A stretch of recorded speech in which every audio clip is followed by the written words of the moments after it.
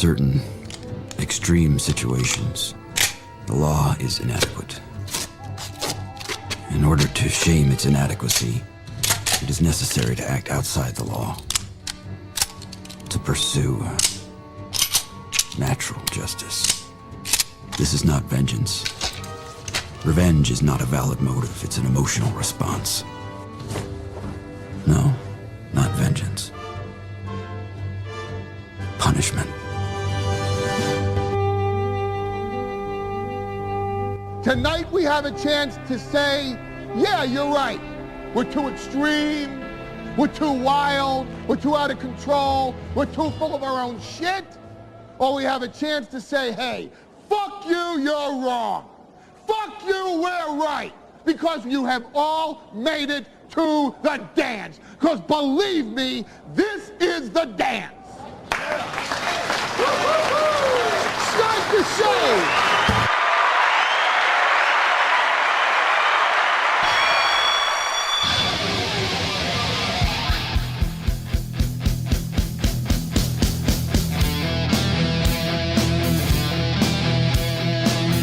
Hey, buddy. Good morning and welcome to the Steel Toe Morning Show. I'm Aaron and my glasses are smudged. I don't know what to do about that. It's too late now. Piss on it. We're doing a show with smudged glasses. Hey, man. Good to talk to you. Happy to be here today. Yes. Viking stuff out of season again. Is it just me or is the 87 on this Hawkinson jersey obscenely comically large? I don't know. Like, it's an official, I didn't get a knockoff Chinese deal or anything, but hey, you ready for when your kids are teenagers or young adults and you get to have a when I was your age, like, old man moment? Official NFL merchandise doesn't make stitched jerseys anymore. Found that out going into this season. I was going to buy a J.J. McCarthy jersey. And I ended up on Hawkinson this year because McCarthy got hurt. And I figure it might jinx Darnold if I got a J.J. jersey. But this year it's going to be J.J. I went to get this and I was looking around. I couldn't find any stitched jerseys. And I'm asking the guy, I go, where's all the stitched ones? He goes, they don't make stitched jerseys anymore. With the nice lettering. It's this. Now, when you were a kid, the reason I always looked for stitched is because when you were a kid and you got this printed jersey, what always happened to it? Mom puts it in the wash and in the dryer, and the jersey ends up, the lettering and all the stuff ends up ripping off over time. I guess they don't do that anymore. I've had a Harrison Smith jersey for like 7-8 years. And it's still like the day I bought it. So they're just, hey, wash them inside out and air dry them just to be sure. But they don't, you got to go to China. You got to go to the cheap knockoff Chinese. We don't give a shit about copyrights and trademark websites. If you want to get a stitched jersey now, like my O.J. Simpson Color Rush jersey. But you didn't know that the NFL didn't actually make an O.J. Simpson Color Rush when they were doing Color Rush a few years ago? You didn't know that they didn't do they didn't print off an O.J. Buffalo Bills Color Rush jersey? Well, guess what, kids? I've got one. I'm very excited about the whole damn thing and stitched. But we have a great show for you today. I can say this because I feel bad. I went back. I told you last night, I said I'm having a hard time. I'm having a hard time focusing because I got some incredibly good news yesterday. Matter of fact, I've been getting good news all week. And I was sitting there, I was doing that shitty thing that I hate doing. And I was going, I got some really great news and I'm having a difficult time, focusing on the show. And I'm a little better this morning, but I'm still very excited. People were writing me this morning and, but I can tell you this, it is cause for insane excitement. It is, in the list of things in moving forward and living a great life and having an awesome time and settling old demons, This is a very big one. And here's what I can say to kind of stop you from speculating and everything else. It is legally related. It is legally related, and I got some amazing news last night. I'm not going to tell you anything specifically because we're still it's the final thumbs up and yes is still being worked out, but I got some insanely good news yesterday, and I'm very pumped about it. It was basically for 3-4 hours leading up to last night's evening show. It's all I was on the phone about. It's all I was thinking about, reading about everything. So it was a little hard to focus during the evening show last night. This morning, it's a little easier. We'll be able to move on from it nice and easy and have a great show today. But it does involve, let's just say it involves government. It involves legal items. That's all I will say. It is news I was not expecting, and it is news that is insanely, remarkably welcomed. So, Sam Show, I know you were mad at me last night because I couldn't tell you what it was. I can tell you what area it's in and what's making me very, very happy. So, there you go. I hope that's enough to make you not yell at me again. End of Silence says, if this dude got married again, he is officially top-level gay. Well, look. Here's the trick to this kind of information. I'm not going to tell you you're right or you're wrong. How's that? I will not tell you you're right or you're wrong. There. Q Anonymous says man-to-man marriage. Dead Game says you last-minute fucker. Look, man, it wasn't... if I had my way, we would have done this same thing a long time ago. In the next couple of weeks, I should be able to have details for you. Next couple of weeks, I should be able to speak a little more freely about this. But great news yesterday. Very happy. Very thrilled. Awesome. Cool. Puerto Rican prostate puncher says, you acted like an asshole after you hit the goal. You fucked the whole string. What do you mean I act like an asshole? You know, Puerto Rican prostate puncher, coming from anyone but you, I would go, really? Did I? But, like, you're an asshole. So, like, how am I supposed to, if an asshole goes, you were being an asshole, sometimes that just means you weren't getting your way. I don't understand. I don't understand, Puerto Rican prostate puncher. Everyone seemed to have a great time last night. We were all having fun. I'm sorry. Let's see. What are we at? You guys went crazy yesterday morning, and you ended up... Oh, I've got the wrong number. I'm sorry, guys. I've got the wrong number up there. There we go. Boom. 280 is the number today. You guys went $50 over yesterday morning, and boy, do we appreciate that. 280 is today's number. You got 2 hours to figure out a way to get this thing down to 200. And we got 2 days left, today and tomorrow, until we hit perfect week number 5. And I am really hoping that we do. You guys have been the absolute best. Memberships, Venmo, PayPal, Streamlabs, Rumble Rants, etc. Thank you guys a million. Appreciate your time and efforts and all that good horse shit. Let's do a great show today. I'll admit, I was watching Viking stuff before the show. I'm really excited about that too. Everything's just kind of coming up roses for the Vikes. We've got an offensive line now with 4 out of 5 Pro Bowlers. We've got a defensive line with a couple of really solid up-front guys. We shored up the secondary. We brought Murph back. Everybody's really excited about JJ. And now, like, the amount we've done in free agency, the amount of damage we've done in free agency, we can now take our 24th draft pick and we can trade it back into the second round. We can get some 3rd and 4th picks. We can get some draft capital, and we can pick whoever the hell we want. I don't really, I'm looking at all the positions we have, and unless there's like a stud safety that can step in today and play, I don't really see anybody, or a left guard who's like A1 earth mover starter material on the offensive line. I don't see any reason not to trade out of the 24th spot. stud running back. The only real, like, I'll spend a first-round pick on running back is the guy from Jonty from Boise State. He's not going to be there at 24. So let's trade her back. Let's grab some picks, man, because right now we have a first, a third, and 2 5s. And I would really like to have a second, a third, a fourth, a fifth, a sixth, a seventh. That would be nice. That would be my dream. Dead Game says, Aaron Rodgers, that's your only hope. I don't understand where this Aaron Rodgers bullshit came from. This is 100% a concoction of the national media, this Aaron Rodgers thing.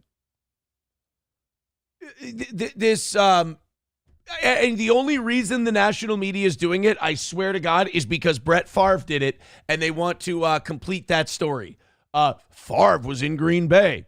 They drafted a young quarterback. It pissed him off. He went to the Jets.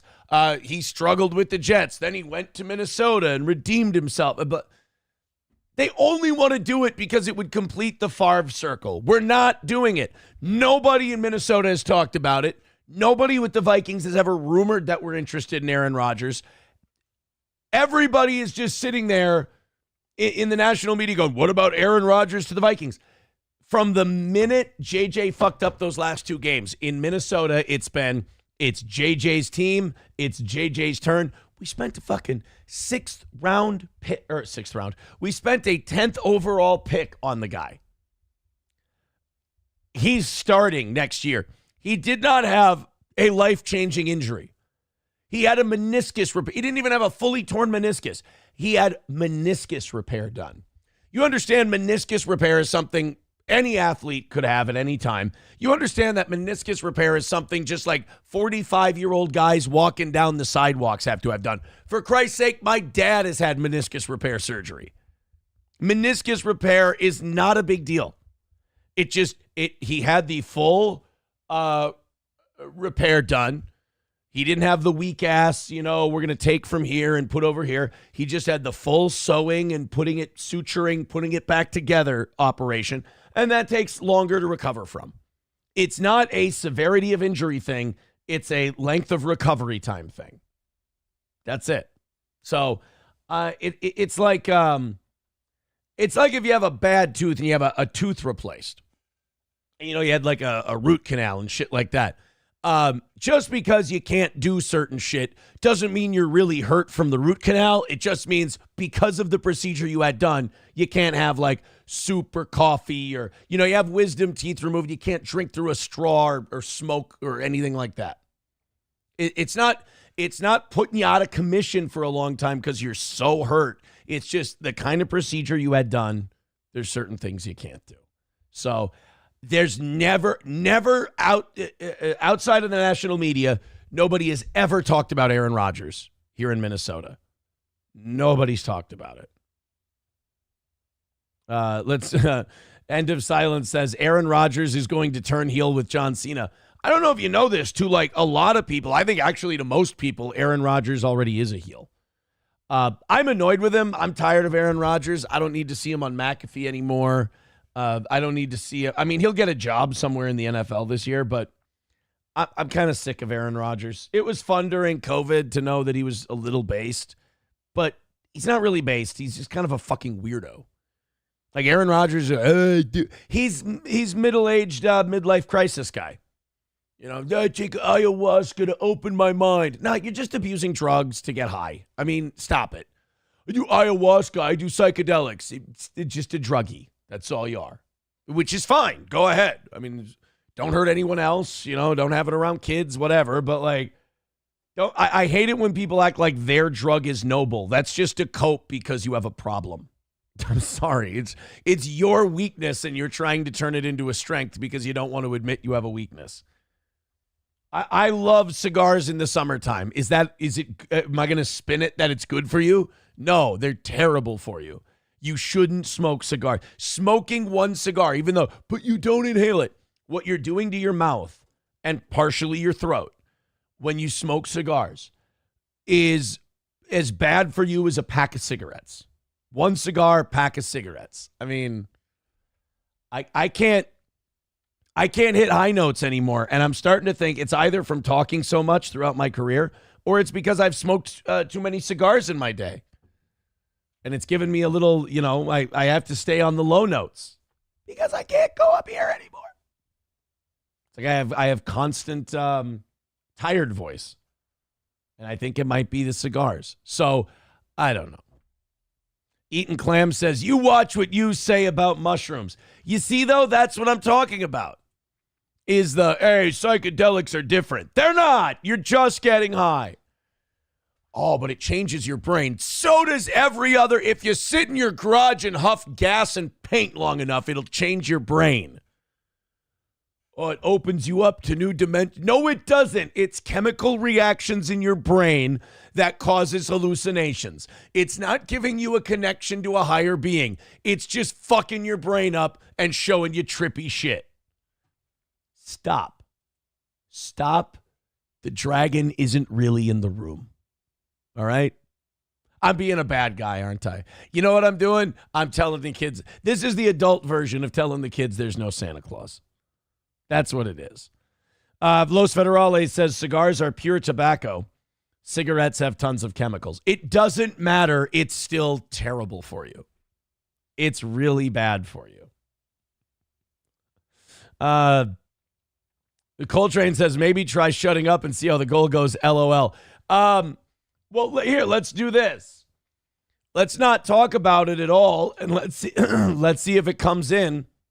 And you guys can teach me a lesson today. That'll be fun. Teach me a lesson that I'm running my mouth too much. Politically, Rogers would spar with Walls, says Eagles of America. Dude, I mean, in fairness, politically, shit, I let Mel Gibson spar with Walls. I don't look at Tim Walz as like the be-all, end-all of political intelligence. I mean, the guy he did a pretty crazy trick. He took a $17 billion surplus and he turned it into a $5 billion deficit. You got to give him that. You got to give him that. Yeah, you know what? Kraken slapping with a good point. How does Aaron Rodgers know that it's the ayahuasca that's changing his brain up and not the concussions? Fair question. Totally fair question. Dinosaur Fuel says, breaking news. Aaron Rodgers signs with the Vikings for 3 years, $100 million. Hey, check this out. I know that's bullshit. You know why? Vikings ain't got $33 million left. You know how I said we were like $70 million under the cap? Yeah, so today at I think 11 a.m. or 3 p.m. Central, it's one of the two, free agency officially starts and we can confirm all these deals. And then we get to see what it does to our salary cap. And oh boy, we might. I heard some rumors that we may even need to move some numbers around to afford these guys. So right now on Over the Cap, the names that we have on there are Jonathan Allen, are Isaiah Rodgers. So they don't have Wright. They don't have Kelly, or not Wright. They don't have Kelly. They don't have Fries, and they don't have Murph on there. And it says we have $49 million. So you take off about $7 million for draft picks. You say that's about $40 million. You're going to re-sign a couple of your guys.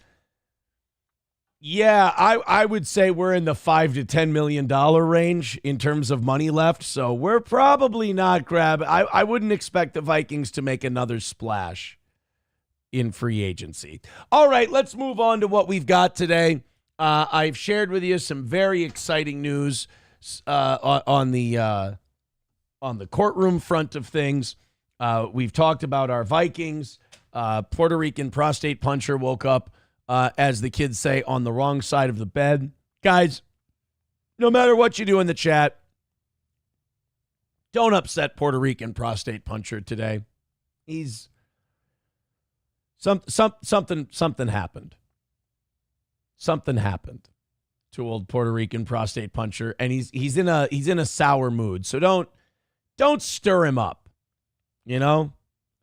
Clapogram says, Governor Aaron admits to cooking the books to sign players this season. I'm not responsible for any of it. Let's take a look at the board and let's get on with things today. The WHMH 101.7 Top Donations board. I love this board. We have a perfect week.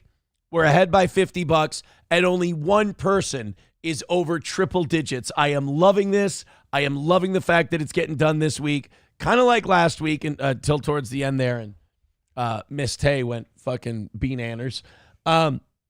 It's truly a team effort, and it's been outside of Monday morning. It has been nice and easy. Thank you, guys.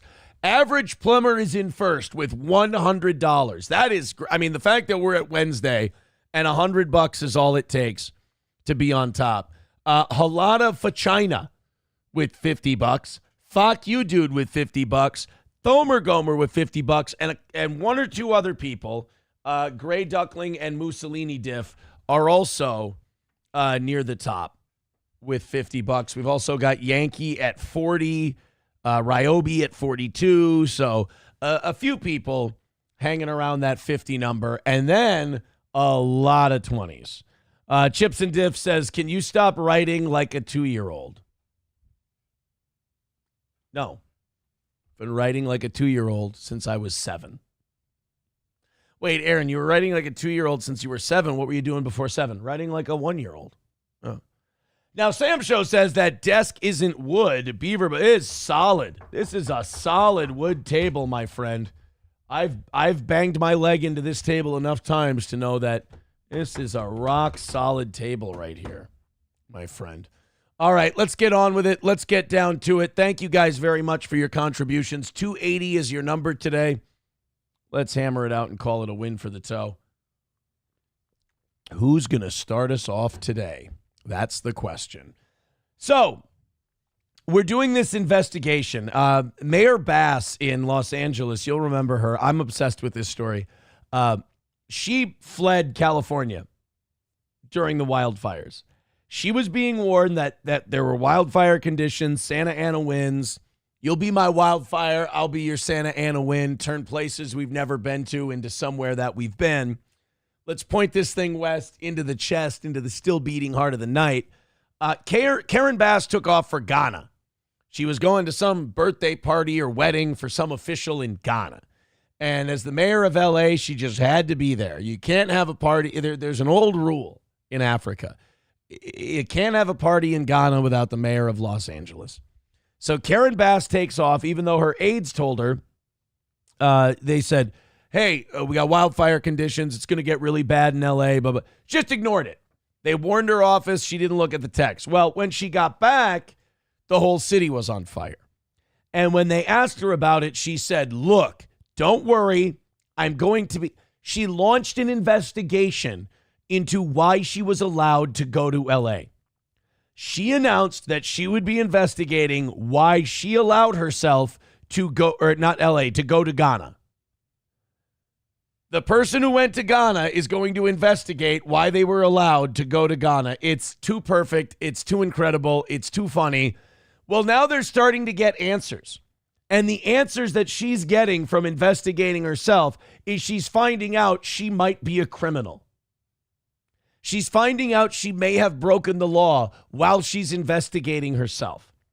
The Los Angeles Times has been looking into LA Mayor Karen Bass's international trip to Ghana, which took place right as the wildfires were spreading. What the LA Times wants to know is, why does Mayor Bass have her government phone programmed to auto-delete text messages? So not only was she not staying in tune when she was in Ghana with what was going on in LA, she was auto-deleting her texts.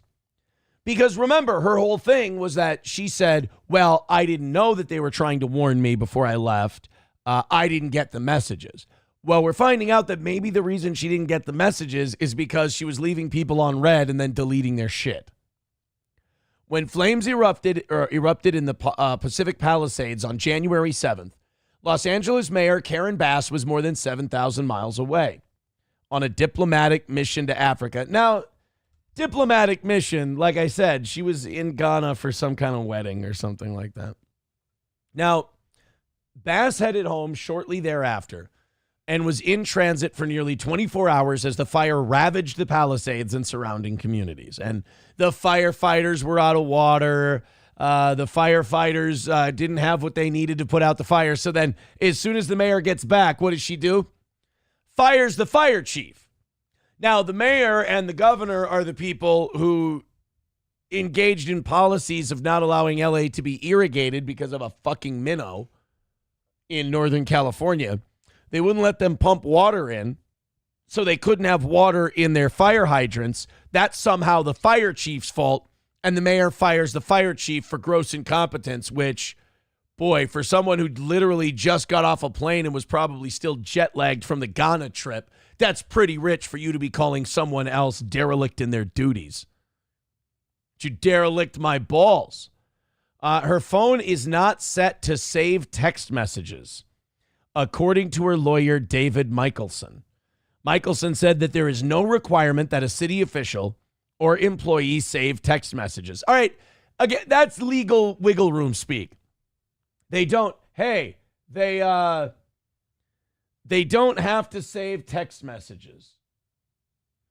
They're not required by law to save text message. Oh, okay.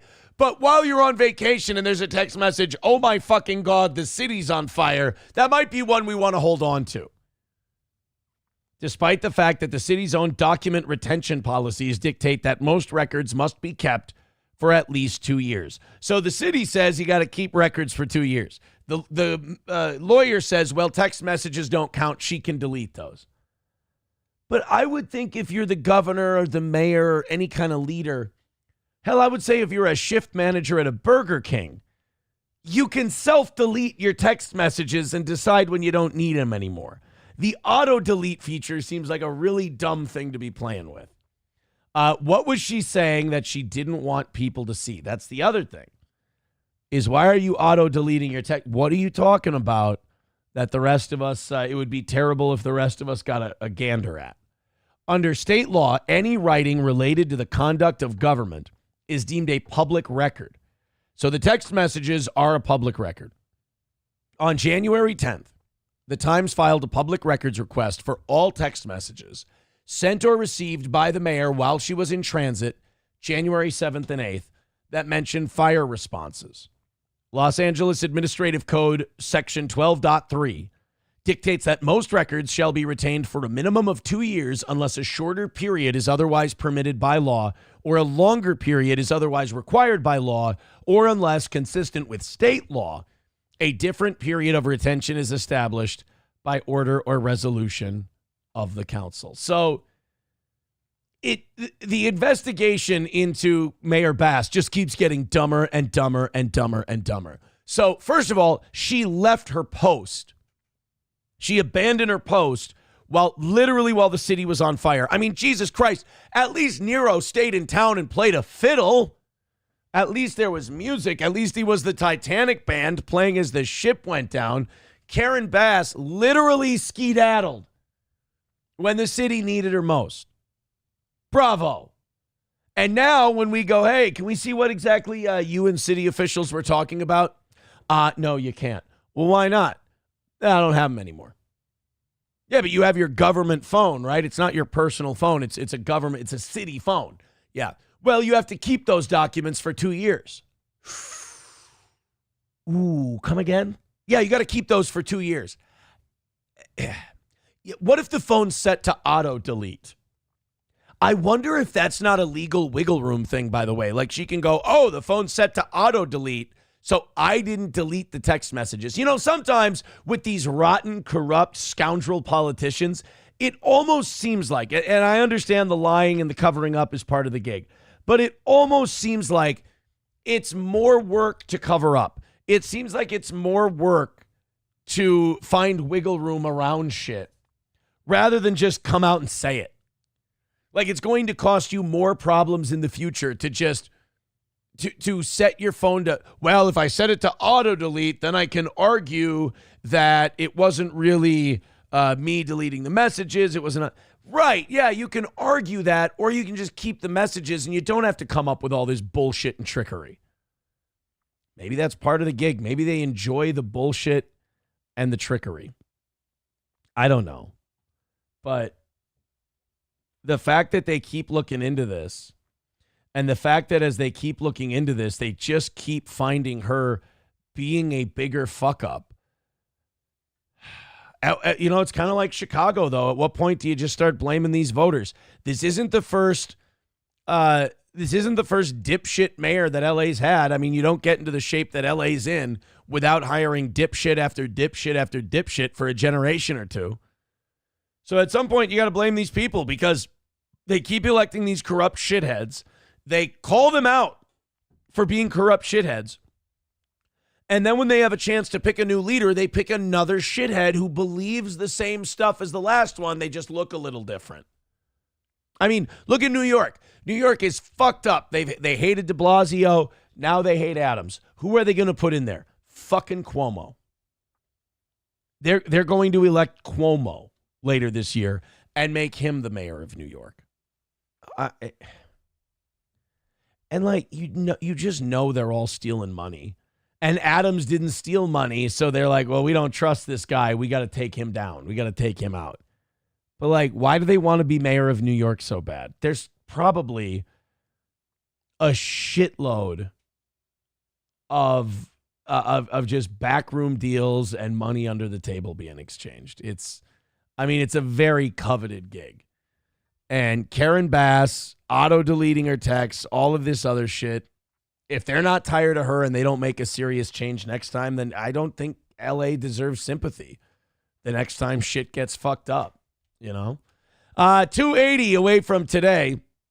Look, guys, just because we start the day $50 ahead doesn't mean that, you know, you got to go, well, what? Well, that means we don't fall behind until 8. Let's give Aaron a heart attack until then. There's no need to do that. Let's call it another win for the toe. We've only got 2 days left, and then it's another perfect week. Thank you guys very much for your generosity whenever it begins today. Hey, great news in the radio world. And as I've said before, this has helped me immensely with the people I'm talking to. If you don't think that the radio discussions I've been having, if you don't think that the industry is watching to see what happens as they bring the shock jocks out of the La Brea tar pits of radio and see if they can provide broadcasting the shot in the arm it needed, you are sorely mistaken. I can say from personal experience, all across the country, the radio industry, at least the people I'm talking to, are watching the Anthony Cumia WABC Sunday night show experiment as, is this what they're basically asking is it viable to bring these shock jock guys back and have success? Well, after one show, apparently the digital metrics were through the roof. I imagine WABC AM 770 in New York City wasn't getting a lot of app traffic on Sunday nights at 8 o'clock. So Anthony coming on and him having the Opie and Anthony presence and, believe it or not, yes, a younger audience than WABC is used to, because that is an as old gets kind of audience. Anthony brings in, maybe more the 50-year-old crowd versus the 60-70-year-old crowd. And they got the WABC app, and they're listening from all over the country. So WABC gets this information. And their syndication arm of WABC Radio, Red Apple Audio Networks, they decide, well, fuck it. We're going to syndicate then to all of a lot of our ABC stations across the country. Sunday, 8 to 10 p.m., the Anthony Cumia Show, we're letting it out. So it took one show. The online metrics went crazy. Now, I don't believe that the people meter ratings, I believe those come in monthly for big markets. They come in every 6 months for mid-sized markets. They won't know on the air radio metrics for another week or a month yet. And their digital metrics, though, were through the roof. Usage of the WABC radio app soared by nearly 97%. The streaming figures, their online streaming numbers, jumped 236% compared to the previous Sunday. Website traffic rose 82%. And 77 WABC-related tweets generated 340,000 listener interactions. Now, I can only tell you what I know from the inside, from people I've heard from and have been talking to. The day of, hey, this shock jock comes with baggage, because Anthony's got his own legal shit. Anthony's got his history of, radio troubles. Anthony said wild shit on his online show. I mean, crazy shit that people clip to death. They don't care about people calling and complaining anymore. Again, this isn't my opinion. This is what I'm hearing from radio people. They don't care about people complaining anymore. They just take it as baked in the pie with the shock jock thing. Now, I heard that before Anthony came back. They were like, yeah, we don't give a shit if it gets the phones ringing. That's why we want to bring someone like, in my case, that's why we want to put Steel Toe back on the air. It'll get the phones ringing. It'll get people talking. That's what radio doesn't have right now. Radio it's a beeless hive. There's no buzz. So they want to bring in people who get phones ringing, who get emails click-clacketing, who get people talking, and that's what they do. And so now Anthony, myself, others who have a story, shall we say, who have a reputation, that reputation hasn't really changed. It's just that reputation is valued more now. And as he has success, Bubba talked about this too. All of us quote unquote shock jocks are watching this and going, we're talking to the radio people we all talk to and we're going, take a look what this can do. I mean, the minute I go back on, whether it's people who are huge fans, whether it's people who are morbidly curious, or whether it's people whose brains I have broken, like the Nobody Likes Onions crowds and Patrick Melton and those guys, or Carl, the people who I have completely drowned in steel toe obsession, they're going to get the phones ringing. They're going to get the streams clicking. They're going to get the apps downloaded. And that is what these people want. They want the smoke. They want the controversy. They want people calling in saying crazy shit. So this is great news. Anthony's going to be syndicated on Sunday evenings. The numbers obviously aren't going to hold at these crazy numbers, because I think a lot of people just wanted to hear after, 10 years off radio and after 15 years off terrestrial radio, they wanted to hear, oh my God, Anthony's back on the radio again. Like, I can say for one, I'm not going to stop what I'm doing on Sunday nights and listen every week, and a lot of other people probably won't stop what they're doing and listen every week. But one thing's for sure, ABC's numbers are going to go up in that Sunday 8 to 10 time slot. Will they move him to drive time? I mean, if he stays out of trouble, I do believe that I think they're giving him a test run to make sure he can be a good boy and behave himself, and that's fine. And that I don't even think Anthony needs to do anything spectacular. As long as he doesn't fuck up, I think he'll be in mornings or afternoons again, because they need it. They absolutely need it. Let's go to Don Juan with $1. Don Juan, I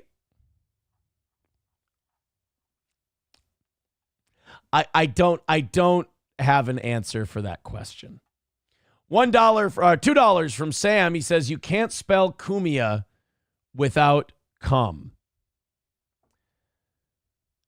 There's a reason I don't hire them as writers, folks. There's you also can't spell it without CIA. Uh-oh, look out. No, so congratulations to Anthony. The syndication on Sunday.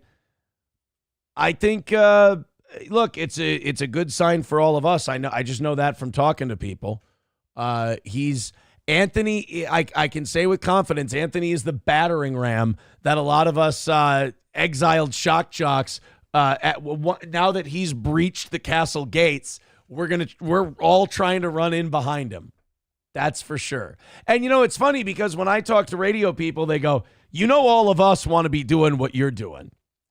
And I'm telling this, I go, those of us who did radio and are now doing internet, we want to do what you're doing. So it's like, it's weird. They're like, this industry is struggling right now. We think we should be doing what you're doing. And I'm like, well, that's funny because we think we should be doing what you're doing because the internet is full of savage retards. But the radio people are like, we need those savage retards. Like, that's savage retards is better than silenced, And we're like, okay. Whatever you say. So it's great news. Congratulations to Anthony, but I would be dishonest if I was saying that I am not using this to the hilt for my own advantage. We have 280 away from today. Hey.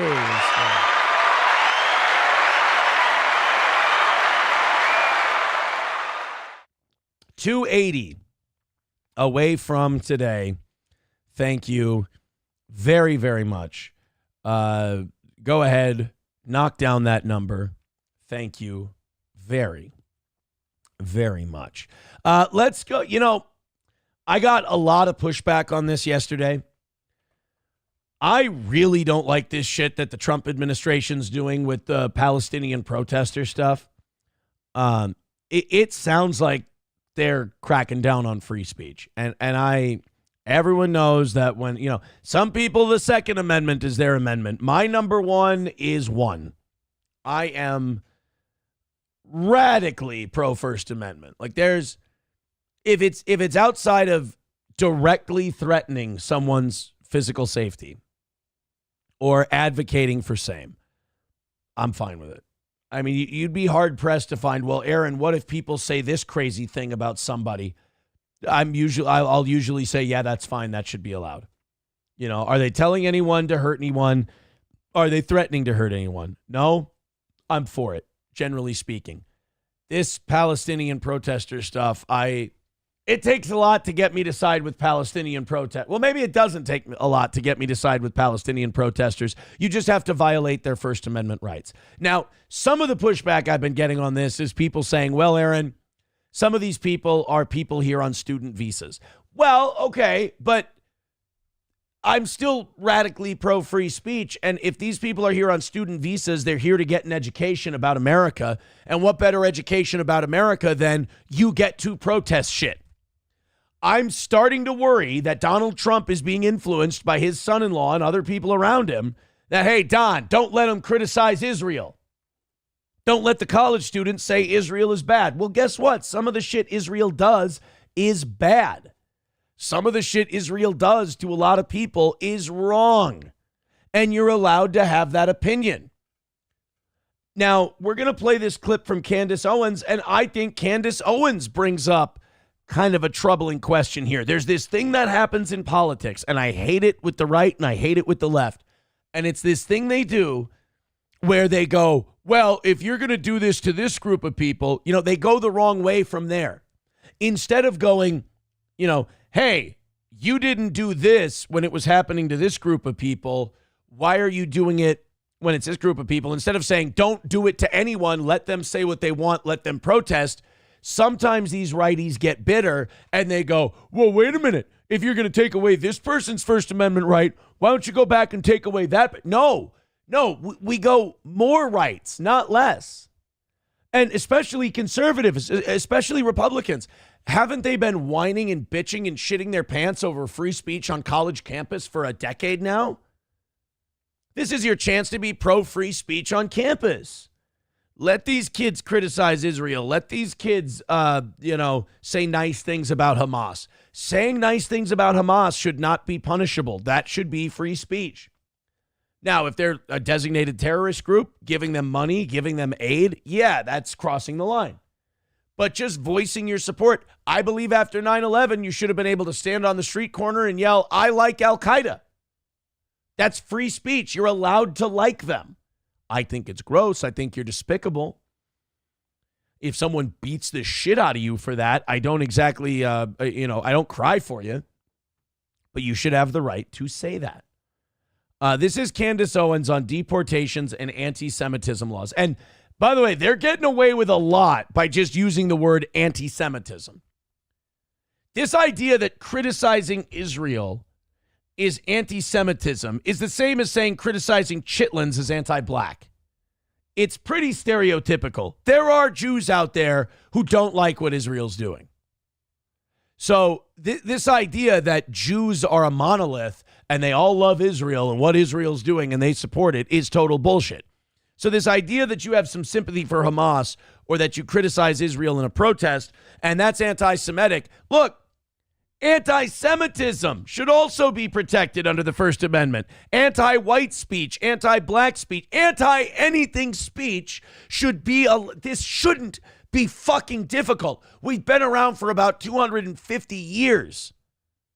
In fact, next year, 250 years. Happy birthday, America.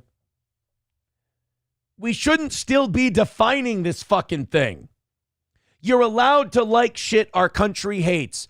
Point, period, end of story. You're allowed to hate shit. You're not allowed to hurt anybody. You're not allowed to violate anyone else's rights. But you're allowed to hate them. And the fact that we're deporting people and kicking people out of school and taking away their student visas because they're protesting a way that our president doesn't agree with, well, I'm sorry, I break with Donald Trump on that. I'm not going to sit here and defend his horse shit just because I like him. I mean, at what point are you not your own person anymore and you're just a Trump pod person?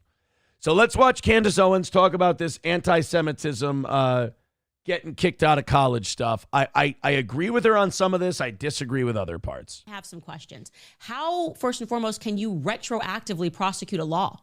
Okay. If it was not the law or the position when Trump was in office and under the Biden regime, he didn't care about this. How can you go back and prosecute someone for a law that didn't exist when he violated it? Because we're the government and fuck you. Because your rights are actually a sham and your rights are only good until we say they're not. That's why. That's a good point, too. There's no law in the books. There was nothing that existed that said this guy that we just kicked out of Columbia violated a law when he did it. We pulled it out of our ass after the fact and then went and punished him for it. It's total and again, people confuse this with, oh, you like that guy? No, this guy sounds like a complete asshole, and it sounds like a guy with his head up his ass. But I support his right to be an idiot. Which is passing out flyers, apparently. Flyers that we're not allowed to see. Right. That's the other thing. This guy was passing out flyers and like, oh, it's terrible. And we were like, really? What did they say? Oh, trust me, bro.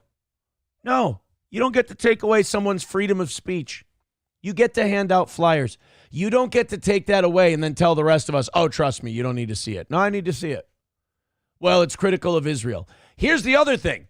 If you are this sensitive to criticism of Israel, then what the fuck is Israel up to that you think it's too delicate to see them face any kind of criticism? That seems a little wild to me. Why? You know, you catch the most flack when you're over the target. Wasn't the exact same thing done when students were harassed by BLM? If this is really about... Yeah, but. See, now this is where we get into dangerous territory because a lot of Republicans now go, oh, they said BLM. Me no like BLM. Me like this, equation you're putting together. No. I want more freedom, not less.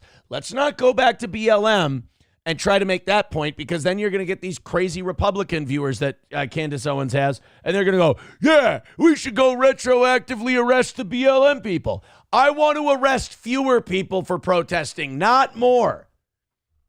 You start giving the government power to arrest more people retroactively. How many times do you have to see it before you realize it's going to become you at some point? About protecting students, okay? And some people are saying, oh, well, this is different because Hamas is a designated terrorist group. Okay, well, you guys are saying this is about protecting students, though. So you could have done this exact same thing to protect students under BLM. You didn't do it. Why? Is it because white people shouldn't be protected? White people who live here, by the way? Israelis don't live here. So people protesting Israel has less of an impact on the lives of people than people who are saying that all white people are terrorists. If you criticize the new government, the rebels who took over in Syria, they're killing Christians and shit like that, which Tulsi Gabbard warned us about, by the way. Because remember, the big thing about Tulsi Gabbard is the Democrats were like, she's pro-Assad. It's like she's not pro-Assad. She just thinks these rebels are fucking lunatics who are going to murder Christians. And now they're murdering Christians. If you criticize them, why don't we throw you in jail? If you criticize them, why don't we take away your right to protest, and why don't we kick you out of school and take away your visa? Syria is no different than Israel. They're both a different country. They're both not my country. So I don't give a shit if you criticize either one. This is scary, man. Mark my words, this shit should scare the shit out of you. They are taking a foreign power who's not us, and MAGA is supposed to be America first. They're taking a foreign power that's not us, and they are violating people's First Amendment rights to protect the reputation of that country. No, never in a million fucking years will I be okay with that. I don't care if it's Israel. I don't care if it's Syria, Russia, Ukraine, the UK, France. I don't care if you stand on the street all day and yell, fuck those frogs. Fine, fuck them. Who cares? You have a right to say that. Someone wants to protest and they want to say, I think Israel is the real terrorists. You have every goddamn right to say that in the United States. And that white people deserve to die, and the signs that we saw during these BLM things, calling for a white genocide, professors that were engaging in that rhetoric, calling for a white genocide. That happened factually in this country. Why didn't we care? To the contrary. You answered that yourself when you said white people. It is alarming. We should ask why we can take people's rights away for this. College campuses, it's supposed to be a melting pot of freedoms. It's supposed to be a social study. When Trump did get involved, when he recognized that conservatives were being chased and violence was happening when we tried to speak on college campuses, he did sign an executive order. But guess what he did? He signed an executive order to increase speech, not to squelch it, to increase it. Here is an old PBS clip following that executive order from 2019, protecting speech due to the way conservatives are being treated on campus because of our perspectives on BLM and other matters. Take a listen. With a stroke of the pen, President Trump issued. I love those pens. I want one of those. Universities that want taxpayer dollars should promote free speech, not silence free speech. There you go. Boom. I agree with that, Donald Trump. That Donald Trump kicks the shit out of the current Donald Trump, who says that if you say anything bad about Israel, we're going to kick you out of our country. I'm not fucking Israeli. All right? They're not my brother country. They're just another country. So you have the same right to criticize them as you have to criticize the Taliban, in my opinion. The executive order signed today requires colleges to certify that their policies support free speech as a condition to receiving federal research grants. It does not affect schools' access to federal financial aid for student tuition. President Trump first proposed the idea to a gathering of conservatives in Washington earlier this month. We believe in free speech, including online and including on campus. He brought on stage conservative activist Hayden Williams. They want our dollars, and we give it to them by the billions. They've got to allow people like Hayden and many other great young people and old people to speak. Okay. Unless they criticize Israel. I think we've made the point. We don't need to go further with the Candace Owens clip. But here's what worries me about people like Candace Owens. I worry they're going to go down this road and we're going to go, yes, yes, yes. Whoa, whoa, whoa, not there.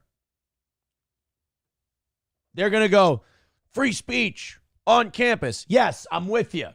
We should be able to say whatever we want on campus. Yes, I'm with you. Punishing people for criticizing Israel is bullshit. Yes, I'm with you. We should have criticized the people who were doing BLM stuff. No! You had it until you let your, hatred of a certain group overcome you. Everybody can catch shit.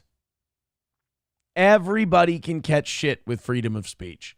Chevrolet JB with $1 says radio is dead, only good for emergency broadcasts now. I mean, that's not what the numbers say, but people, it's the internet age. People can have their mantras and they don't have to back them up.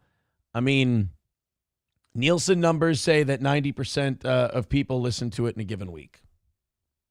What are you going to do? If you're not part of the 90%, that's okay. You're like hipster. You're cool. It's kind of a cool thing to be. You don't conform, bro. Eagle of America with $2 says, are you covered by free speech if you aren't a citizen? It's a gray area. And I'll say this. This is just my opinion on free speech. If it's a gray area, lean towards freedom of speech. So if you say, Aaron, they're not a citizen. Are they here legally? Are they here with a visa? Give them the free speech. That I want them to have that. I want everybody who comes here protected. I want to show off free speech like it's our greatest export. Hey, this is the coolest fucking thing in America. Try some. Try some of this shit. Say whatever you want. Go ahead, yell it out. We'll go on a street corner, yell some shit out. Hamas is a bunch of evil goat fucking terrorists. All right, I'm fine with that. That's good. Great. I support your right to say that. Israel is a bunch of Muslim murdering racist terrorists. I think that's great too. I celebrate your right to say that. But one of those things will get you in trouble with the Trump administration. The other one won't. So I don't like people getting criticized for not criticized. I'm not for people getting punished legally by the government, by the long arm of the government, for simply expressing an opinion. That's all. Now you start hitting people, you start saying you're going to kill people and shit like that. Yeah, let's corral that. But short of that, no. You got to let her. You got to let them talk. Landers says the left protects Muslims and the right protects Jews. Can you not get it yet? Yeah, and I just, I'll scream into the void until it either stops or until I'm dead. And I know the I'm dead part is going to come first, but I wouldn't be able to live with myself if I had a platform and I didn't yell and scream and holler about it with you. And then guess what? In real time, you guys get to yell at me and holler at me and tell me what a fucking buffoon I am. You know what that's called? Free speech. That's called we all get to talk about our ideas. Isn't it grand? By the way, thank you very much to Camel Toe with $20 says, good shows lately. Wow, thank you. We want the gold, sucker. Hulk Hogan, we coming for you, nigga. $20 from Camel Toe jump-starting us today. Thank you very much. Hey, guys, $260 away from today's goal. You're ahead. Let's stay that way. I appreciate it. A few more of those 20s, and it's another win for the Toe. Trucker 18-wheeler with $199 says this leads to removing religious freedom. Right. People are acting like it's anti-Israeli. Like, oh, Aaron, you just don't like Israel. There are times where I'm pro-Israel. Like after October 7th. Yeah, fucking light them up. Go get the people responsible. That's bullshit. But I'm not going to sit here and pretend that Israel didn't provoke this shit by encroaching on land that isn't theirs and building settlements and basically soft colonizing. I mean, basically what Israelis doing to Muslims right now is what we did to Native Americans. Was it wrong for Native Americans to, push back and scalp some of our people and all? I mean, they were fighting for their land. Palestinians are fighting for their land. And look, if Israel wants to conquer some territory, look, they're not the first people to conquer. But the only thing I have a problem with is just acting like they're, noble and good and decent. No, they're fucking down and dirty. They're trying to conquer some territory. They hate the people who live next door to them and they want to take their land. Okay, let's play that game. Now, the other side of the game of empire is that the people that you're trying to take over, they're going to want to fucking kill you. That's how that shit works. And I've got news for you. In a war, there are very rarely an all good guy side and an all bad guy side. We nuked Japan and we firebombed the shit out of Dresden and Berlin. We did, our allies on the Eastern Front did unspeakable shit. The Soviet Union in World War II did shit that if they were on the other side, they would be tried for war crimes. We would have absolutely put Zhukov and Stalin and these other guys, we would have put them in jail for the shit they did during World War II. Yeah, they did it to the Nazis, sure. But the shit they did would have been prosecuted if they weren't on the right side. So this idea that one side in a war is above criticism and the other side is always the bad guy is complete horseshit. October 7th was wrong. Israel had a right to defend itself. The way Israel defended itself is fucking brutal, which says one of two things. Either Israel's going for it and they're trying to take over, so get ready to fight a war if you're the Palestinian lands, or give it up to them and go find somewhere else to live because it doesn't seem like they're stopping. We got another one, another thank you. Gray Duckling with $25 says, be careful. They may put the, I don't know if I want to say Sheeny curse on the air. My friend, you wrote that, not me. Thank you, Gray Duckling, for the $25. That also puts Gray Duckling in second place at $71. Thank you for the 25, pal. We want the gold, sucker. Hulk Hogan, we coming for you, nigga. So now that makes it 235 is the number for today. Oh, shit. Are you guys almost at 200 and it's almost 7 o'clock? Thank you very much, you guys. That's very kind of you. 235 away. Looking good so far today. I am at your mercy. You guys get to decide how this goes, and so far, so good. Mussolini Diff with $2 says prehistoric nomad tribes own no land. That is kind of weird too, isn't it? You know, Israel all this time, like throughout history, has been looking for a home, and now they think they finally found it. And I mean, it is kind of a dirty trick that the rest of the world played on Israel. Is like after the Holocaust, the Jews are like, can we have a place where they're not going to fucking kill us? Because everywhere they go, they keep trying to kill us. And look, if we were to sit down and have a constructive conversation throughout the years, you know, if the Jews sat down with like, let's say you had a broker like me who wasn't invested in either side really, and the Jews sat down with me and the rest of the world sat down, and the Jews looked at me and they said, Mr. Aaron. I said, thank you for calling me Mr. And they go, well, you're a goy, but we figure you're going to figure this shit out. Everywhere we go, people try to kill us. Everywhere we go, people try to kick us out. Everywhere we go, people fuck with us. I'd be like, that's fucking terrible. That's awful. We got to figure something out for you. And then I go to the other end of the world and I go, hey guys, all of you people who have been kicking them out and murdering them and doing other shit, what could you fucking stop? And then all of a sudden, I just hear a cacophony of voices that would be, hey, but you don't understand what they did. They did this, they did that. They did. Whoa. Stop. Guys, what have you done to rile them up so badly? When we give you this new place to live, do you think you could maybe rein in some of that shit? Do you think you could not antagonize them? Well, it's not right that they kill us. No, it's not right. It's wrong. And you guys, stop fucking killing Jews. Stop persecuting Jews. Stop bullying Jews. A lot of the Jews you're taking out aren't even the people that are doing this shit to you. You stop hurting them. You stop antagonizing. It really is like talking to two siblings who won't stop fighting. You're telling the older brother, stop punching your brother in the nose. And then you tell your other brother, stop antagonizing him. He's a lot bigger than you, and when you piss him off, he fucking hits you. Stop giving him a reason to hit you, and you stop hitting. We don't hit in this house. That's what the conflict is. I mean, you could go to the Jews and you could go, could you just not build apartments on their land?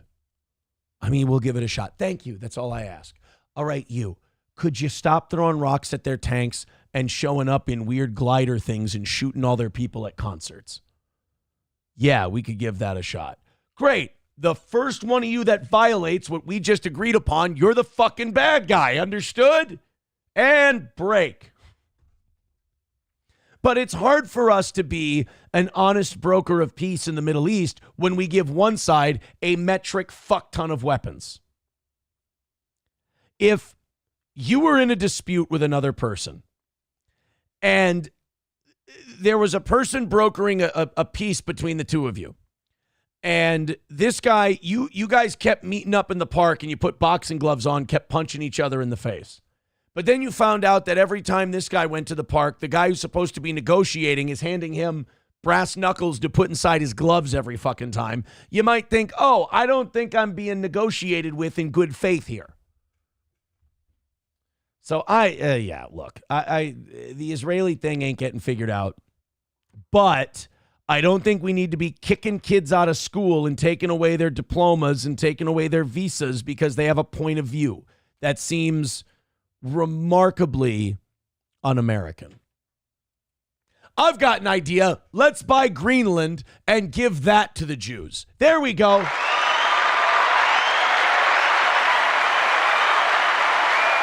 I just figured it out. They get Greenland. Nobody's there to bother them. Not a Muslim within sight. Remember in Thor Ragnarok where Anthony Hopkins told Chris Hemsworth that it's not about it's Asgard is not a place. It's a spirit. It's an idea. Can we convince the Jews of that with Israel? Hey, Israel isn't a place. It's your people. It's your state of mind. It's all of that. Greenland's wonderful. Like if you're Jewish, do you really want to be fighting all the time? If you're Jewish, do you really want to go, hey, park us right in the middle of a part of the world where they all fucking hate us and they all want us dead? That doesn't seem productive. Greenland is perfect. Greenland would be great. It's lovely this time of year. Klopogram with $1 says, so you're stating here today nobody will be removed from your chat ever again?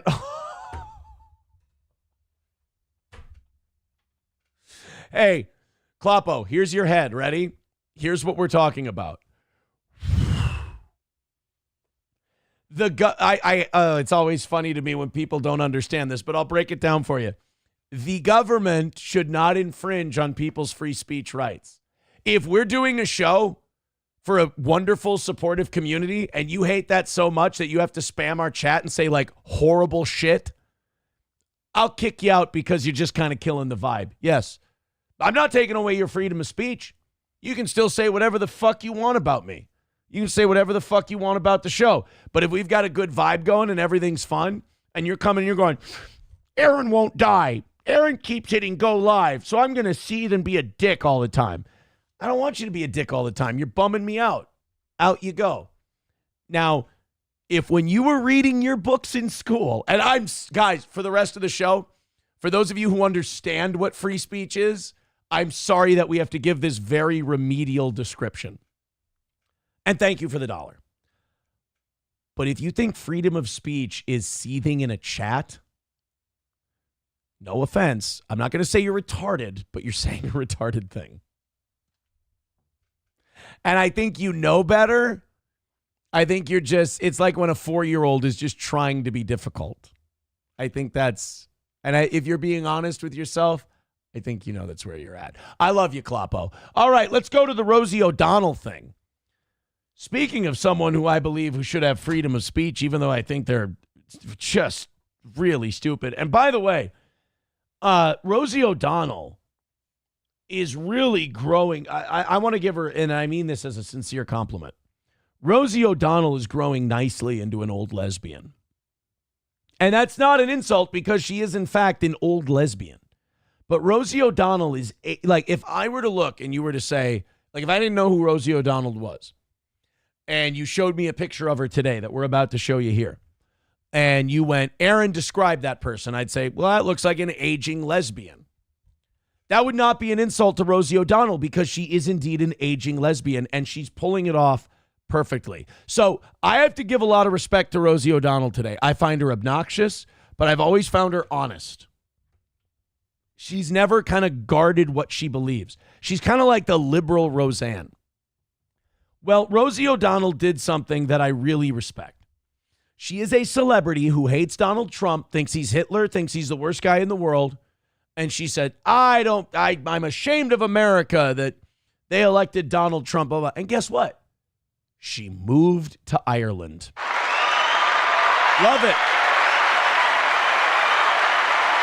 I wish more people would have the follow through that Rosie O'Donnell does, because a lot of these jackasses in Hollywood, Trump gets elected and I get, Trump wins, I'm leaving the country. You're not threatening us. Fucking go. Nobody's stopping you. I think they expect the rest of us to go, no, it's okay. We'll vote for Kamala. Just don't go, Meryl Streep. I don't know. I think Meryl Streep should almost be in prison for all the enabling she did of the Weinsteins. I mean, she knows what they did to her when she was on her way up, and she let it happen to how many other countless actresses. I don't really know if you're simping for Meryl Streep. I don't know if you're simping for I think you're simping for kind of a Quisling. in the abuse of women. But that's neither here nor there, because all those people just sit and bullshit, and then when their punk card gets picked up, they don't know what the fuck to do. Rosie O'Donnell, to her credit, said, I'm out of here. I can't stand this Trump, America's bullshit. And guess what?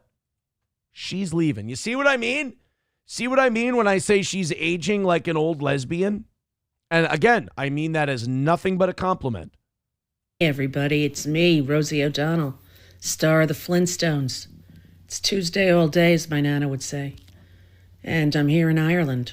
And it's beautiful and warm, not physically, it's actually quite cold. Moved here on January 15th. Look at that. 5 days before the inauguration. She moved to Ireland for the last 5 days of the Biden administration. All I can say is respect. You can't be mad at her for this. I don't want to see people giving her shit. This should make all of us happy. She's happy that she doesn't have to live in America under Trump. We're happy that somebody finally said, I'm going to fucking leave. And then they left. I think this should be a moment that brings us all together as Americans. If you like Rosie O'Donnell, you're glad she got out of Trumpville. If you hate Rosie O'Donnell, you're glad one of these people at least stuck to their guns and did what they said they were going to do. And it's been pretty wonderful. 1 week since you looked at me. The people are... You notice she cut herself shaving her mustache right there?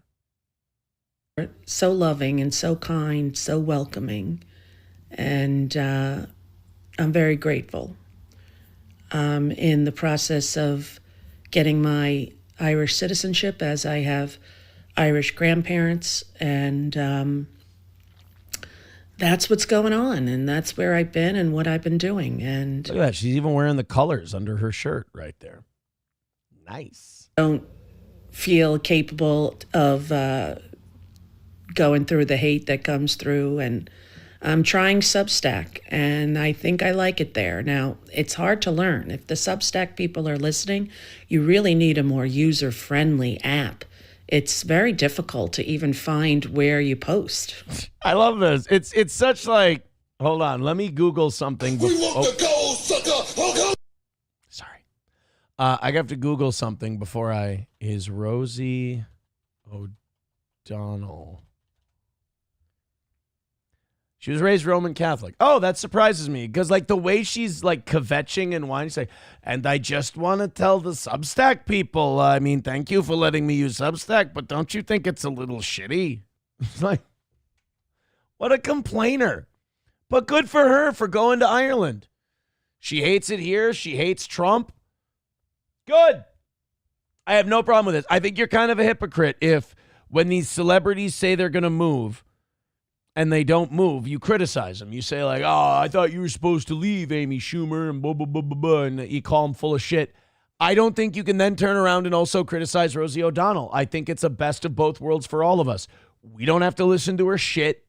She doesn't sit here in America and bitch about how terrible America is. And she gets to live out the rest of her life not having to worry about the evils of Donald Trump. Dub says breaking news. Allegedly Justin Bieber testifying against Diddy. I don't think so. Is that really going to go to, are they going to go to trial on that deal? You can't get a plea deal for Diddy. I mean, all the charges you've got Diddy on. Does he think he can beat it? I don't know. That Diddy trial thing, man, that'll be wild. It'll be, I'll watch Sean for my coverage on Diddy. When I need Diddy coverage, I'll watch Potentially Criminal. You know, if I need Johnny Somali news, I'll watch Andrew from Legal Mindset. If I need Diddy stuff, I'll go to Sean. That seems up his alley. And if I need dry, sober legal analysis, I'll go to that Kurt guy from Potentially Criminal. I've had to learn about these legal law tube guys now, since I got kind of like tangentially hooked into that world. And I've been able to put them in different categories. And the categories are Sean is the most entertaining while being informative. Andrew grabs kind of those obscure YouTuber cases like Johnny Somali. And for just like dry, straightforward, you know, just the straight dish, just the facts, ma'am, I think Kurt's the best. on that whole stuff, on that whole thing. So yeah, I look, as far as the Diddy stuff goes, what if you're like, is there even maybe they think they have him so cold and that he's up on so many charges and he's facing so many years that there is no plea deal that gets Diddy out of prison in his natural born lifetime or in his natural lifetime. So he's like, well, I might as well fight it, because whether I plead or whether I go to trial and get found guilty, I'm going to be rotting in a jail cell the rest of my life. So might as well give it a shot. Landers says that attorney is actually building a pretty solid case against Diddy. I think they are, because they raided the house before he really knew what was up. You know, it's not like the OJ thing. You know, it's not like the OJ thing where, there's that story where OJ told the Kardashians' dad, said, hey, could you go to my house? There's a bag with a bunch of shit in it. You want to grab that out of my house? You know, you want to be my bag man? And they think that a lot of the shit that had to do with the case was in that bag. You know, OJ had time to get out in front of everything. With Diddy, it seemed more like, the baby oil was still there. I think tapes were still there. I don't know. I think with the Diddy thing, I think he was a little more caught off balance than, say, like an OJ was. I watched... There's another documentary. It seems like OJ documentaries now, there's a new one popping up, every year. And I just watched one on Netflix recently. I fell asleep to it, but like the beginning of it, it's just, that whole thing was a certified circus. Like that, the O.J. Simpson trial, the O.J. Simpson investigation, the O.J. Simpson trial, the O.J. Simpson pretrial, post-trial, all the verdict, all that stuff. It is an example of a 1 in a million, something that will never happen again in our lifetime. It was just crazy. I mean, the kitchen sink argument that O.J.'s lawyers brought to that case must have just had those jurors' heads spinning that they couldn't focus on anything. Well, his glove doesn't fit. Did you take him off his heart condition medication and that causes his hands to swell up and that's why the glove... Shut the fuck up. We had to put a plastic glove on his hand to not contaminate the evidence. And then, we put the glove on his hand and then magically it didn't fit. Nope. If the glove don't fit, you must acquit.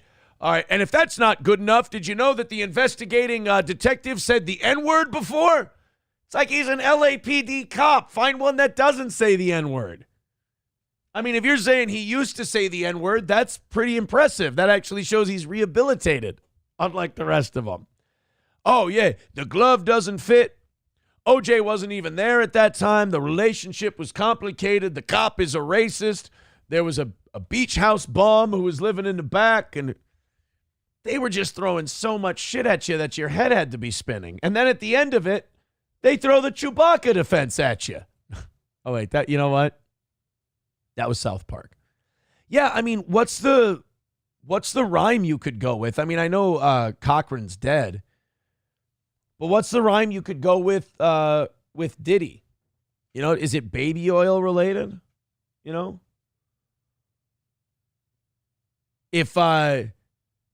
If there's not enough baby oil, his snake didn't uncoil. And see, that doesn't work. That's not gonna get you an acquittal, I don't think. If he put it on tape, then he didn't commit. Well, I mean, that might be a little tough.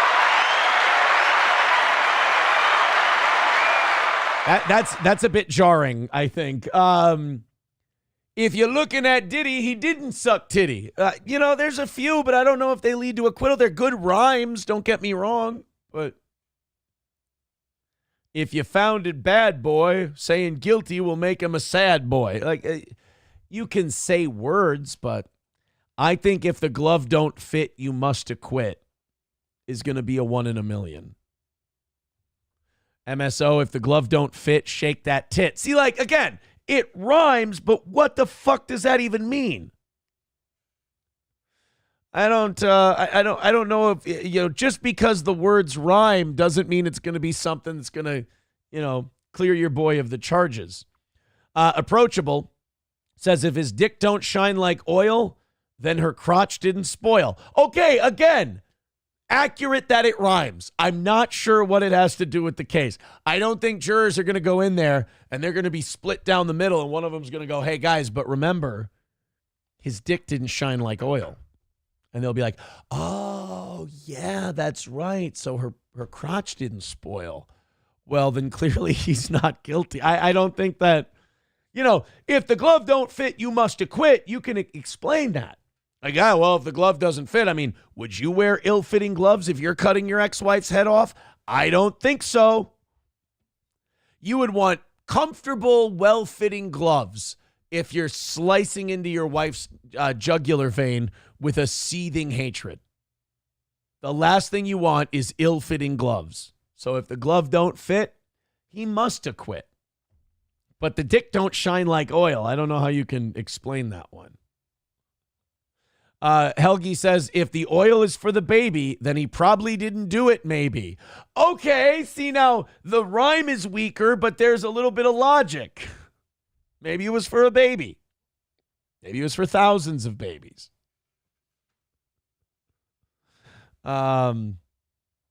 Das Optic Nerve, when the oil is amassed, the charges must be passed. That rhyme speaks to the opposite. I think what you guys are doing, and I don't blame you, I was doing the same thing. I think you're just finding rhymes rather than things that would actually serve Diddy. See now, Gray Duckling, I know this isn't going to help. $2. He says, this case could get bigger for this sad. Now, see, that's just not. That's not. Hold on, wait a minute. There is no way the Diddy case could get bigger. We want the gold, sucker. Hulk Hogan, we coming for you, nigga. I don't know what that has to do with the Diddy trial, though.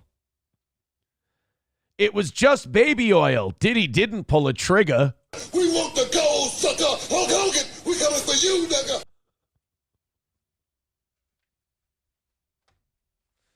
I'm trying to really just trigger and bigger are the only two. Let's go. Let's see what other rhymes you guys have come up with. How about this? Do-wah Diddy, Diddy dumb, Diddy didn't do.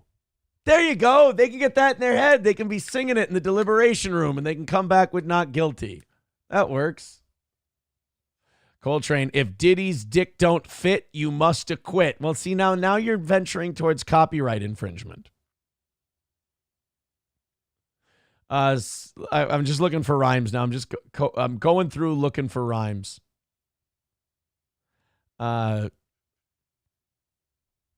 Von Kaiser, I don't think he who smelt it dealt it is going to work for the... Although, hey, I'm sure they appreciate the effort.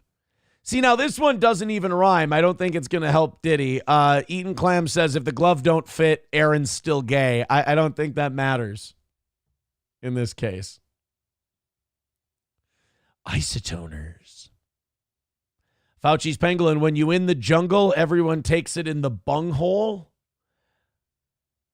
Yeah, I don't know if that really, again, I don't know if that puts it in a way that, oh, well. I'm just saying, I don't think you guys are going to get Diddy acquitted. And I'm starting to think that maybe you don't want to. Fauci's Pangolin says, when deciding on Diddy, you must take pity. See, that one's not bad. Professor Tie-Dye with $1 says, if the Twister Matt ain't slick, he didn't suck that dick. The Grand Poobah with $2. If Diddy's allergic to lube, the prosecutor's a rube. Oh! I don't hate it. I don't hate it. Eaton Clam says, jigga who, jigga what, Diddy put it in the butt. See, now that you're going to send him to prison with that kind of rhyme, although I don't hate it. Well, ladies and gentlemen of the jury, I only have one thing to say. Not guilty, plus I'm filthy. Come on. Make this money. Take this money. Ain't no way you can take this from me. I don't know if singing Let's Get It. Especially you don't want to do Black Rob's verse. That's probably not going to help. Ladies and gentlemen, I be the East Side Soprano, Rob Marciano. Flow and 8 channel with the Iverson handle. 45 sparks, turn your day gray flannel, snatch the yay off the mantle, then proceed to dismantle.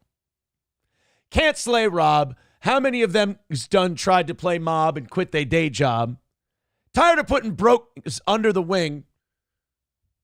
Try to go to jail again, I'm going under the bin. Act like you gonna pull that thing. You the one that always gets stuck for bling bling. I represent a block of Sing Sing. Almost caught $150 for fucking a Latin King's queen. Moves for paper. Booze no chaser. See, I don't really know if that means anything in the grand scheme of things. I think what we're trying to say is Diddy's going to fucking prison. For a long time. A long time.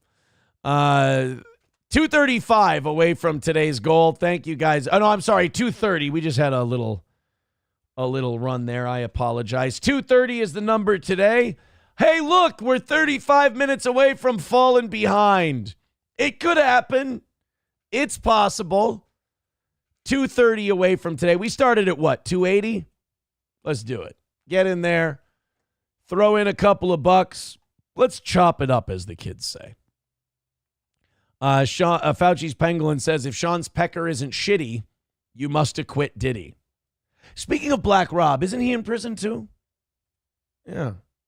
We're going to put Shine's done prison time. Black Rob's been in prison.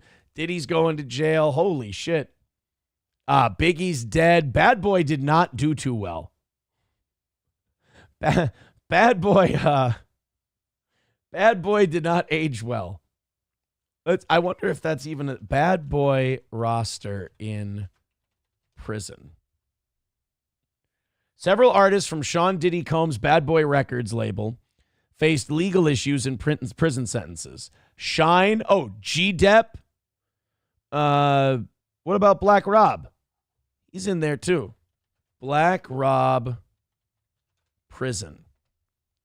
Rapper Black Rob, whose real name is Robert Ross, was sentenced to 7 years in prison in 2006 for grand larceny after failing to appear for a sentencing hearing for an 2004 hotel robbery in which he pleaded guilty to criminal possession of stolen property. He was eventually arrested in February in New Jersey. His sentence was extended to 7 years. He was released in May of 2010. What the fuck is he doing? I loved Black Rob. Black Rob albums. Oh, he released one in 2011 called Game Tested Streets. Black Rob Genuine Article in 2015. Life Story 2. Oh, look at that. Black Rob's still making music. Oh, is he dead? Never mind. He died 4 years ago.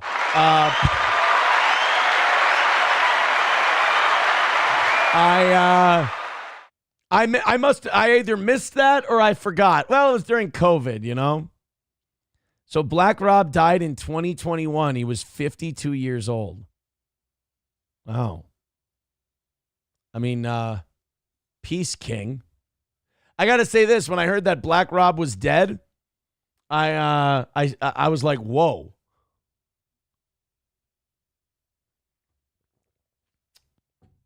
Let that one just swirl around a little bit. Here's a good rhyme. Helgi says, if the dick is smelly, put him away like R. Kelly. Now, that's a good one if you're the prosecutor. If you're the prosecutor, that one works out. All right. Well, it's very sad. I'm sorry to bring the room down with the news that Black Rob passed away 4 fucking years ago. All right, you ready for this one? We got into a little Rosie O'Donnell. We got into a little Diddy, a little OJ. Let's get that down to $200 here in the next half hour and stay on path here for the old toe. So, interesting news yesterday on the Ukrainian front. So remember when there was that shouting match in the White House with Zelensky and Trump was an asshole, and he was a bully, and he's a bad guy, and he's pro-Putin, and he's going to let Putin take Kiev and all this shit.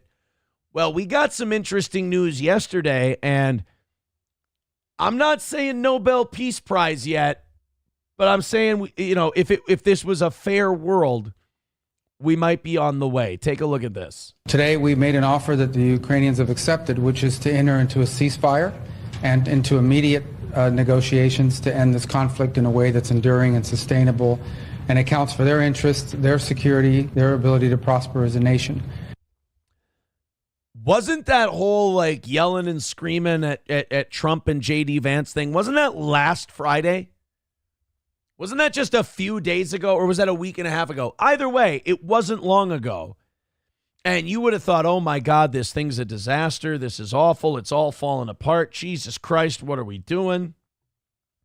And now, less than a week later, or less than 2 weeks later, we've got a ceasefire? Russia and Ukraine, the guns have gone silent. They're going to come to the table. The U.S. is going to broker a peace deal. I mean, if you end the Russia-Ukraine war in, what are we, January 20th, so 2 months. Most of Biden's administration, he's funneling money to Zelensky. He's aiding and abetting this war. He's probably bombing the Nord Stream pipeline. He's doing all kinds of shit, fucking around in Eastern Europe. Trump comes in, 2 months, peace deal. How do you not give him the Nobel Peace Prize? I'll tell you this right now. You know who they're going to give that fucking peace prize to? Trump, Rubio, and Vance can sit down with Putin and Zelensky, and they can hammer this thing out, and they can go, wow, we got it done. This war that people said would never end, Trump got it to end. And you know who they're going to give the fucking Nobel Peace Prize to because they hate Trump so much? They're going to give it to Zelensky. Zelensky, the one guy who did everything he could to keep this war going. Give me more money. Give me more money. If the Americans don't give me more money, you give me more money. I'll take more money. I'll take payment in houses. You can give us weapons. We'll sell them to the Mexican drug cartels who killed your poor people. I mean, this guy has been wanting to continue that war forever because it's made him a very wealthy man. And by the way, he was never staying in Ukraine after the war was over. He was taking as much of that Biden money as he could. He was stashing it anywhere he could. And then he was going to get the fuck out of Dodge and go live somewhere nice for the rest of his life. Why? Because he did the New World Order's bidding in Ukraine. And then we overplayed our hand a little bit, and Putin got pissed off, and now we got to come to some kind of a compromise. But if Trump gets that compromise done, he should get the Nobel Peace Prize. Will they give it to him? Absolutely not. Fuck, dude. They gave Obama a Nobel Peace Prize when I was in high school? No. I was just out of college. They gave Obama a Nobel Peace Prize, and he was dropping more drone bombs than any president in history. They gave him a Nobel Peace Prize because he's black and he was president. Remarkable. Trump could end the one war where they're like, oh, this might never end. They'll never have elections again in Ukraine. Mark my words, there will be a time where Ukraine will get up from the table and walk away from these negotiations because they're going to demand that they hold free and fair elections. And the minute they say free and fair elections, Zelensky's going to walk up from the table and he's going to make up some bullshit reason why the war has to go on and Ukraine has to fight for its rights, and it's really going to be so he can make more money. But if this ceasefire holds and they can come up with a peace deal, Trump 100% both deserves the Nobel Peace Prize and 100% will not get it. I want to personally we both want to thank the Kingdom of Saudi Arabia, His Majesty, for hosting us, for making this possible. They've been instrumental in this process, and we're very grateful to them for hosting us here today. And hopefully, don't look now. By the way, Saudi Arabia is going to become the number 2. I know people have been talking since 2005 that China's next. China's going to take over. China's already starting to fizzle, both domestically and internationally. That Belt and Road Initiative thing didn't do what they thought it would do. Saudi Arabia is really starting to show out a bit. I mean, it started with the wrestling and the boxing, and look what Saudi Arabia can do, and we're showing off for the rest of the world. And now it's, exerting diplomatic. It started with OPEC and oil, and then, the entertainment. And now they're starting to flex their muscle on the diplomatic stage. And, the Saudis have had the United States doing their bidding in the Middle East for about 40 years now, and it's worked out pretty well. It's worked out pretty well for them. And so Saudi Arabia hosted the United States and some Russian delegates and some Ukrainian delegates. They had it there, and they came to an agreement on a ceasefire. We'll take this offer now to the Russians, and we hope that they'll say yes, to peace. The ball's now in their court. And but again, the president's objective here is, number one, above everything else, he wants the war to end. And I think today Ukraine has taken a concrete step in that regard. We hope the Russians will reciprocate. And I think Russia wants it to be over. Honestly, if you would have asked me who I was most worried about, I would have said Zelensky. But they're good. Ceasefire is in Russia's hands, Ukraine says, after meeting in Saudi Arabia. We don't have any U.S. To have contact with Russia today. This is 38 minutes ago. U.S. to have contact with Russia today, according to Marco Rubio, after Ukraine agrees to 30-day ceasefire. Again, like if they get it taken care of and they get peace and they end this war, Trump will have deserved the Nobel Peace Prize. He will not get it. Grand Poobah with $5 says, wait, I've got one more. Oh, here we go. If Diddy wasn't jizzing, he can't go to prison. So that's the winner.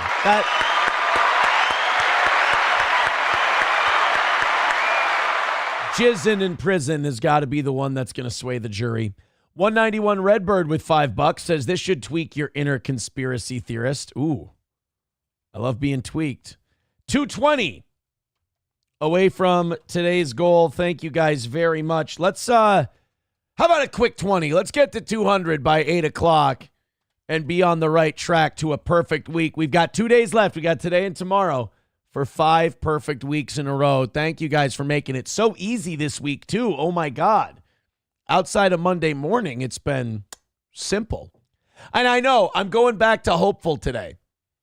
And he's like, Aaron, you should be negative again. The negativity worked. I don't know.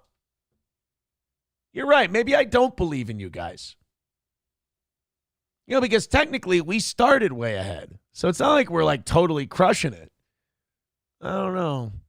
We'll see what you guys do today, I guess. We'll see how it goes today. Streamlabs, PayPal, Venmo, Super Chats, Rumble Rants. Let's go ahead and check that link that 191 Redbird sent us. My inner conspiracy. I love taking my inner conspiracy theorist for Maui?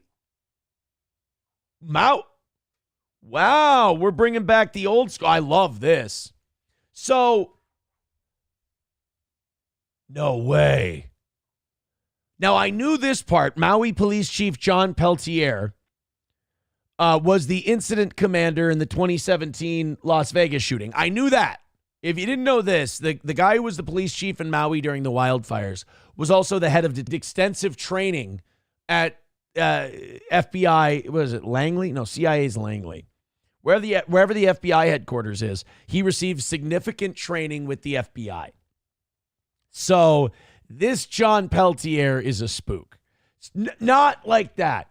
This John Peltier is an inside guy. He's like the Illuminati's fixer. Because I don't know if there's a lot of guys who go from head of detectives in Clark County to Maui to be the police chief. That doesn't. And then FBI training in between. I don't know. And then it just so happens that at those 2 jobs you have, you're the point man for a really sketchy shooting and really sketchy wildfires. One shooting where bump stocks are banned afterwards and it's used to push gun control measures. And then the other one where a bunch of really wealthy celebrities get to buy up land on the cheap because you couldn't move the poor people who lived there off of it.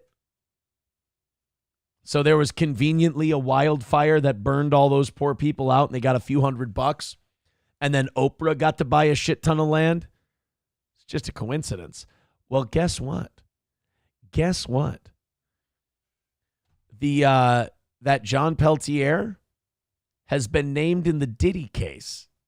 You know how we said that the only thing that might save Diddy from a lifetime in prison is the fact that he'll have a shitload of names, and he'll either avoid prison time because he'll be killed or because he'll cut a deal that gives up all of these names he's got. Well, we got a couple shoes dropping. Now, we've already seen that Jay-Z has been, he's escaped consequence so far, but where there's smoke, there's fire, and Jay-Z might have been there.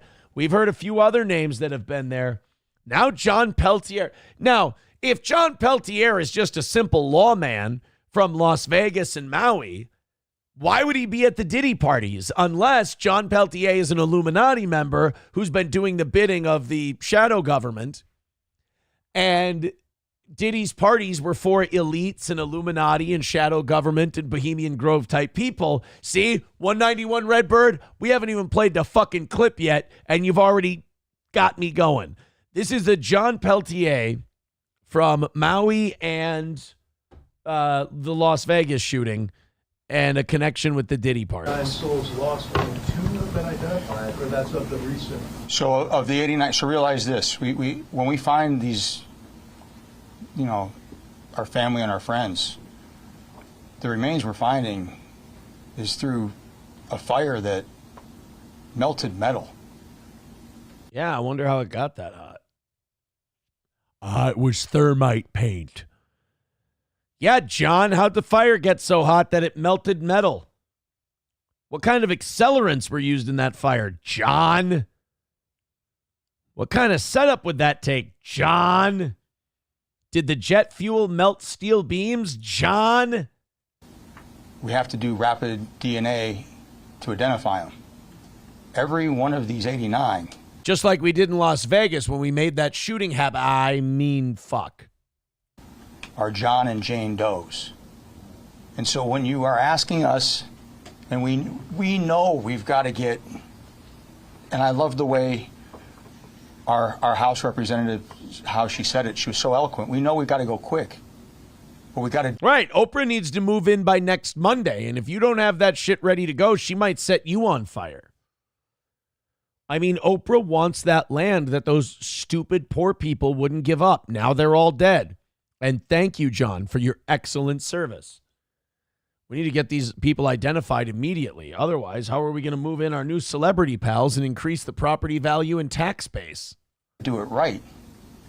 So when we pick up the remains and they fall apart, and so when you have 200 people running through the scene yesterday, and some of you, that's what you're stepping on. Oh my God. Again, if this doesn't get your conspiracy brain going. So the media digging around, investigating, answering questions, doing their fucking job. This guy's going to shame them for that. You're stepping on remains of human beings. When you're going into where the wildfire was and kind of peeking around and looking around and seeing what happened, you're stepping on the poor dead people, and that's shameful. What's the matter, John? You don't want us getting too close? You don't want us looking and going, oh, that's weird. Those look like acceleration marks on that. I brought a fire guy with me. He's a retired fire marshal. And he said, that looks really fucked up and weird. It doesn't look natural at all. I can't believe you would step on these people's ashes. I don't know how much more you want me to describe it. That's what you're stepping on. Give us a little bit of time to contain that. Please. Because we've got to go make 89 notifications. Yeah, and don't ask questions either. Quit asking questions or you're disrespecting the dead. I fucking hate this guy. So John Peltier's named in the Diddy stuff? Oh, boy. John Peltier Diddy. Maui police chief named in Diddy Combs' lawsuit as alleged co-conspirator. Hot shit.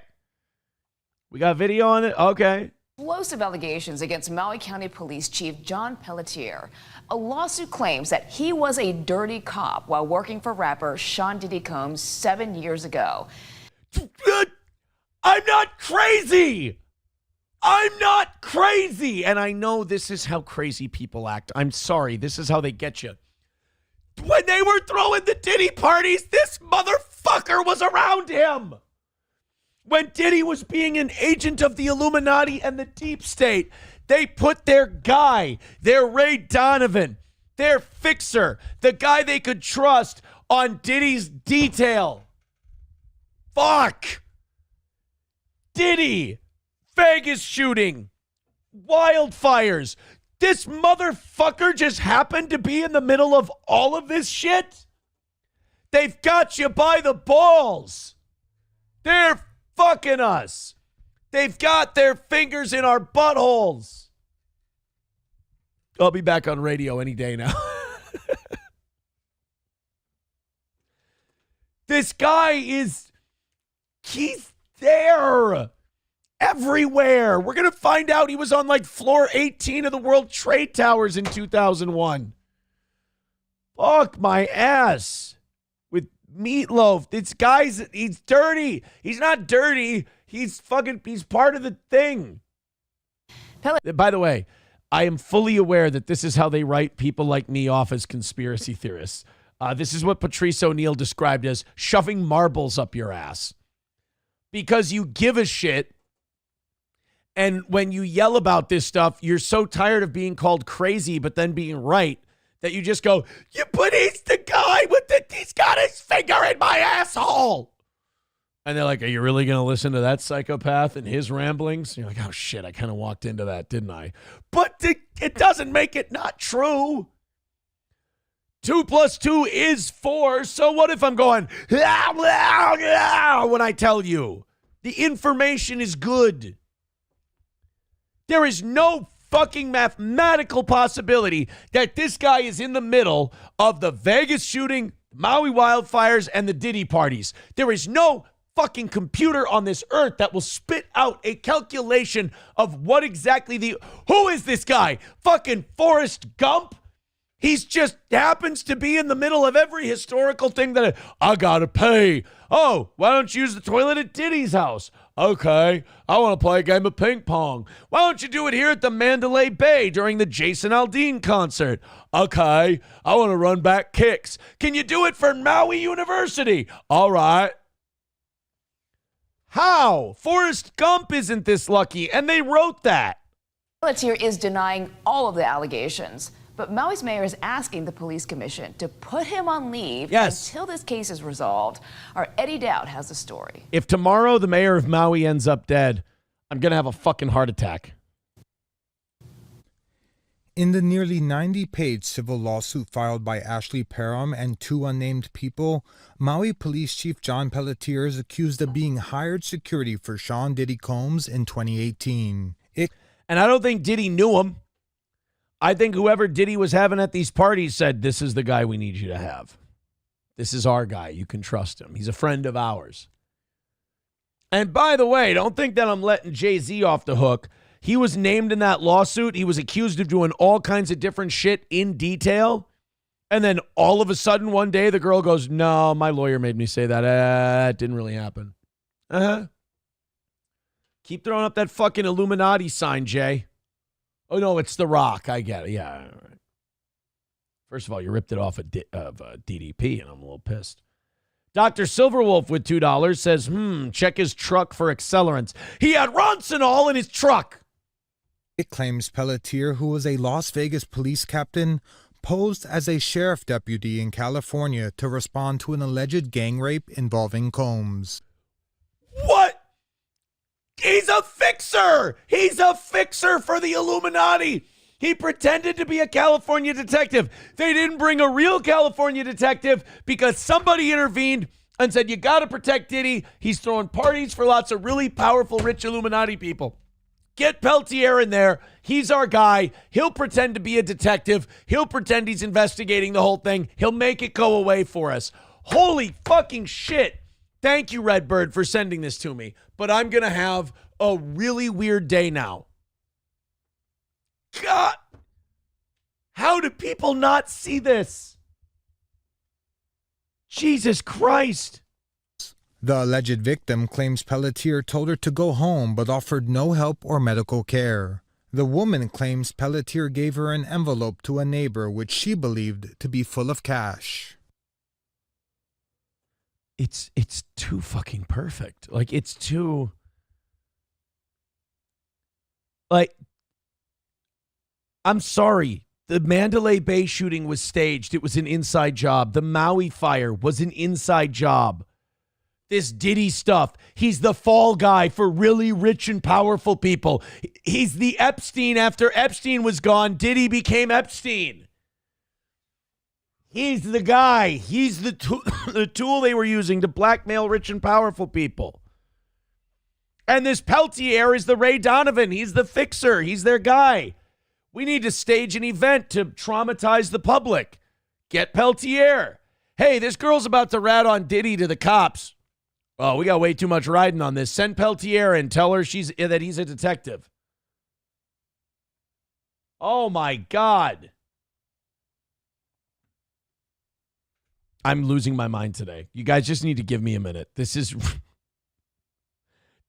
really fucking me up because this guy follows me. I don't mean literally. I'm not cracking.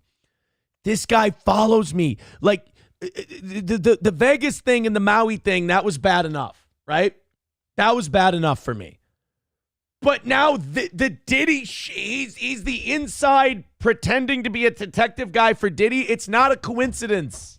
She claims Pelletier later took her and another plaintiff at gunpoint to his home, restrained them, and refused to let them call an attorney and made various moves to cover up the kidnapping. The Maui Police Department said in a statement, Chief Pelletier has no connections to anyone in the lawsuit.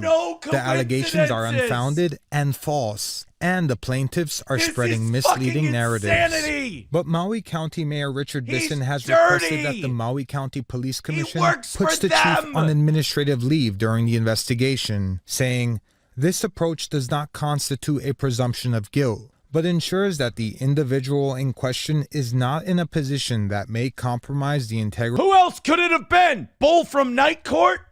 There's not a lot of people who look like Peltier. I'm having a heart attack.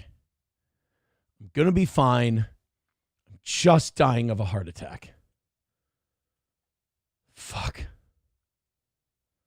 Redbird, now I've gone insane. Thank you, Redbird. I appreciate you for sending that to the show. But I didn't need that today. I got great legal news yesterday. My life was fucking changed forever yesterday in such a great way. I'm so goddamn happy. And now you send me Peltier was the Diddy cover-up guy. The Mandalay Bay shooting cover-up guy and the Maui wildfire cover-up guy is now also the Diddy rape cover-up guy. The fuck? Oh, boy. MGD with $5 says Jay-Z wrote the lyrics for most West Coast gangster rappers, including iconic Still DRE. I hate knowing that. Go Vikings. Top merch. Oh, thank you. Thank you. Skol Vikings, actually. Dr. Silverwolf with $2 says he was handpicked, Rock. Hell, you ain't been hungry since you got that baby oil. Kloppo with $1 says should see if the cop who killed Epstein worked or knew this Peltier. Well, we don't know because they don't say who killed Epstein because they say he K'd himself. So, holy shit. Yeah, Chernobog says he once drove Ted Kaczynski home from the bar. He's actually the guy who loaned Timothy McVeigh that Ryder truck. I can't, dude. I can't fucking, don't send me, wait like 48 hours before you send me anything like that again. Lander says we broke Aaron. I'm broken. You can't keep getting away with it. By the way, 2:15 away from today's goal. You guys are doing great. In 9 minutes, we fall behind. But let's get $15 in there and stave off falling behind for another hour. Waylon with $1 says for the Mick impression, that was pretty good. Thank you. All right, when you see the John Peltier on this side, you tell me. Yeah, I see it. All right, there you go. All right, now let's try that other eye. There you go. There it is. I see the thing. Ah, you saw nothing. Peltier would have caved in the whole side of your face. Now, you got the heart, kid, but you can't go up there against Peltier. What do you think he's going to do to you? He's going to hurt me bad? Nah, kid, Peltier ain't going to hurt you bad. He's going to hurt you permanent. Permanent. Fucking dude, I thought that guy was a crooked Illuminati cunt when I thought it was just Maui and Vegas. Now you're telling me he's Diddy now, too.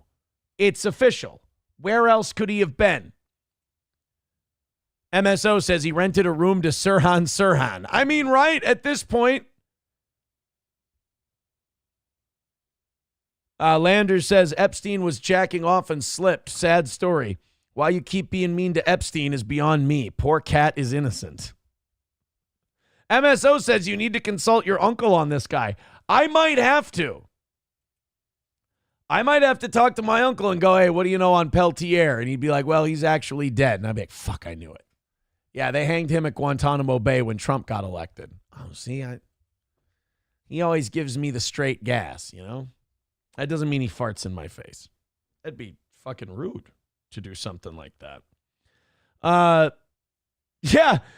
Somebody texting in, envelope full of cash.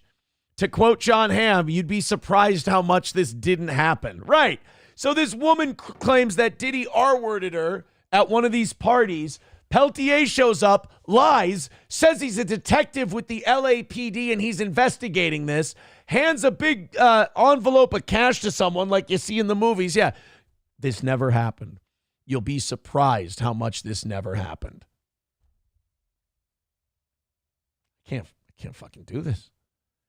Let's see what this is Lords of the Underground Dub, why did you send us this? The fuck is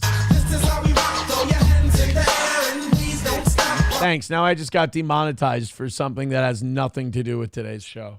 Thank you. Approachable sends us a clip. Oh boy, what did I say? Echo Test says John Peltier was the photographer chasing Princess Di. I knew it. I'd believe all of it at this point, by the way. MSO says he drove Thomas Matthew Crooks to the Trump rally. Oh, for sure. Where was he that day? Chernobog says he knows where Jimmy Hoffa is. Yeah. Well, I mean, it doesn't hurt to ask at this point. He knows everything else. 2:15 away from today. Let's get 15 in the next 5 minutes. We've got a perfect week going, and I want to stay on pace. Thank you guys very much for your contributions. Let's see what I did. Approachable, what do you got? They're fucking us. They've got their fingers in our buttholes. I mean, out of context, yeah, that sounds funky as all hell. But Eaton Clem says Peltier coached special teams for the Vikings in 2018. Okay, well, that actually sounds like one of the least destructive things he's ever done. Surprisingly. Streamlabs, PayPal, Venmo, Super Chats, Rumble Rants. See, now, here's the thing about finding out this Peltier stuff. So now we have to go back into talking about other news. All this other stuff now seems like kabuki theater. Like, all this other stuff sounds like I'm covering pro wrestling. Like, none of it matters because Peltier's there with Diddy, with the Mandalay Bay shooting, with the Maui thing. And, like, now I got to go on and talk about some of this Kash Patel stuff or anything like that. And I'm like, none of these people are in control. None of these people are running anything. They're all just play acting. This goofy, cross-eyed Indian fuck and this blonde lady. Like, what do they matter? In a few minutes, you're not even going to be matter. Silverwolf. Excuse me. With $2. One more time. Silverwolf with $2 says, I heard they left the envelope in a tractor. Oh my God, like Gary. Wait, does that mean Gary's part of the Illuminati? I would have never fucking known. Saw this yesterday. And this is a rumor. I've been looking this up. This direct line thing. Kash Patel asked about a direct line to Donald Trump, rather than going through Pam Bondi. This is really interesting. Apparently, the way it normally goes is the FBI director talks to the attorney general, and then the attorney general talks to the president of the United States. Kash Patel wants to go back to the way that J. Edgar Hoover used to do things and just go right to the president. I don't know what this means, but I'll tell you this. I'm starting not to. I got to either not trust Patel or Pam Bondi, because a couple weeks ago they said Epstein documents. We've got them. The Epstein shit's coming out. And then it never came out. We went, well, what the fuck? And Pam Bondi goes, oh, I was wrong. Most of the documents are in the Southern District of New York. So they fire the New York FBI guy. And they say, we're getting all these documents. The FBI has to look at them first. And then we can release them. And then last week went by, no Epstein files. So what the fuck is going on? Kash Patel and the FBI, are they blacking stuff out and covering for people? Or is Pam Bondi full of shit?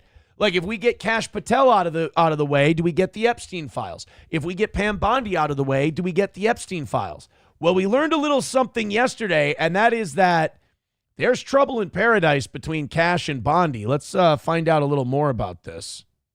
No longer a doubt. The CIA and the FBI rigged 2016 and 2020. Don't be afraid to say it. It's a fact. This agency serves no good purpose anymore. The agency needs to be disbanded. Fire everyone involved in this stuff. Everyone, no excuses. Disband the entity. It is the only way at this point. See, like, this is how I know, like, either I'm an extremist or MSNBC is an extremist. I'm not. It can't be both. Like, MSNBC listens to Dan Bongino say this shit. And they go, wow, listen to these crazy conspiracy theorists. And, like, I listen to Dan Bongino and I go, oh, that sounds reasonable. This guy's got an argument. That could make sense. Folks, let me just tell you. What is that thing doing? I hate her, by the way. She's so smug and shitty. She's awful. She's worse than I was going to say she's worse than Joy Reid, because she's dumb and she approaches things like she's way smarter than you are. And she's a dipshit. She's a mouthpiece. She is basically a talking point for the Democratic Party and the far left. If you are experiencing imposter syndrome out there, the man you just heard was Dan Bongino. He has spent years criticizing the FBI. He's been spreading far-right conspiracy theories. And how dare you criticize the FBI? That's spreading right-wing conspiracy theories. I have a question, you guys. Did we all go to sleep one night and the Democrats became the FBI people? Because I feel like my whole life, the Republicans have been the FBI people. They've been the tricky, backroom, cigar smoke-filled room dealing FBI guys. And then you woke up one day and the Democrats are like, hey, don't you go bashing the FBI now. The FBI is full of good, patriotic Americans that serve this country, mister. He's still going to be the number 2 at that very same agency. One could argue, I would, he's unqualified. You put that imposter syndrome in your pocket, because look at Dan Bongino. This is all after, though. He's not going to go to the FBI until after he winds down his right-wing podcast that is ending next week. And unlike every other deputy director that came before him in the agency's history, Bongino will be the first to have never worked a day at the FBI. Good. I like that. This is one thing I like about the Trump administration. A lot of people they're putting in there, they're a little cleaner than the others. Well, now 2 FBI officials familiar with the matter told NBC News on Monday that FBI Director Kash Patel has inquired about setting up a direct phone line to the White House about retaining a private security detail for himself. Those questions, and importantly, the possible motivation behind them, could be significant and disturbing clues as to how Patel views his job and agents. Let me tell you something. There's one reason and one reason only Kash Patel is asking to only talk to the president, and he wants extra security detail. He's gearing up with this Epstein shit, and the more he looks into this Epstein shit, the more he's like, I'm not releasing any of this until I know I'm not going to be murdered, because Kash Patel isn't trying to be martyred over this shit, until I know I'm not going to be killed. And until I know that whatever I'm about to tell the president isn't going to get mixed up and caught up with other people, like basically Kash Patel, you can't touch this stuff without turning a little crazy and a little paranoid. He's touching all this Epstein stuff and he's like, oh, fuck. The more people I tell about this, the bigger chance that, something happens to me or something happens to the information. One or the other.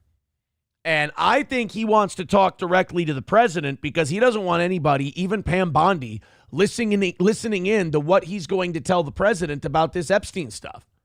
And as far as extra security detail, well, it doesn't take a brain surgeon to figure out that he's scared somebody's going to try to fucking kill him over this Epstein stuff. It's getting serious, man. And we all kind of knew this was going to happen. It was either Trump's going to keep his promises and people might get hurt, or they're going to have to be full of shit and it was all bluster. Now, so far, they've been full of shit on the Epstein stuff and it's all bluster. But if Kash Patel's looking to get a direct line set up to the president and he's looking to get more security detail, maybe he is gearing up to release this shit. And it shouldn't surprise you that the mainstream media is trying to call him a conspiracy theorist or paranoid for asking for these things, because they're trying to set it up to discredit this guy right off the bat. So when he exposes their buddy Epstein, all of a sudden they can just go, oh, well, that's the crazy guy. Like let's say you do a podcast and you were exposing really beneficial information about like a John Peltier, but then you just started running around like this and screaming and giving yourself a heart attack. People might be able to dismiss you as a lunatic when you do something like that. As first reported by the Wall Street Journal on March 7th, according to people familiar with his inquiry, Patel queried officials as to how he might have secure lines installed in his office home that would go directly to the Oval Office. If true, this seemingly simple request from Patel points to either an ignorance of, listen to how they're phrasing this, an ignorance of how the relationship between an FBI director and the president is supposed to work. Yeah, the way it's supposed to work is the FBI secretly plots behind the president's back when he doesn't do what they want him to do. That's how it's supposed to be. There's a reason why direct line to the president isn't already sitting on Patel's desk, let alone in his home or car. It's not supposed to. They are just going to keep treating this like, if you get any closer on Epstein, you're just nuts. Oh, you're just a conspiracy theorist. Oh, you're just a wild man. That's what's going on here. And look, you know me. Are they ever going to release the Epstein stuff? I don't think they are. I don't think they're ever going to release it. I'll believe it when I see it. I'll be happy to be wrong. But it does seem like the closer they get and the more connections they start to make, the more paranoid the people around it start to get. That's for sure. Guys, hey, look at that. We are officially behind today. Is today the day that the 5-week perfection streak ends? Might be. 2:15 away. And why wouldn't it be today? We had a fucking crazy awesome day yesterday. Morning show, evening show, no begging for money, no nothing. Just old school steel toe out the ass, just crushing it yesterday. Well, we're 2:15 away. A rally puts us right back where we need to be. So let's click the PayPal. Let's click the Streamlabs. Let's click the Venmo. Let's throw a couple of bucks in there. And let's get this thing back on the rails, if you will, boys and girls. You started $50 ahead today. But you know what? Again, today might be the day. Today might be the day where we fucking, all good things have to come to an end. And I got great fucking news yesterday, so I'm thrilled, and I wanted to parlay that into more wins for the toe. But I guess you can't get greedy, and maybe I don't look, I don't want today to be the day. People are like, oh, it must be reverse psychology. Fuck that. I don't want today to be the day. I want to win. I want to live. But I also have to acknowledge that we've been very lucky. We've been very blessed, and you guys have been fantastic. So I can't complain too much. But I am greedy, and I do want to win. Wildcard becoming a member for 33 months. Thank you very much. All right, so we got the Kash Patel, Donald Trump, Epstein stuff. And also, what's the deal with this Pam Bondi. I don't know if I fully trust her either, if I'm being honest. All right, let's do this, and then we'll open up our 7 o'clock hour stories, and we'll get away from some of the deeper news here today. I need to know more about this tariff shit because I fall behind on this news really, really easily. So last I heard, we had the steel tariffs and the oil tariffs and all that. Well, then Ontario, the guy in charge of Ontario said, oh, yeah, we're going to put a 25% tariff on the energy we supply to Minnesota and I think Michigan and one other state. And we're gonna tax your citizens on the energy we provide. And then Trump said, well, guess what? Another 25% tariff on steel and oil is going in on Canada, and it starts tomorrow, starts immediately. And then the Ontario governor called and said, all right, look, we're not going to do the energy tariff thing. Just remove your extra tariff. Here's the deal we've got now. I hate tariffs. I think they're fucking terrible. I think it's like war. You shouldn't get to war. When soldiers cross borders, goods don't. When goods cross borders, soldiers don't. We don't want war. But if my country's going to be in one, I want them to win it, even if I don't agree with why we're there in the first place. I don't agree with tariffs. I don't think they're productive. But now we've chosen this path. We have to stick to it and we have to win. And I think we can win because we're a lot heavier than Canada economically. So we can lean on them more with more of these tariffs. So why don't we just break them? Let's break them, bring them to the table, get this done, get a good trade deal done for ourselves. Because every day these tariffs go on, you know me, I don't like it. But the fact that Canada tried to crack whip with us, the fact that Canada went, here's what we're going to do to you. We're going to do this. We're going to up the ante. And Trump went, fuck you. I will crank the knob on this even higher and you will hurt more. Like, all right, we're back. That's kind of that first, we looked at each other, we stared into each other's eyes and they blinked. That's big. That's huge. But after that, outside of that, I don't really know what the fuck is going on.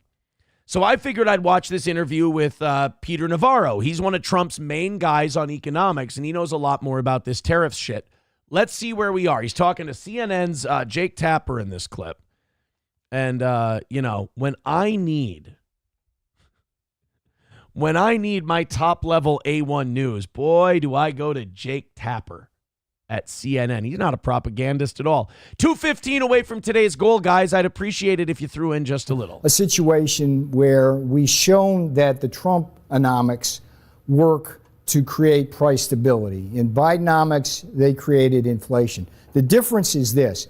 Bidenomics was basically an overstimulus in a Keynesian way designed to overstimulate the economy. Because there was so much money that went into the economy after COVID, et cetera. Too much money chasing. Yeah, look, even laymen like myself were screaming about that, and Trump started with those Trump checks and those stimulus checks. You know what would have been the easiest thing that would have avoided inflation altogether? If we just didn't shut down people's workplace and we just went along business as usual, tried to stay as healthy as possible, wash your hands, disinfect, shit like that, try to not get sick, and just let the disease run its course. It wasn't nearly as deadly as we thought it was, unless you were a fat fuck or an old fuck. And you could give people the option to work from home if they wanted to, and you could have kept the economy rolling, and we would have been productive, and we wouldn't have had to print money, and you wouldn't have had this inflation. This was a choice. This was by design. This was not an accident. I hate it when people go, well, what were we supposed to do? It was COVID. Just because it was COVID doesn't mean you needed to shut everything down. I hate that they act like that was the default had to do it response. It wasn't. It was a choice. Prices aren't going down, though, Peter. But hang on. Let me show you what the transition is, and I'll show you why things are good. And by the way, mortgage rates have come down, and gasoline prices have already come down, as well as oil prices. That's true. Yesterday, gas prices hit their lowest March levels since 2019, I believe. So that's positive. And those two things alone will bring the overall core down. But within this transition, the stock market's going down. Well, let's take them one at a time. Okay, let me say this. I know Peter Navarro is the smart guy and I'm a jackass, but the stock market was overinflated. The stock market, if you want to use the stock market as the barometer for the economy, then the economy kicked ass under Biden. But what really happened was we had inflation. Those dollars had to go somewhere, and people just pumped the market full of steroids. Didn't mean people were getting more jobs or things were going better. There was just too much money out there, and people decided, well, fuck it. I don't have anywhere to put it. Put it in the market. I mean, people hate hearing this, but sometimes you need a slowdown to build back stronger or build back better. There we go. It's back. We have what I call the 3D, the three-dimensional attack on inflation, which is consistent with the first term. In this case, it's drill, baby, drill. The difference between $80 barrel oil and $50 barrel oil is at least 1 point alone on the CPI. That alone is not just oil that we use in heating and putting in our cars. It spreads throughout the production aspects of the economy. So we're doing drill, baby, drill. We've got the deregulation now, which brings things down, and the DOGE to the extent that it gets rid of waste, fraud, and abuse. So we're going to see a tremendous deflationary positive effect that won't take us down. When do you think that's going to happen? I'm a fucking idiot. I kind of get what he's saying. But like also I hear economics talk and I'm like you, I'm like, every time I hear like a really smart economics guy start to talk economics, I focus really hard at first. And he's talking and he's talking and he's talking. And then I just go,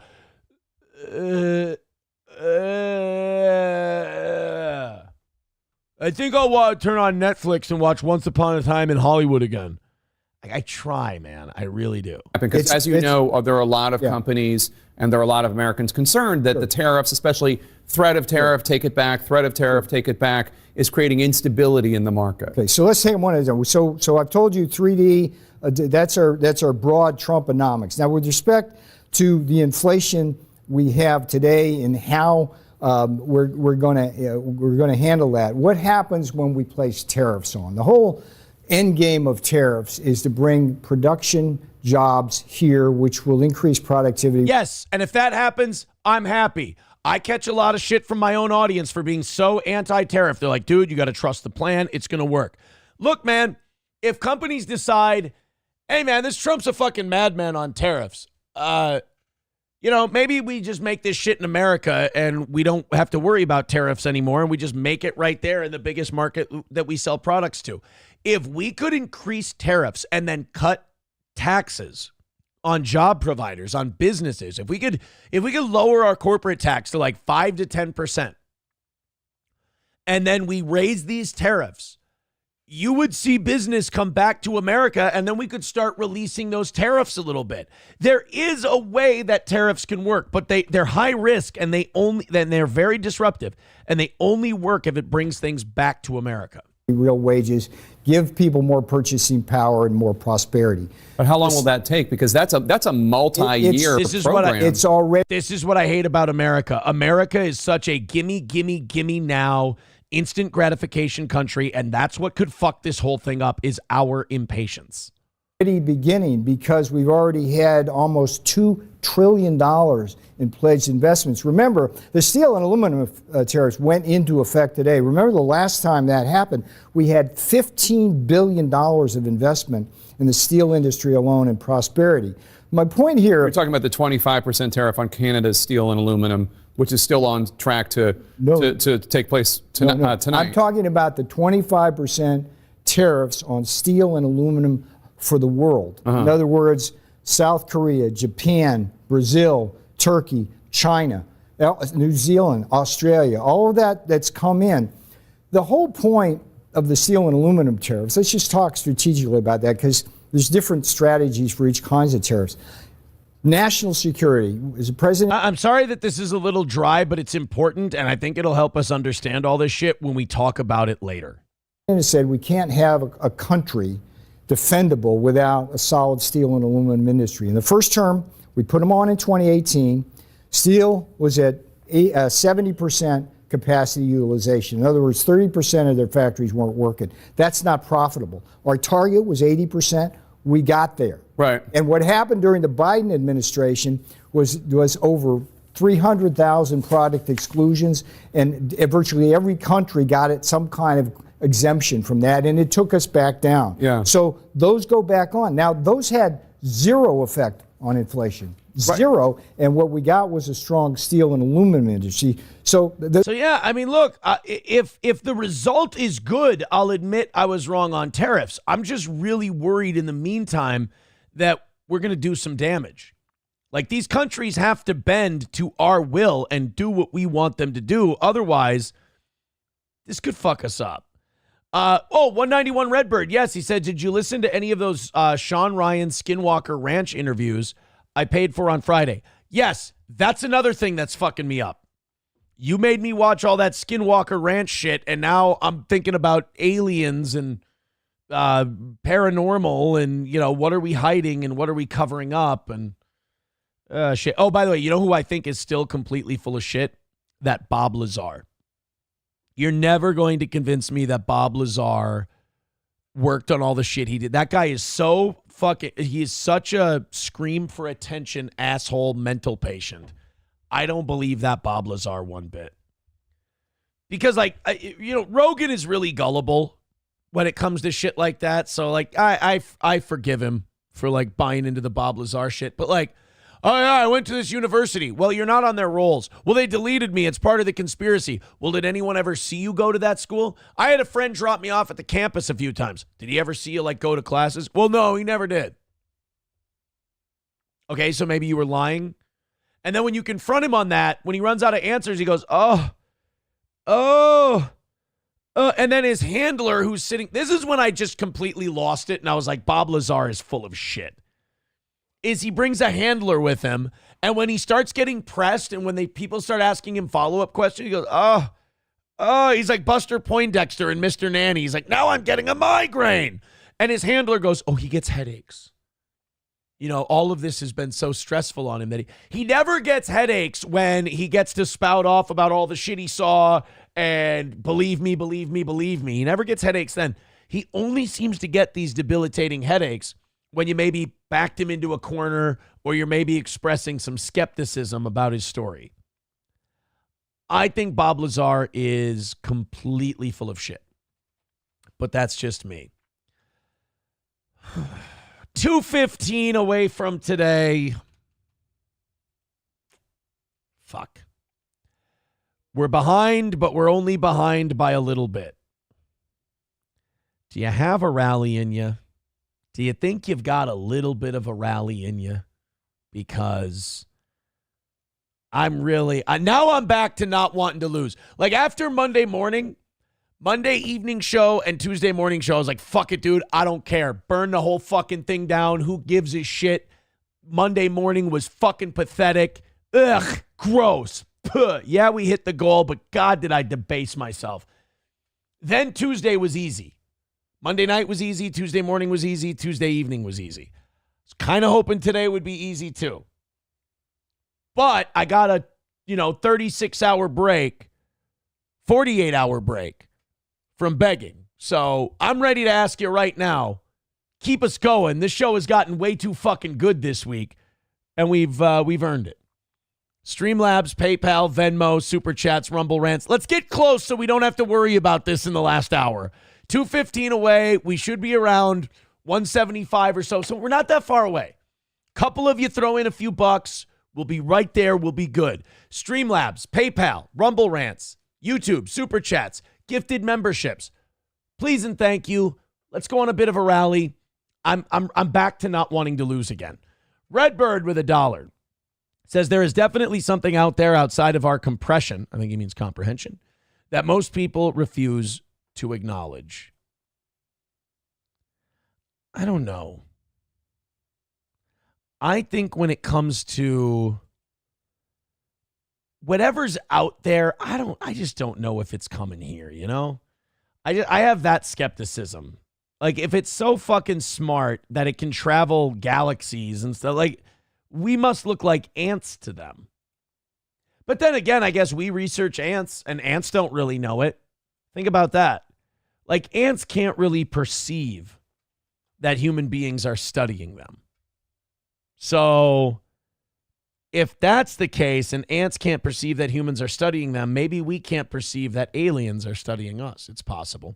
All right, well, you guys gather your wallets and gather your cards and get ready to throw in on Streamlabs, PayPal, and Venmo and keep our week perfect this week because we're this fucking close.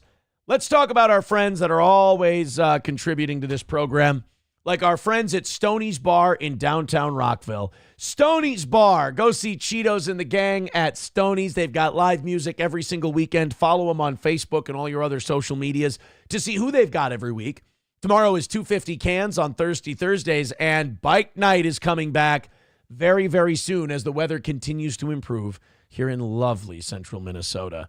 Right there on Broadway in downtown Rockville, the best place to go hang out with your friends this St. Patrick's Day celebrations on Saturday is Stoney's Bar in downtown Rockville. Go visit Stoney's. Go say hi to Cheetos and the gang. That's Stoney's Bar. All Care Towing, 320-253-5203. If you go in the ditch, you get in an accident, you lock your keys in your car. Doesn't matter what it is. I tell you right now from my own experience that nobody is faster than All Care Towing. Motorcycles are coming back out again. They wreck. They can pick those up. Heavy-duty equipment, bigger than your truck or SUV, All Care's got that too. Let them take care of you at All Care Towing, 320-253-5203 for All Care Towing of St. Cloud. And Midland Armory in downtown Foley, Minnesota. I'll be at Midland Armory tomorrow, going to say hi to them. Midland Armory has what you need for home defense, personal defense, sport shooting, or hunting. They also have knives, optics, parts and gear, and so much more. That is Midland Armory in downtown Foley, Minnesota. Downtown Foley, Midland Armory. Let's go ahead and knock out that last 215, and we'll call it a win. That Richard guy's kind of weird. I wouldn't have a day that celebrates the patron saint of pedophilia. Richard, that's just kind of weird. You're creepy. Don't hate me so much that you like people that are worse than me. I can't save you there. I instantly beat you the minute you do that. Especially a guy I've basically made dance to my tune for the last couple years. Oh boy, is he going to be mad. It's going to be real bad for him. 191 Redbird with $1 says, if you really want your worldview fucked, watch Sean's interview with the Marine that watched Men in Black loading cages of humans into UFOs. Can I just say this? I'm not ready for that yet. I'm not ready for people being loaded into cages and like human lab rats for aliens. No thanks. Landers with $5 says, I was going to use this to get a BJ at the rest stop before work, but you need it more than me, sweet cheeks. Thank you, Landers. I appreciate it. Now we need everybody to chip in a little bit to knock out this 210 because I don't want to get nervous. I haven't been nervous since Monday, so I don't want to get nervous. I want to keep doing this awesome show we've been doing. Ryan the Garbage Man with $10 says, say this. I'm a little piggy. Here is my tail. Here is my snout. Oink, oink, oink, oink, oink, oink. Thank you, Ryan the Garbage Man. $5 from Rebecca says, here's my daily contribution to the guy who makes me laugh every day. I still love the show. Wow, thank you, Rebecca. See, guys, that's not very difficult. Now we're 195 away. Keep it going. No reason to stop now. In the next 35 minutes, let's get it down to 100, and it looks like we might have ourselves a winner this morning, and the perfect week continues. Streamlabs, PayPal, Venmo, Super Chats, Rumble Rants. Let's keep going. Let's keep going. Did you hear Scott Peterson got the shit beat out of him in prison? You know, I kind of thought that this would maybe be like a badass, like some guy was like, fucking Scott Peterson, killed his wife, killed his unborn child, tried to cover it up. What a piece of shit. I'm going to beat his ass. Turns out it was nothing like that. It turns out Scott Peterson might have been cheating at pickleball. You know, I do think that whole, like, there's a code, there's honor amongst thieves, and in prison, there's guys out there that, you know, that they're going to do the right thing to punish this pedo or this guy or that or this wife killer or this and that. I think that shit's overblown. I think a lot of those guys get the shit beat out of them because they're really weak and creepy, and they make themselves an easy target. I think this idea that, like, because when this first happened, when Scott Peterson needed medical attention because he got the shit beat out of him, people were like, yeah, that's some street justice for Scott Peterson. And you're like, really? After all these years, someone just decided randomly that they're gonna launch their big attack against Scott? Now we're finding out more about it. Apparently it was over pickleball. It had nothing to do with the murder of his family. We've got an update here from TMZ. Let's check this out. He's convicted of killing his wife, Lacey, and their unborn child so many years ago. Well, he's behind bars still. He was playing a pickleball game. Go figure. And apparently got so aggressive with the pickleball. No. He wasn't aggressive. What he did was... I don't ever hear Harvey talk to the black guy this way. Do you guys ever hear Harvey interrupt the black guy when he's talking about wow, his little goy slave right here, just getting fucking alphaed by Harvey Levin? No. He wasn't aggressive. What he did was he hit the ball in the yard there, and it flew off in the wrong direction and hit another inmate. Hit another inmate, yeah. So then... I mean, I've said for a long time that everyone who plays pickleball deserves a beating, but I didn't mean that. I didn't think that it would actually happen. I was just talking shit. I mean, I'm sorry that this happened to... I'm sorry that this happened to the man who murdered his wife and unborn child. I mean, he really didn't deserve... You can't really say that, can you? You can't be like, well, he didn't really deserve that. Well, he deserves a lot worse, actually. But God, they're putting pickleball in prison. Is this like a Biden era thing where they want it, like, as part of their rehabilitation, we have to turn every inmate into a homo? So they put pickleball in all the prisons? Like, basketball courts and football fields, man. Baseball fields. That's it. Pickleball? Ugh. It's got to be nice, though. Like, if you're one of the basketball players, you know which guys want to get fucked in the ass, so there doesn't have to be a struggle. You just look at who's over there playing pickleball, and you got your new boyfriend.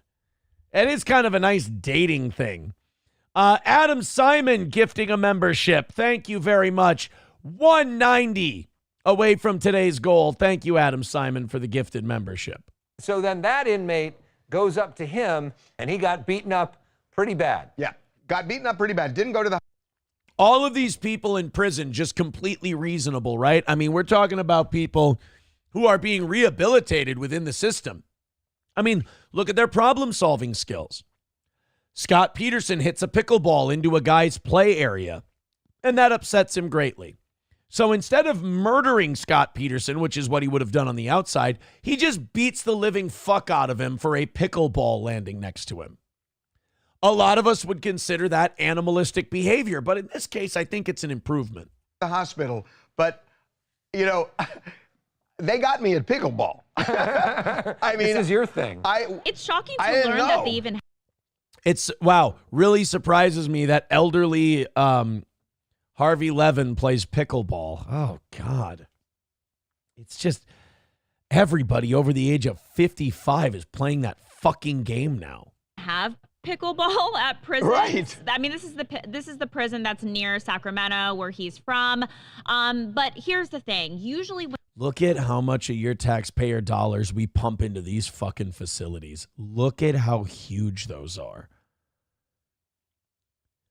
Is this the prison or is that the prison? This has to be an athletic complex. There's no fucking way that the prison has 1, 2, 3 baseball fields, a track and field thing. This has to be like this has to be the prison over here. No fucking way that if this is a prison, I'm sad that I won't be going. When somebody is serving a sentence that has to do with, you know, some kind of murder towards a child, towards a woman, which, you know, he's got both strikes there. Usually those people have a hard time in prison and become targets. Look, was this related to that? Unclear, but we know that the person that he hit with the pickleball was totally set off. So this could just be... No. I guess that might be hinted at when he beat the living fuck out of the pickleball player. It's got to feel nice, though, when you decide you're going to kick the shit out of someone and you walk over there with 100% confidence that you're going to, because for Christ's sake, what are the odds that you get beat up by the, and if you get beat up by the pickleball guy, you're getting fucked in the butt. It's just there's no doubt about it. You're getting butt sexed. If you can't be, you the dude who tried to beat up the pickleball guy and failed? Great. Hold on to my front pocket, bitch. Something that was and sag them pants. Let me see your butt titties. maybe bubbling and boiling behind bars. And then just when this other person had the chance to go after Scott, maybe he took his opportunity then.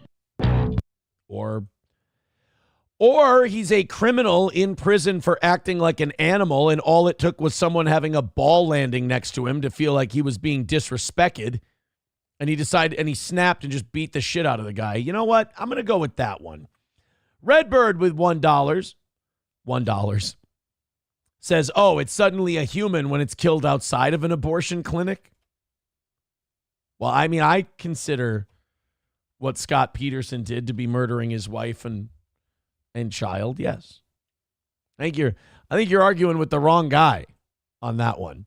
190 away from today's goal. Let's go. I've got hope again. Let's rally it up and have a big one here. I've said that before. 190 away from today's goal. We got a half hour. Let's get to 100. Let's go big. Let's get to 100 before 9 o'clock. We're getting close. When I see that one, I'm like, we're getting close. We're getting close to another perfect week. Thank you guys very much. I appreciate it. I'm sorry to say, I know yesterday I was like, fuck it, we're not going to have our perfect week. Now you guys got so over the top yesterday morning and last night that I'm like, I think we got number 5. I think we can do it. Don't make me look like or make me look like an asshole. I don't know. Don't make me look like an asshole. Love Streamlabs, love PayPal, love Venmo. Those are my favorites. I'm such a greedy Jew fuck. And super chats, the gifted memberships have been great. We took $100 off last night's goal because the ad revenue and gifted memberships have been up so much. Just huge numbers on Rumble and YouTube. I thank you guys for that. We peaked today at 874. Go ahead and hit like, hit subscribe. We appreciate that. Let's go to our next story. This is just a really quick one. I believe this is Paris. This man got deported. And, you know, France isn't like the United States under Trump, where you get deported for just saying, I don't think Israel does things right. In France, you got to be a pretty big asshole to get deported. You got to remember, this is the EU. And the EU has been slaughtering Europe with shitty, open border immigration policies. So to get kicked out of one of these European countries, you got to be a pretty big dickhead. So what could this immigrant possibly do in this situation to get deported from France? Come up with your guesses after you throw $5 or $10 at the toe. And then make your guess. And in about 10 seconds here, we'll hit play on this one. And you can see what this guy did to get himself kicked out of the country. In 3, 2, 1.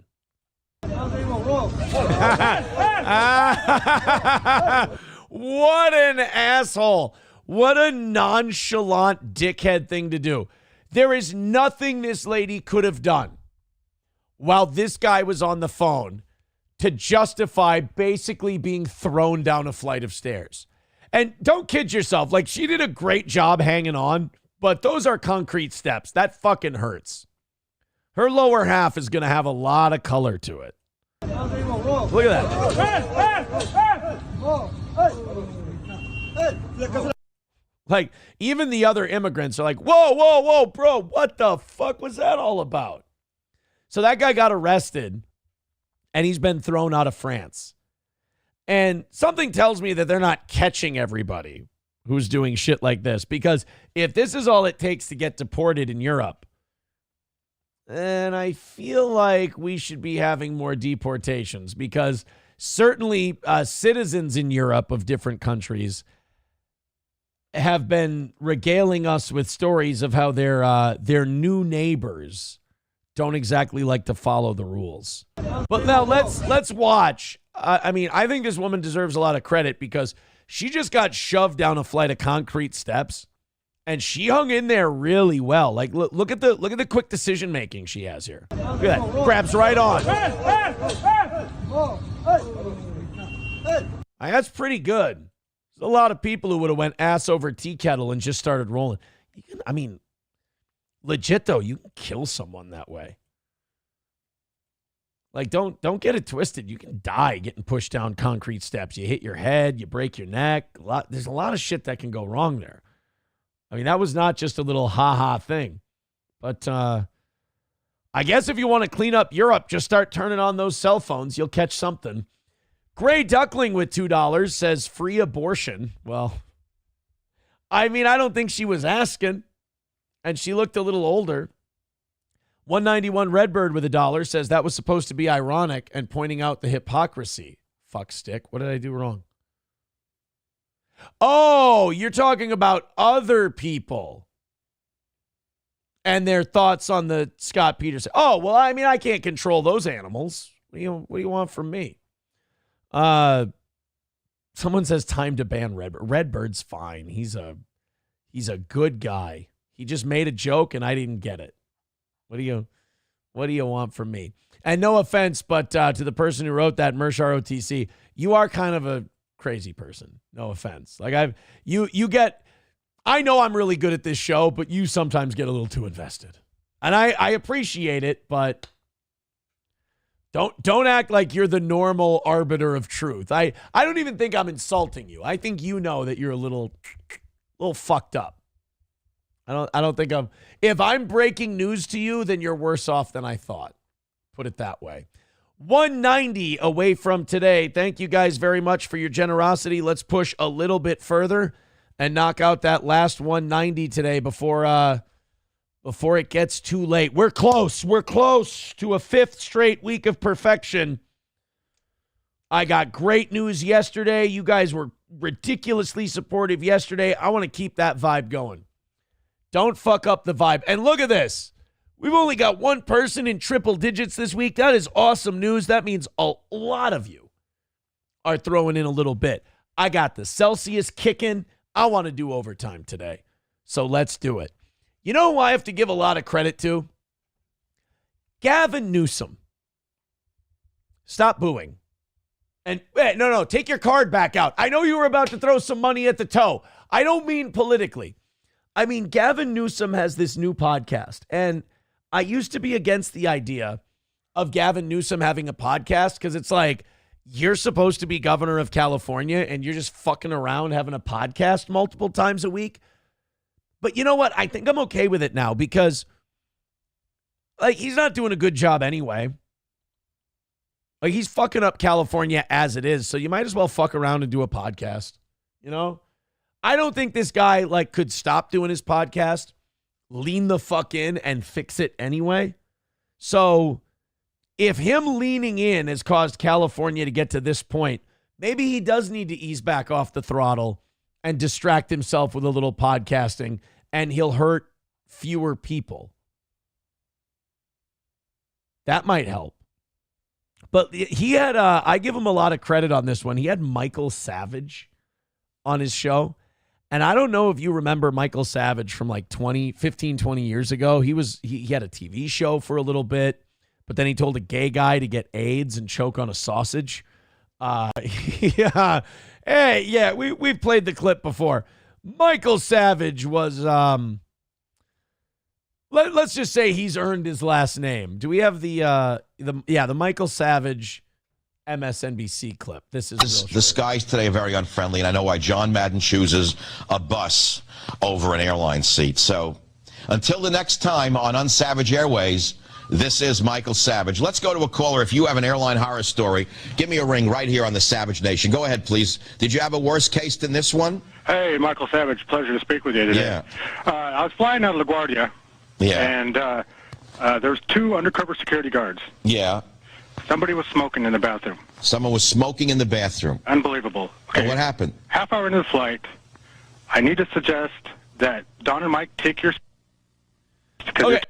So they do a Don and Mike plug. So Michael Savage was basically doing a shock jock radio show on TV.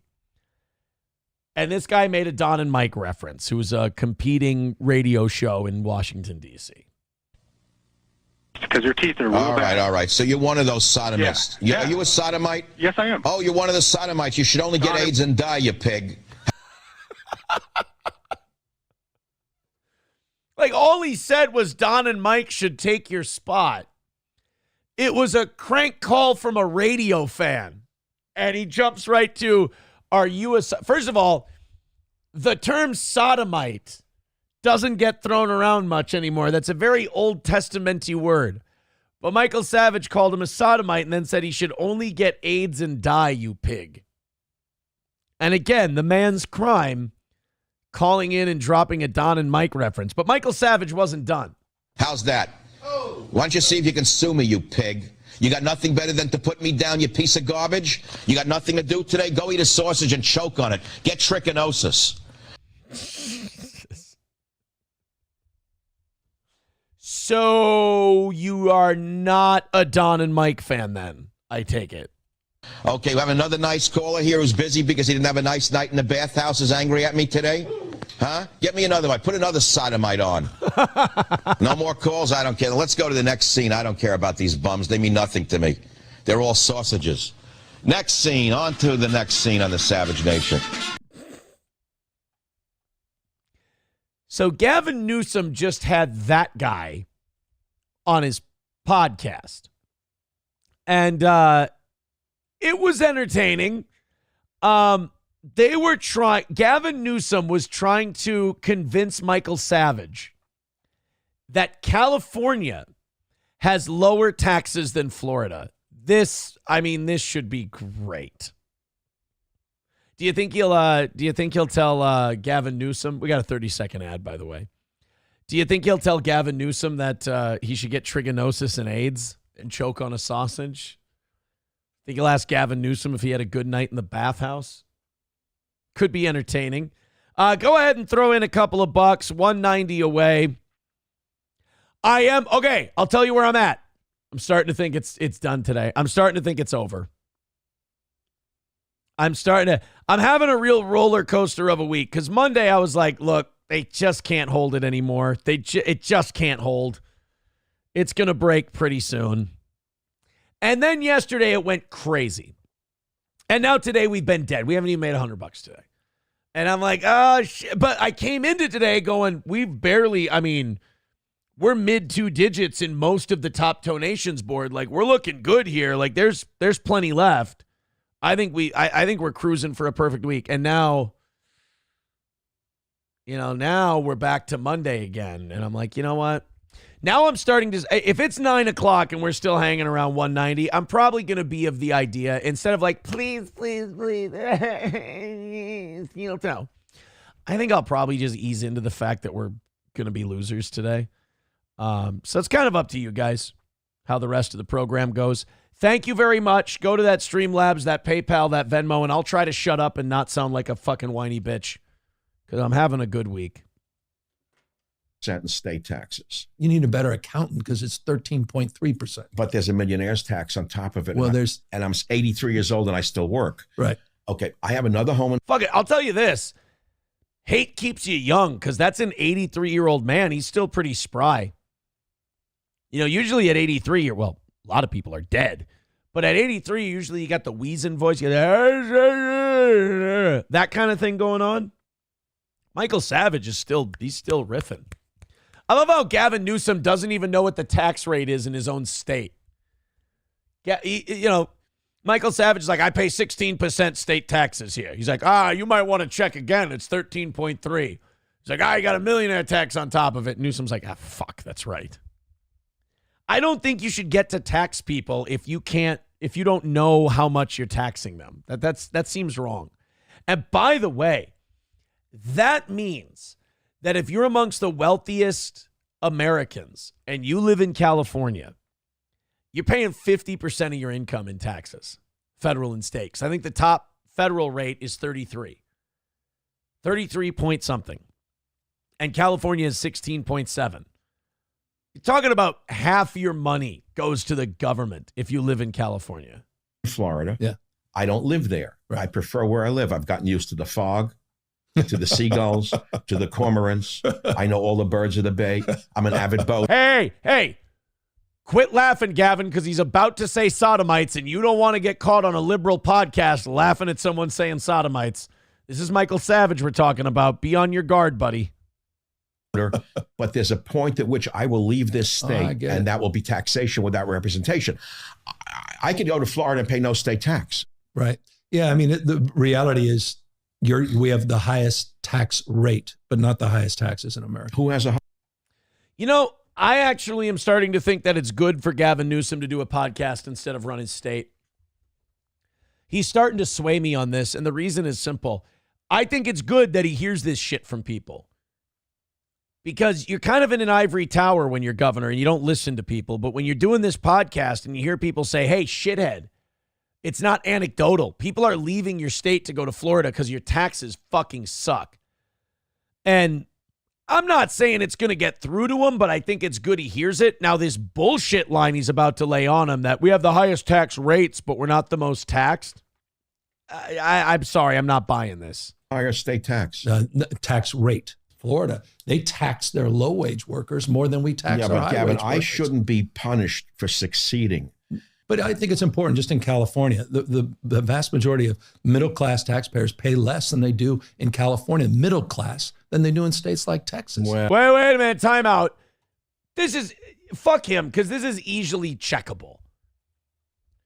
Middle class income tax rate, California. California, married filing jointly, let's say middle class is between 80 and 111. It's about 7% because one's 6 and one's 8. So here we go. Middle income tax rate, Texas. There isn't an income tax in Texas. How the fuck can the middle class be taxed higher than California when there's no income tax? That is just bullshit. And if he's going to say things like, well, they have a sales tax or they have this tax, A, I doubt it's higher than California. But B, that's a voluntary tax. You don't take that out of my paycheck. I have to go buy something to pay that tax.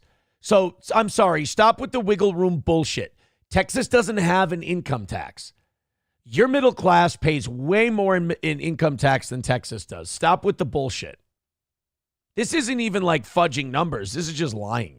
Well, it's a question of who you're for. We have the highest. How much, again, to what level do they pay low? Average to slightly above average taxed state. Well, it's the 1%. And by the way, we haven't raised your taxes, the 1%, since 2011. And it wasn't, by the way, I wasn't governor, wasn't lieutenant governor, or I just became lieutenant governor, but it was the voters of California that did that. But I don't disagree. Well, that's what everybody does. Everybody wants freebies from the government and to make somebody else pay for it. That doesn't make it right. And yeah, the voters of California picked you, so I'm not too impressed with them either. I mean, at least he's got to hear this shit, but he's totally convinced that he's doing it right. I mean, he's watching people move out of that state and go to Florida, go to Texas, but he's convinced that, you know, they're just unpatriotic. They don't want to pay their fair share, and he's doing all the right stuff. You're crushing it, Gavin. Hey, how much water was in those fire hydrants when the wildfires came? What was it again? How did that work out? Okay. All right. I'm just a little upset that he had Michael Savage on and we didn't get to hear the word sodomite or anyone get threatened with trichinosis on the show. That's I consider it a lost opportunity. All right, I'm boring people. We're still at 190. We haven't even made $100 yet today. It's almost 9 o'clock. We're heading for failure. Brace for impact. The 4.5 weeks of perfection are about to die. I have picked boring topics today. It is not working out. Not sweating yet, but I think I think we might be hitting the end of the road. I am now losing confidence in what I've chosen to talk about today. I think I was distracted by the good news I got because I think you might be right. We're $90 in at almost the 3-hour mark. You guys might be correct. You got to admit, you guys kicking in early and often, the shows have been better because this part's gay and annoying and horrible and self-loathing. That's no fun. Mersh ROTC says Michael Savage. That's not his real name. He's a dirty Jew. Well, I mean, come on. You can listen to the guy talk for 2 minutes and you can realize that, he might be tribal. Das Optic Nerve says, got another baby punch video? That will bring in the cash. I don't know. I don't think I have a baby punch video today, but I don't have a lot of confidence in anything I have now today because it's not bringing in any money. People don't feel inspired today by the old toe like they did yesterday. And you guys, some people want to blame it on Johnny. You cannot blame Johnny because Monday we sucked and we had to beg, borrow, steal. Please, I'm so pathetic. I suck. Just to knock out the goal. And then I go, oh, there we go. Good.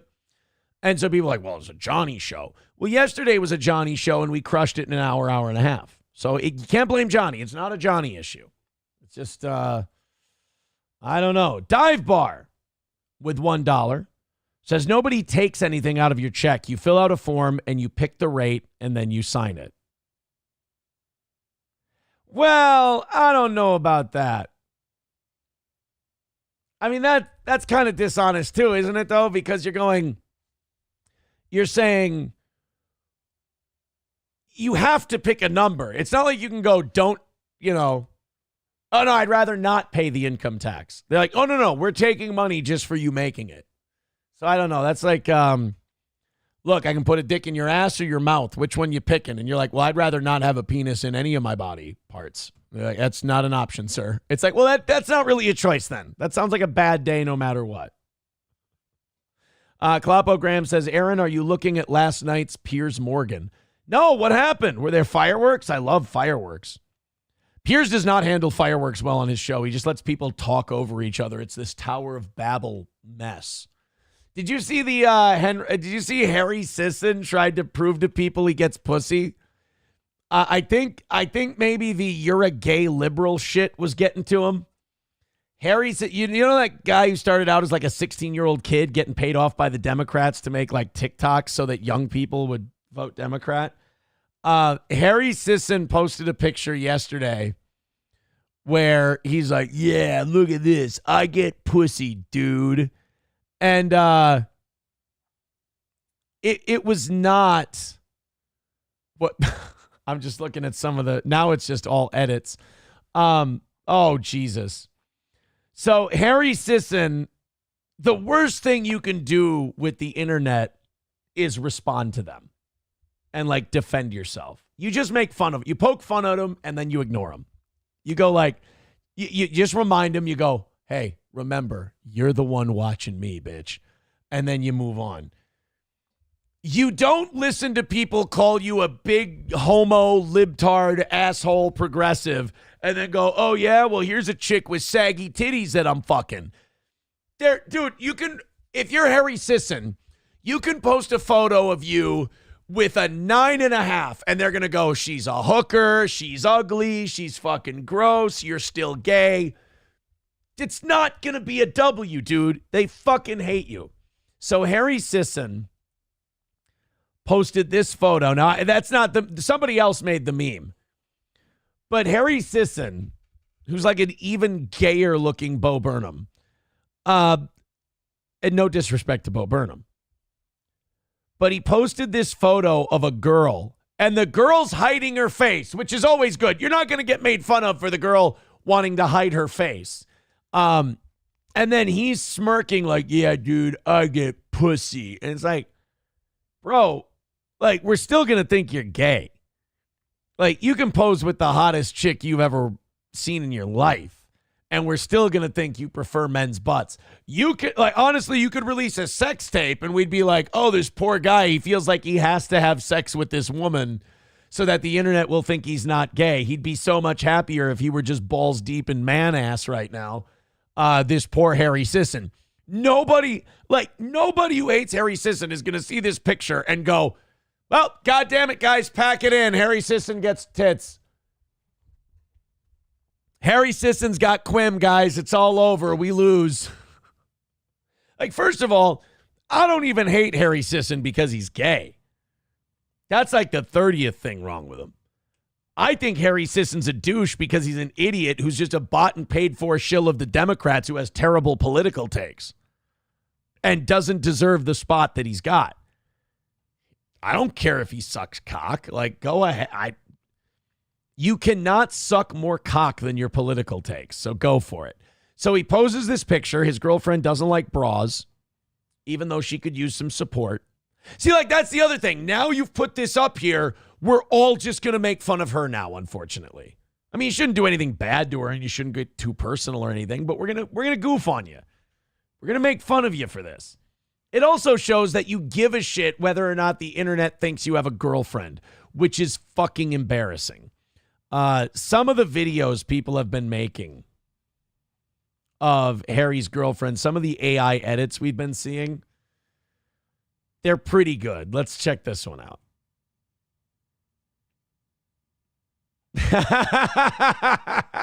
Oh, no, it turns out it's a dude with man titties. Oh, that beard is scratching against Harry's soft skin. Harry's the girl in this relationship. Who told him this would be a good idea? I know how I'll break all these gay rumors. Harry, they're not doing the gay rumors because they really think you're gay. They're doing the gay rumors because they just want to say anything that makes you look silly. And you posing with a girl is not going to make them go, oh, fucking Harry Sisson, that piece of shit. You getting appointed to like the White House cabinet, that would make them upset. You could finger pop a chick live on Twitter. They're still going to be like, he'd rather have that finger in the Tootsie Roll factory. So there's that one. Oh, Harry and the drag queen. And they live happily ever after. Aw. Good for her. I don't think that's going to help. I don't think that's going to help. Puerto Rican prostate puncher says she's one TikTok vid being convinced to cut her tits off. I mean, if your judgment tells you that you should be with Harry Sisson, you probably can be talked into anything except dry anal with Harry. Sam Show says that was a jump scare. Yeah, some of those edits are pretty frightening, if we're being honest. Let's do a quick thank you here and see how much this helps as we're 190 away. Look at that. $5 from Ryan the Garbage Man. Thank you. How about I could use everybody doing that. $5 from Ryan the Garbage Man says, if you don't donate to Steel Toe, you tongue Melton's Rosebud. Oh, God, that'll give you cancer. That'll give you cancer. 185 away from today's goal. We're officially behind. Yeah, 185's a lot, guys.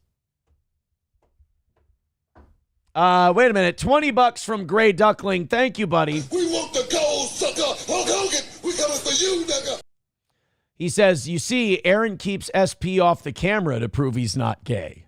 Wait, what? No, you're not. No, I know you're trying to help when you do that, but that's not the help that you think it is. No.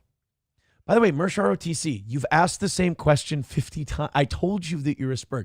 No, I don't have a camera to my right. He's like, do you have a different camera angle to your right? And he's asked it 5 times, and you're just like, sweetheart, it's not like, if I don't read it, it's probably because it's a silly, stupid thing. Try do better. I know, he does this weird thing that like autists that don't like. Here's the problem. Steel Toe's the best show out there. So like people who hate it irrationally and they don't know why. So the reasons they have to come up with are either not true or they're just really weird reasons that make you look bad. And one of them that they do is they're like, why do you look off to the side? What's over there? And like you explain it 50 times and they're still too dumb to get it. You just go, I'm a radio guy and I don't like play to the camera part very much. And there's windows and stuff over here. There's a beautiful view. So sometimes when I'm doing the show, looking over out the window. Now, if I did put a camera over there and I wouldn't look over there anymore. But it's beautiful out today. And I like looking out the window. Mersh ROTC was having an autistic fit over it. He wrote it 7 times. And you're just like, Jesus Christ, buddy, I'm sorry. Don't worry, I'll get to you. I promise. Scooby Jooby Jew says, these are my monthly VIP dues. Scooby with $50. Thank you very much. You had to make sure today's show didn't totally suck. And then I gave him the camera explanation. And all of a sudden, he was all in.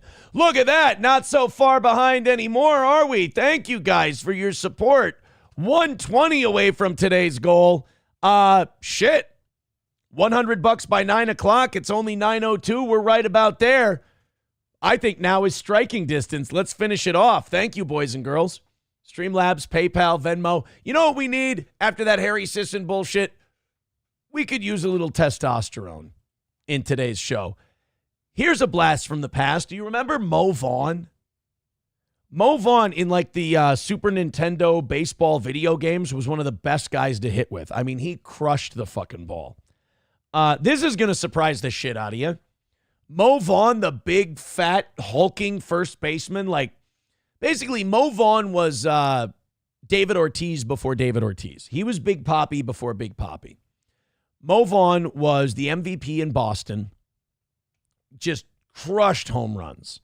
And this is one of those things. This is like Clay Aiken is admitting he's a homosexual. Did you really need Mo Vaughn to tell you he was on steroids? Like, I feel bad because Mo Vaughn has been hanging on to this for like 20 years. And now finally he's like, I'm going to bare my soul to you guys. I did steroids while I played baseball. And it's like when the really flamboyant guy comes out as gay, we're like, yeah, no, we knew. We were aware. You didn't need to tell us. We were all of us had kind of moved on with life after Mo Vaughn and just assumed that he was juicing. Like in an era where guys half his size were juicing, I'm pretty sure he was too. Like Mo Vaughn comes up to you and is like, hey, man, I'm really sorry, but I got to tell you, I was on steroids my entire career. Just like, Mo, I don't know how you're going to take this, buddy, but we know. What do you mean you know? I mean, Jesus Christ, dude, fucking look at you. You're built like a school bus, for Christ's sake. You're the biggest baseball player in MLB, and it's not even close. That would be like Papi telling you he was on steroids. You're like, wait a minute. David Ortiz was on steroids? You mean the guy who couldn't stay healthy for an entire season with the Twins and then all of a sudden went to Boston and just was a home run hitting machine? You mean that guy was juicing? I don't believe you. Mo Vaughn said he would have accomplished more in the sport if he were not injured. Now, that's the other thing. People think that guys took steroids in baseball solely for the reason of getting bigger arms so they could hit the ball further and building bigger muscles quicker. A lot of these guys took steroids because it would heal them from injury quicker and they could stay on the field. I mean, anyone who's played baseball knows that having big muscles is not going to turn you into a home run hitter. Like, you still got to have the hand-eye coordination. You still have to have the body discipline, the ability. You got to have a good swing. You got to be a good hitter to start with. Like, Barry Bonds was a great hitter before he started juicing. He was a 30-30 guy. He would steal 30 bases a year. He would hit 30 home runs. And when he started juicing, the stolen bases went down and the home runs went up. He got bigger.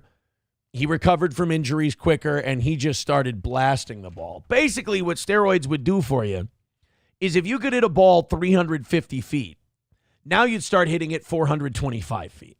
So a deep fly ball was a home run now because you got a little more oomph behind the swing. But it couldn't make you a great hitter. And plus, I think some of these guys like Mo Vaughn and Barry Bonds deserve a little bit of a break because the pitchers were all on the juice too. It was a pretty level playing field.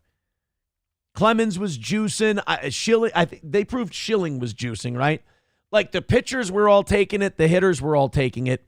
And if you just let them all take it, then it's fair. I think it's even then. So first of all, Mo Vaughn doing steroids doesn't bother me. Second of all, Mo Vaughn doing steroids is in no way a surprise at all. Chevy fan says, Aaron had a good swing. Look where that got him. Hey, wait a minute.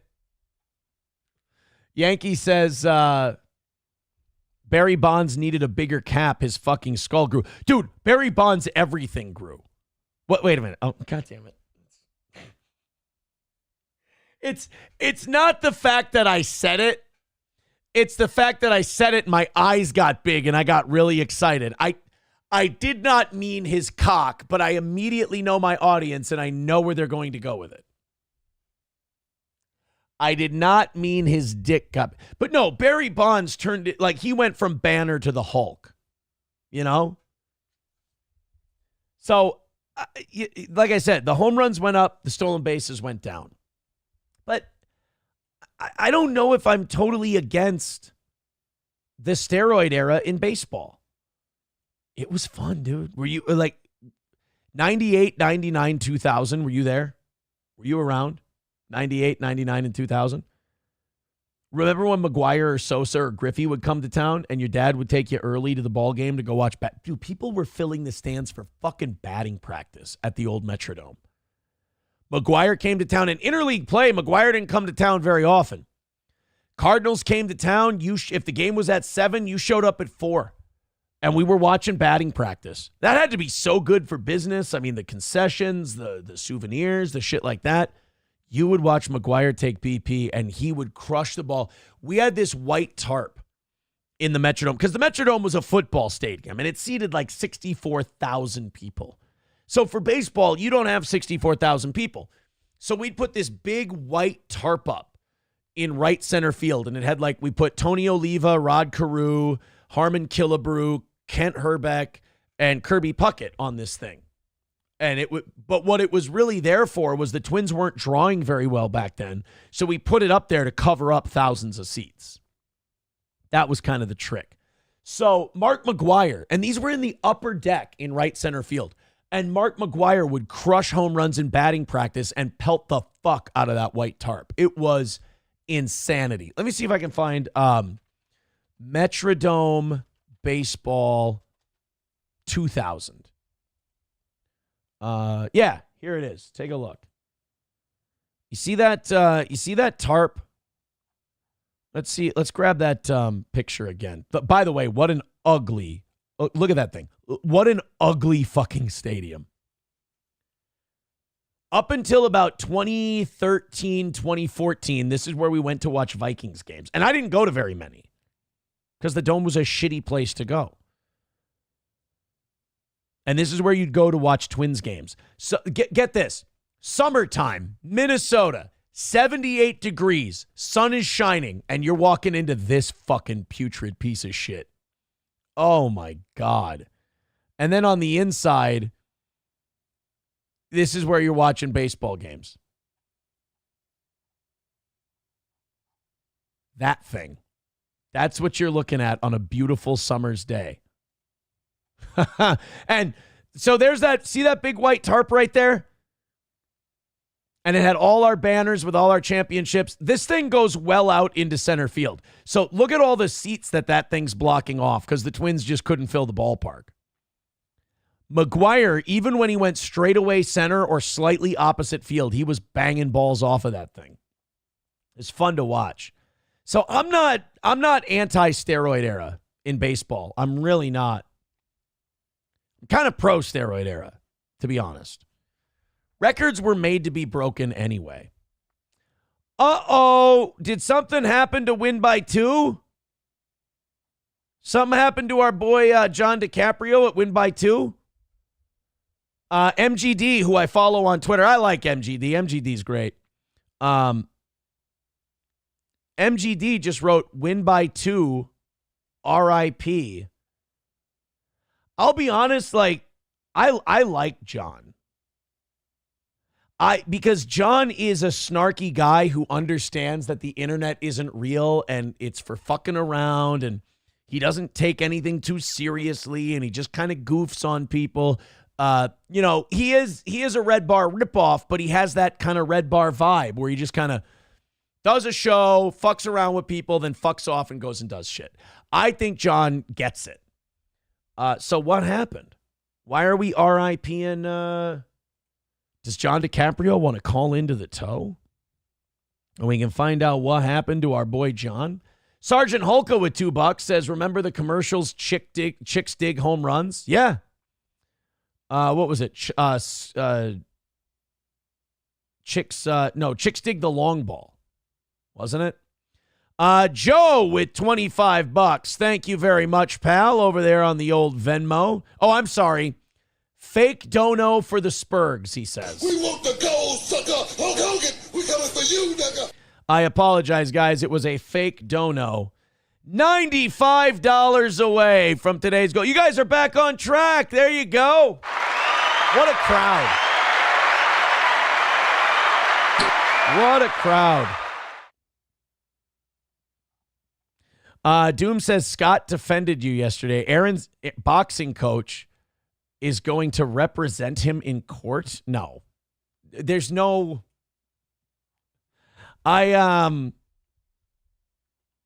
court. There's no court for boxing. We already had our review. The boxing review board already said, they said, hey, when we give you your coaching license and you get your athlete's license back, what are you going to do with it? And I gave them the big answer. That's the exit question. The big exit question they ask you before they give you everything back is, what are you going to do with it? And I gave a great answer. And Scott and I we've already got our plans made up. You want to hear something funny? You want to hear some gay op stuff that the internet claims that they do? Check this out. Or they claim that they don't do this. So they called Safe Sport and USA Boxing. All of Melton's people called them. They brigaded and called them. And they're like, Aaron was out of practice. Aaron was at the gym. Like, they literally tattletaled and said I was out of practice, which I wasn't. I was working out at the gym because there's two companies. There's St. Cloud Boxing and Wrestling Club. That's who has the classes and the whole thing. And then there's Downtown Gym and Fitness. I'm a member of Downtown Gym and Fitness. And I know it triggers the fuck out of the Onion crowd, but Safe Sport can't take away my gym membership. I was in the ring doing heavy bag work over here at 6 o'clock. Practice starts at 6:30, so it wasn't even the same time. And so I have my exit interview, and they asked me about that. And I explained to them what it was, and they go, oh, God. She goes, that's not even worth bringing up. I said, yeah. It's funny when you explain these internet people to, like, regular people, and it triggers the fuck out of the internet people, but you explain it to them, and they go, like, because all those people are like, we're so badass, we're going to get this guy. He's our big evil villain. And then you tell real people in real life about it, and they go, that's sad, pathetic, and retarded. And you go, yeah, it sure is. Helgi with $1. Doom says the tattling is gay, but what is he representing you in? Scott, Doom, I think you know this by now. Scott, I love Scott. But Scott, when he's talking in practice, is not talking for you, and he's not talking for the internet. Scott's one of those guys, and I get it because I'm kind of this way too. Scott knows what he's saying, but you don't always know what Scott's saying. So Scott's not representing me. What Scott did was Scott wrote a big testimonial for me that goes to the review board. And we've already done that. Like, all the review board stuff is over with. Scott wrote a big testimonial, so he considers that testifying. He's like, he wrote a big, really nice, like, spiel thing and sent it to them, and he calls that representing in court. Scott's a different sort. Scott's not a lawyer. That's the other thing. The internet has it in their brain. They're like, Scott's an attorney. Scott's not an attorney. Scott is not a lawyer. Scott is he's Mickey from Rocky, man. He's just a fucking old-timey gym owner. He's a high school, college wrestler and a boxing gym manager. That's what he is. Yeah, Doom says, okay, well, I'm not changing the title. That's Scott's fault. No, it is Scott's fault. And Scott doesn't care. I can tell you this. Like, when I say Scott doesn't care, Scott's real world, I'm real world. The internet does not impact Scott. I remember, like, when Mersh and all these people were, like, being serious, like, Scott, you don't know what you got yourself into. You don't know what you got. You don't know what's coming. And Scott's like, they didn't do shit. He's like, oh, they made some calls and emails. They left some bad reviews on the internet. Ooh. Like, it is so pathetic that there is actually a recording of Mersh and Melton and these other people going, Scott doesn't know what he's in for. It's like a 7-year-old telling you that they're going to do karate on you. It's ridiculous. It is fun, though. Like, it has been funny for Scott and I will say that. And it's just about over with here. And again, guys, no offense. I know you're upset at me now. I got to say again, and you should be used to it by now, all that for a drop of blood. That's it. MGD says he got a John DiCaprio got a white-collar job in Philly now. Well, good. That's awesome. So he's not going to be doing his show anymore. That's a good thing. So he got a white-collar job, and he's like, I told you, John's smart when it comes to internet and real-life shit. So John got a white-collar job, and he's like, yeah, I don't need to fuck around with these retards anymore. He's damn right about that. Good for him. I think Will Heron kind of learned that lesson the hard way because Will's kind of laid low quite a bit, which is smart. That's absolutely what he should do because these animals they've started fucking with him now. And I did have one person email me about that, and I was very adamant. I said, don't you fucking do anything to Will. And it turns out they weren't. They were just telling me, they're like, if you talk to Will Heron, let him know people are planning some gay ops shit with his TV job. And, you know, I did. He showed up in the chat one day. I said something. I'm like, hey, man, don't get too involved. Don't quit drinking on streams. Quit going on streams. You don't need to. It doesn't make you a dime. You can clip if you want to, but even that, is it worth it? These people are mentally ill. You're fucking with mental patients. And I think he's kind of got that because he's backed off and he's posting a lot of the TV stuff now. That's his bread and butter, for sure. That's his bread and butter.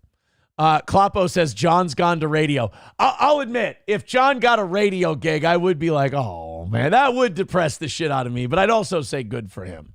$95 away from today, guys. Thank you very much for your amazing support. Yankee says, I thought Will died. No, Will didn't die. He didn't drink himself to death. He just, he got smart. Either his TV people talked to him or he got smart. Chevy fan says Doom is a female, allegedly. Yeah, I know. I learned that very recently.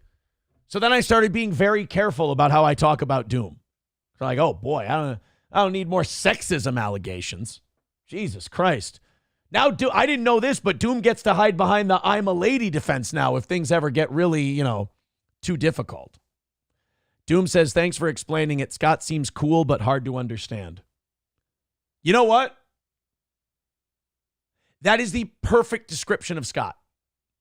And Doom, I don't know where you live, but honestly, if you live in central Minnesota, Scott's a lot easier to get. He's very much a product of this area.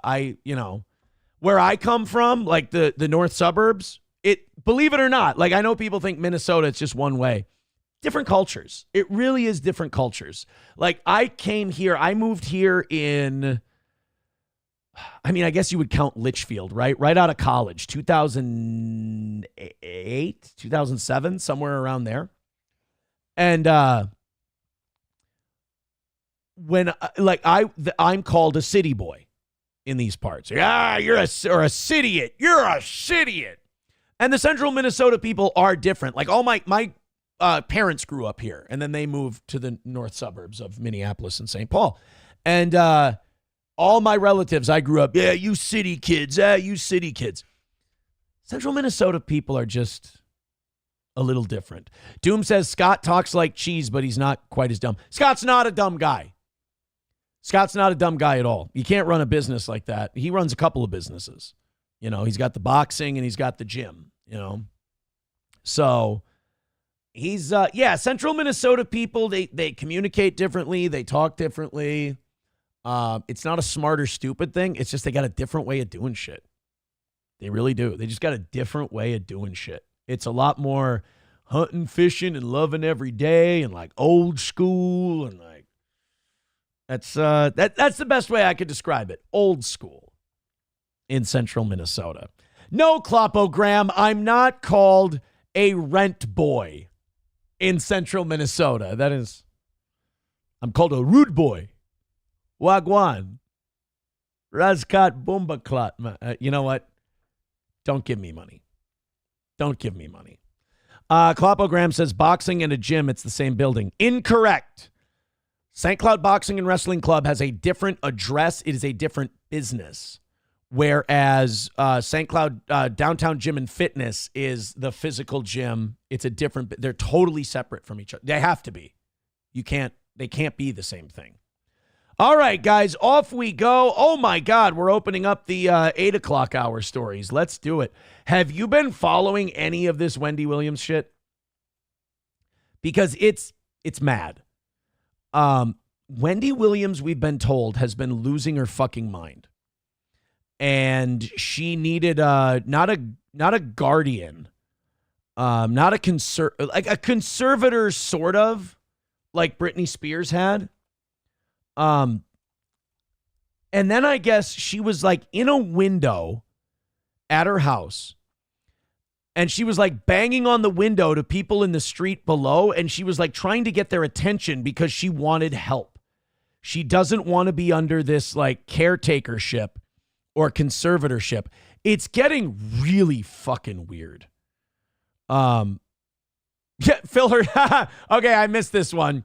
Phil Hurstlet, right? Scott also owns a hotel. Oh yeah, he's a lawyer. He owns a hotel. He owns a hotel. Or no, I'm sorry. He owns Intel. He owns Intel.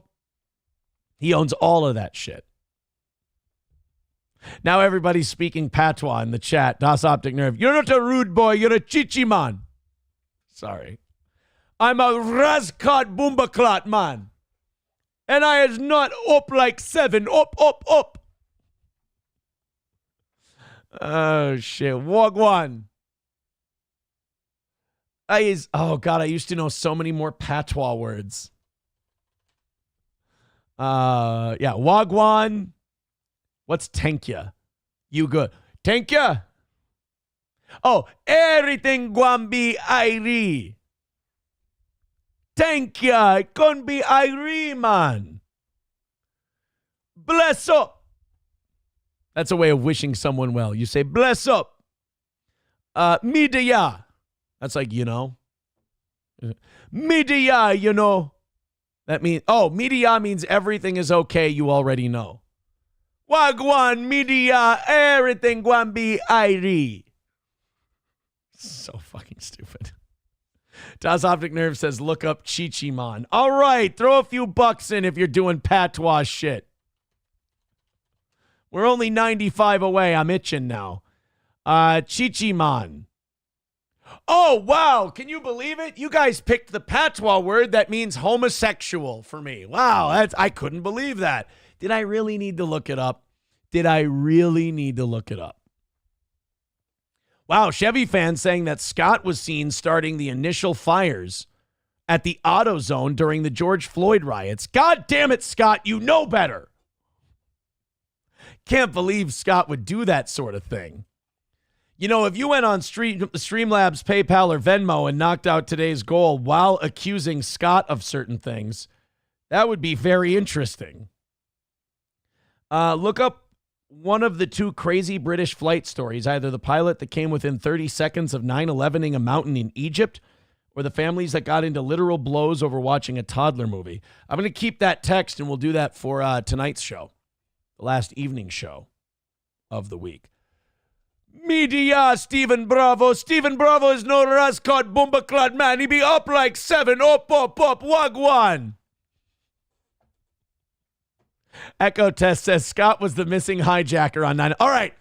Unless you put Rumble Rants, Super Chats, or PayPals with it, no more accusing Scott of terrorism unless there's money attached. We're going to knock out this last $95 with accusations of Scott. I'm very excited to tell him about this when I go to the gym after the show, by the way. I skipped yesterday. I went Monday. I skipped Tuesday. I'm going today. I'll let him know that you guys are blaming him for 9/11. Crowder wears panties with $5. Brings us down to $90 today. Says Brad Pitt doing patois. Yeah, Meet Joe Black. Oh, God, that's one of our favorite clips to play on the show. Has been for years. Uh-oh. Did Opie lose his shit talking about Anthony? I kind of want to see that. By the way, congratulations to Unique for his sobriety. Apparently, sobriety. Why did I say it like that? His sobriety. Good for him. Brad Pitt patois. No, I be from the other place.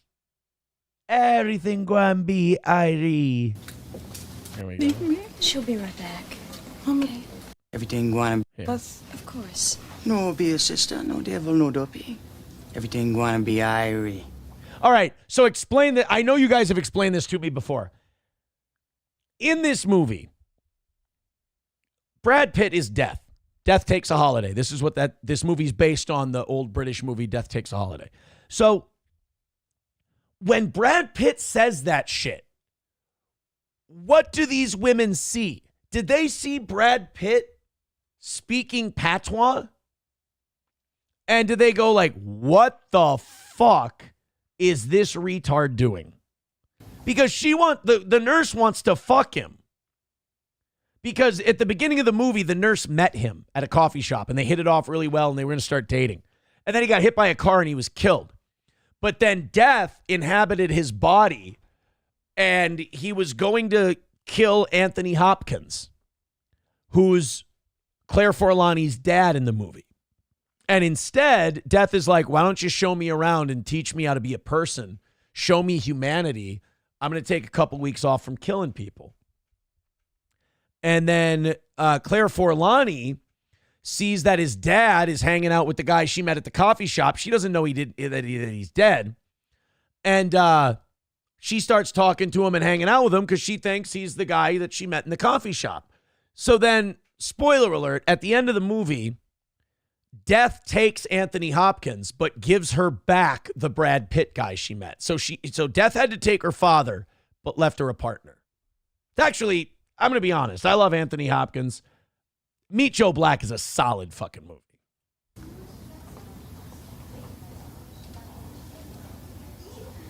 Have you registered? No. Okay.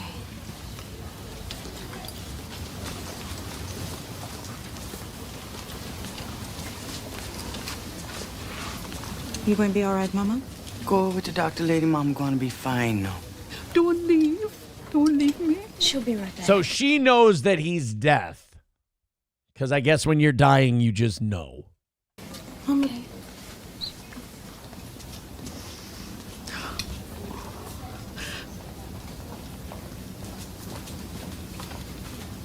Obia. Rotten. Be evil, I not evil, oh man. And what you is then? I from that next place. You waiting here to take us? Like you's the bus driver today? No, man, I on holiday. That's my favorite, is when Death looks at her. No, man, I on holiday. Rotten. Now, is he saying rotten or is he saying right then? Because I always took that as he's saying right then. Like rotten. Some spot you pick. Now we're joking with Death. Oh. Pain. Bad. I don't have nothing to do with these things, you know. Make it go away. Doctor lady, make it die. Not this pain. This pain go through and through me. Make it go away. I can't, sister. You can, mister. Take me to that next place. It's not your time now. Make it time. You can't fool with the way things got to be. If they want the gold, sucker. Hulk Hogan, we coming for you, nigga. Hey, that works anyway. There's Miss Tay with 10 gifted memberships. Thank you very much, Miss Tay. We're only $65 away from knocking it out today. Look at you guys staying on track, you beautiful rat fucks. I appreciate it. Streamlabs, PayPal, Venmo, Super Chats, Rumble Rants, gifted memberships. I love when people make fun of that part, but it's like, it's marketing, bitch. It's in your head. You remember it. It's by heart. It's repetition, my man. $65 away from doing overtime today. Thank you guys very much. So if they made that, if they made that movie today, like there's no way Brad Pitt's not getting shit for cultural appropriation, right? Like there's no way Jamaican groups aren't like, Sam Show says, funny if he just hands her a gun. I love doing that. SP and I, whether we're watching like real movies or we're watching Lifetime movies or like we were watching that Belle Gibson documentary. It's so fucking fun to just add shit. Like it annoys the fuck out of some people, but just to add shit into movies while you're watching them. Approachable says, what always bothered me about this scene is there's a weird white guy talking like that, and the old lady is obviously terrified of him, but they park her right next to him and walk away. That's true, but you got to remember, Claire Forlani like trusts him. She thinks he's just the Brad Pitt guy. Only the woman in the wheelchair knows it's death. There's like a scent or something. I don't fucking know. I don't know exactly how it works, but you can sense it. Because I think, doesn't Anthony Hopkins sense it when he meets him? Anthony Hopkins meets death. William Parrish makes a deal with death. Hello?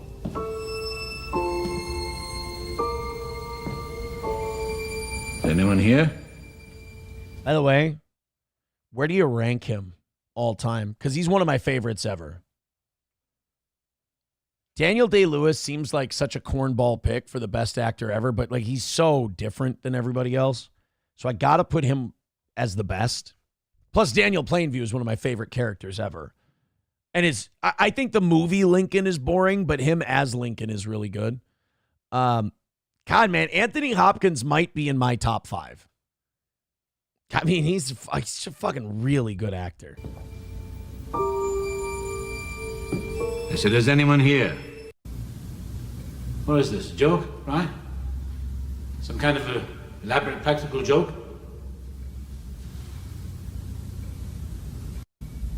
I'm skipping ahead because it's a 7-minute scene.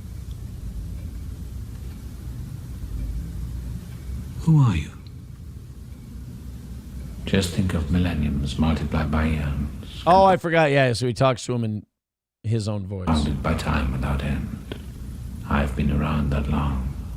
But it's only recently that your affairs here have piqued my interest. Call it boredom. The natural curiosity of me, the most lasting and significant element in existence, has come to see you. Oh, so he knows right there. About what? We want the gold, sucker. So they talk like you. So Death shows up as you, but tells you who he is. And then, yeah, you kind of, there's no way you don't know. Oh, never mind. Klopogram nailed it for me. He said he's got a business card. Oh, see, I didn't know that.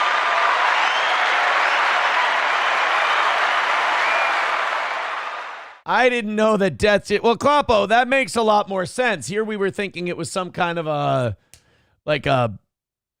voodoo or like some kind of spiritual sensation and they just understand each other. I didn't know that Death just hands you a business card. Oh, fuck's sake. Jesus. Let's go to Crowder Wears Panties says we're going to lose Anthony Hopkins any day now. No, Anthony Hopkins is okay.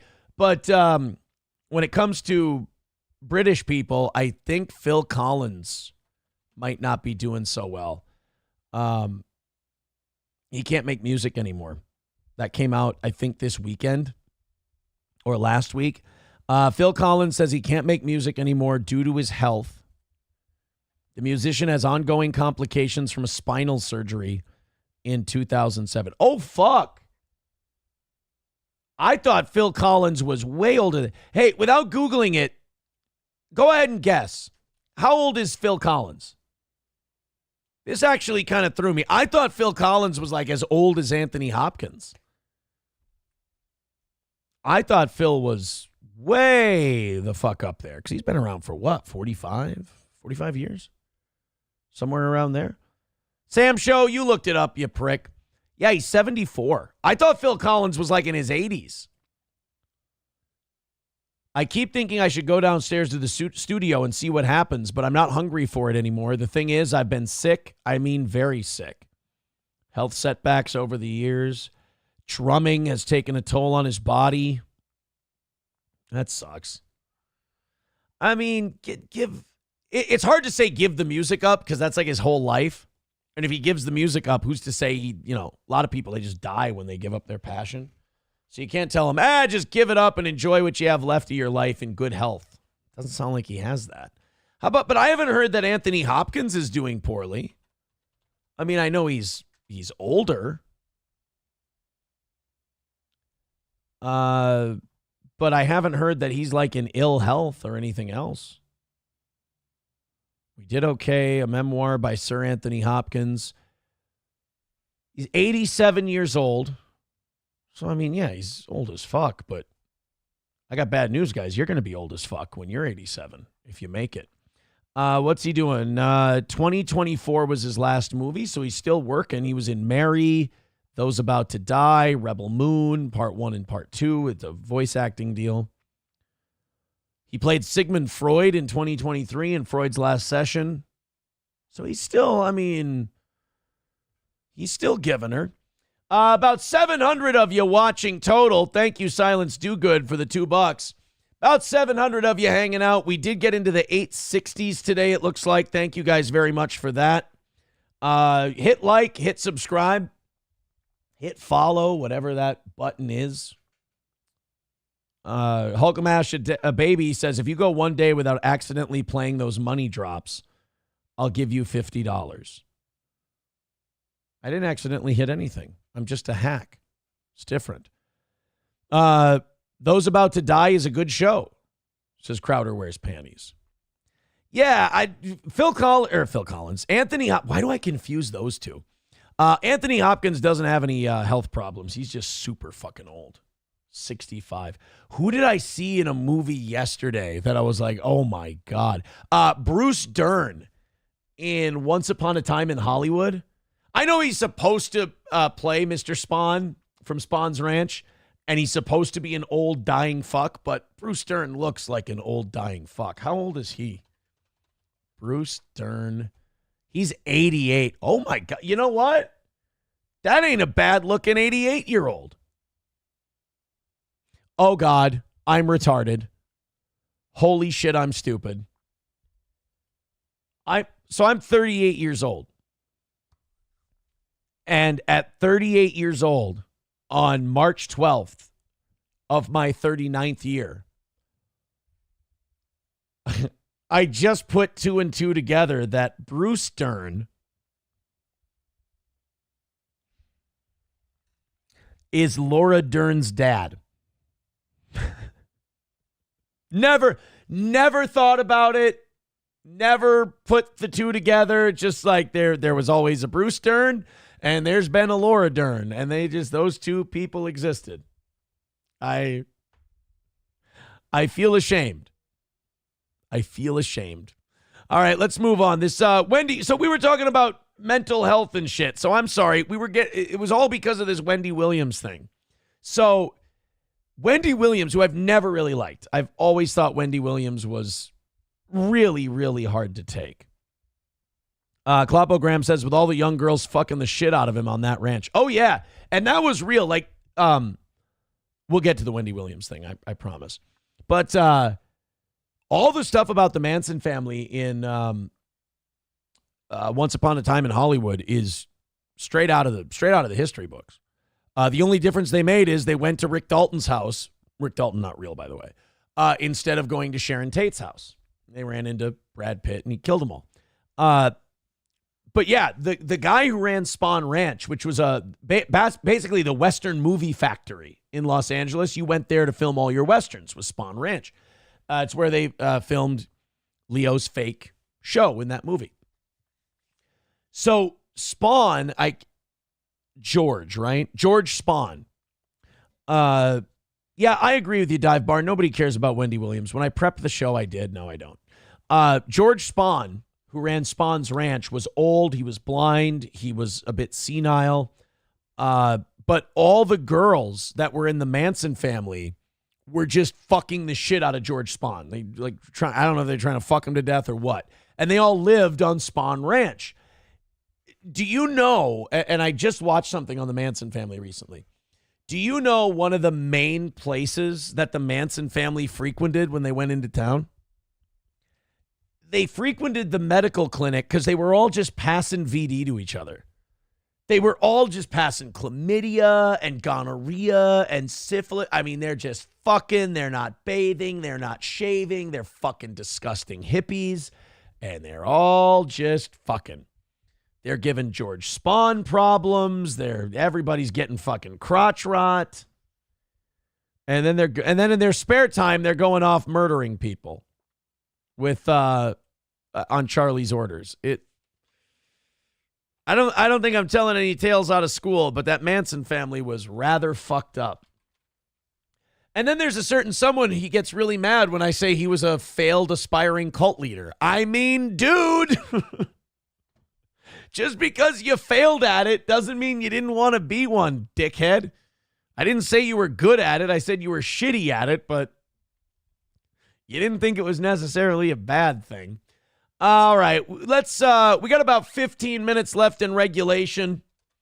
$65 away from OT. Thank you, Rebecca, for the $2. Rebecca says the EU said member states would place countermeasures on some $28 billion worth of U.S. goods.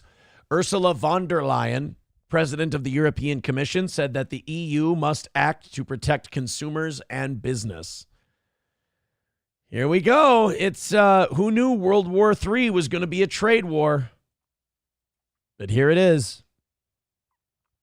Europe, Canada, Mexico versus the United States.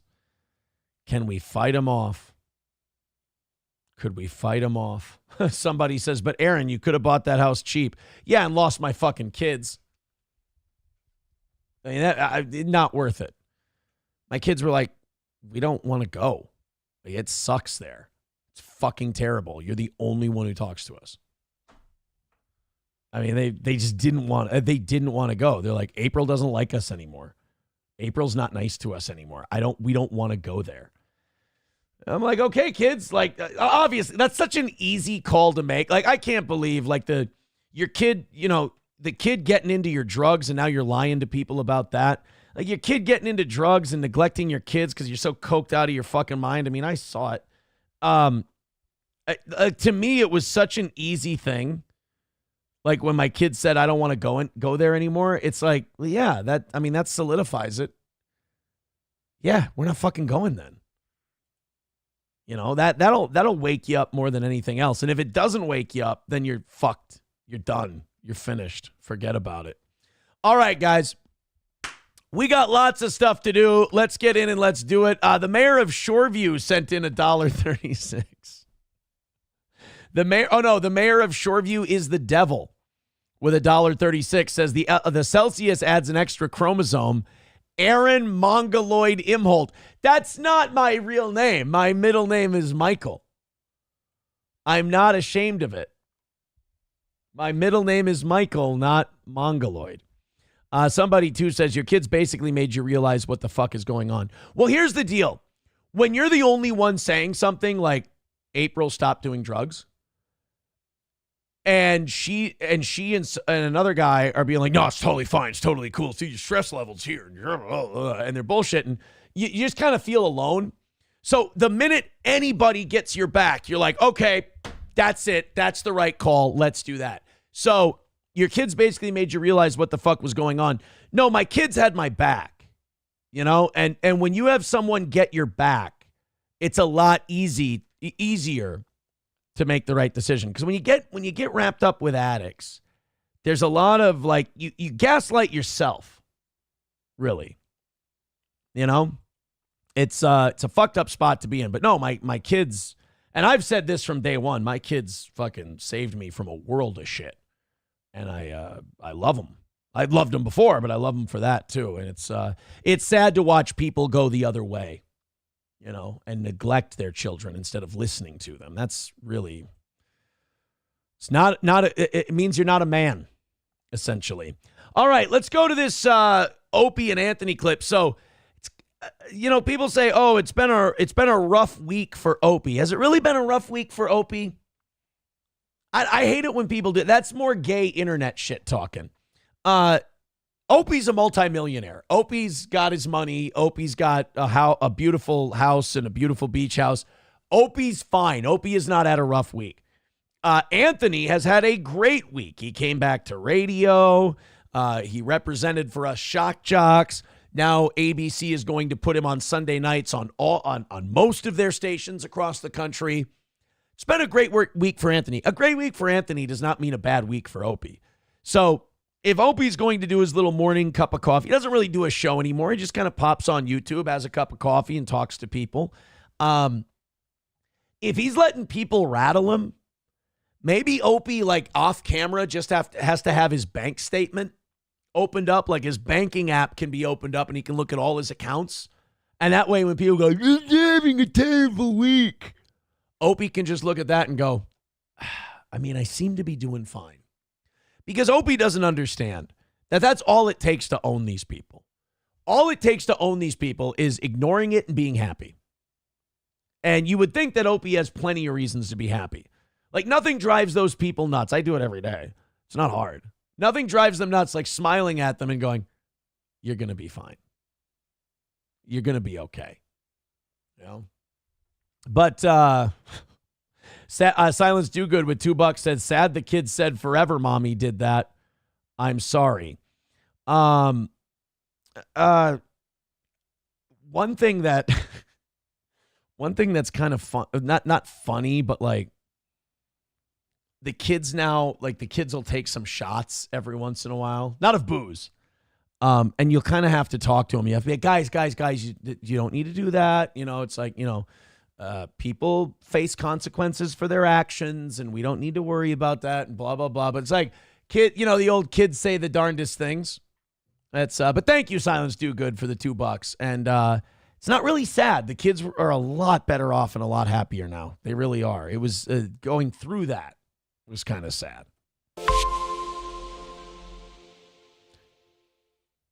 You can rewrite it, whatever.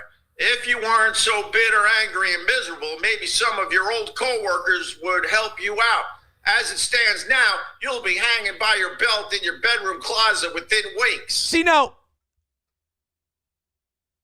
this Voices of Misery guy, like, Opie shouldn't let that bother him. This Voices of Misery guy is a fucking weirdo. Like, if you're so into a personality that you're writing fan fiction about them and you're going, "You're bitter, angry, and miserable." And if Opie goes, "No, I'm not. I've got a great family and wife and kids and got all the free time in the world. I'm not miserable." No, I mean, that would drive this Voices of Misery guy nuts. He'd go, "No, I said you're bitter, angry, and miserable. The world as I want it to be needs to be real." Like, you don't feed into this shit. And it's like, you'll be hanging with your belt in your closet in the next couple of weeks. Like, no offense, dude, you need to go get some medication. Like, you're a little too invested in this stranger, bro. Why is that, Voices of Misery? You're a weird dude. You're a weird dude. I'm exactly where I want to be. What a weirdo. You're a weirdo. Your life is in shambles, says Susan. Why is my life in shambles? Because actually, you know what I got to say? Opie's actually so far handling this pretty well. I mean, that's how, your life is in shambles. Like, do these people understand that they're the unhinged ones?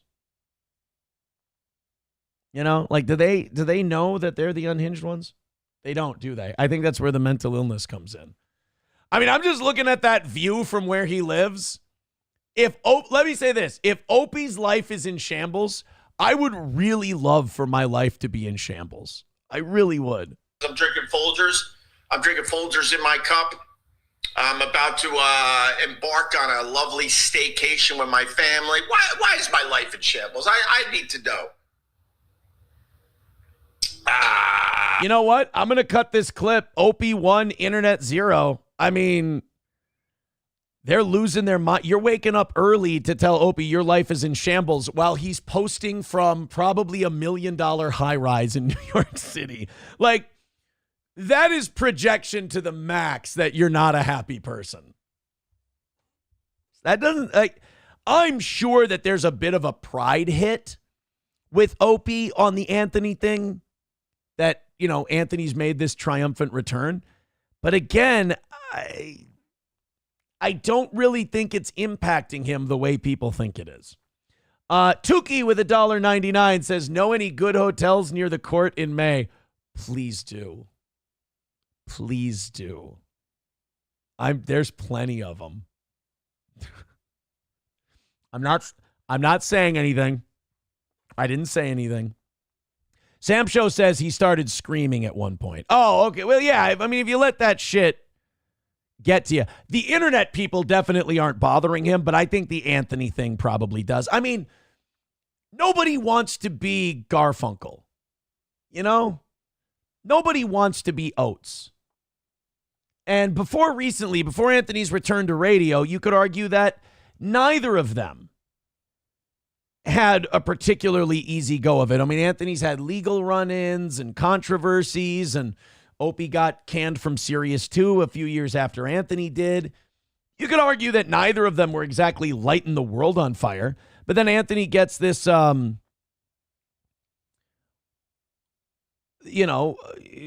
radio gig at WABC and then syndicated within a week. That kind of makes you Garfunkel. It makes you Oates. And again, nobody wants to be Oates. Novocaine, 383 Novocaine with $2 says, did you see this tanker crash? We'll check it out if we hit overtime here, which we're very close to. Aaron's Dingley thing with $2 says, I wish I had Opie's shambles. No shit, right? You definitely wish that they had Opie's shambles. I do. I wish my life was in that much of shambles. I like my life, and I don't have Opie's shambles. What is that? If Opie's in shambles, the rest of us are fucked, dude. All right, guys, we're going to rally up in about a minute here, but we're $60 away. That Tukey super chat is not going to age well. He's going to have to cope, though. I hope they've got their copes ready. I do, and I'm sure they do. I'm sure they've got their self-soothing ready. If not, maybe time to think about it. Maybe time to think about it. All right, guys, $60 away. Dead Game says you never miss shit you never had. That's true. I never had the high rise that Opie had, so I can't really miss it at that point, can I?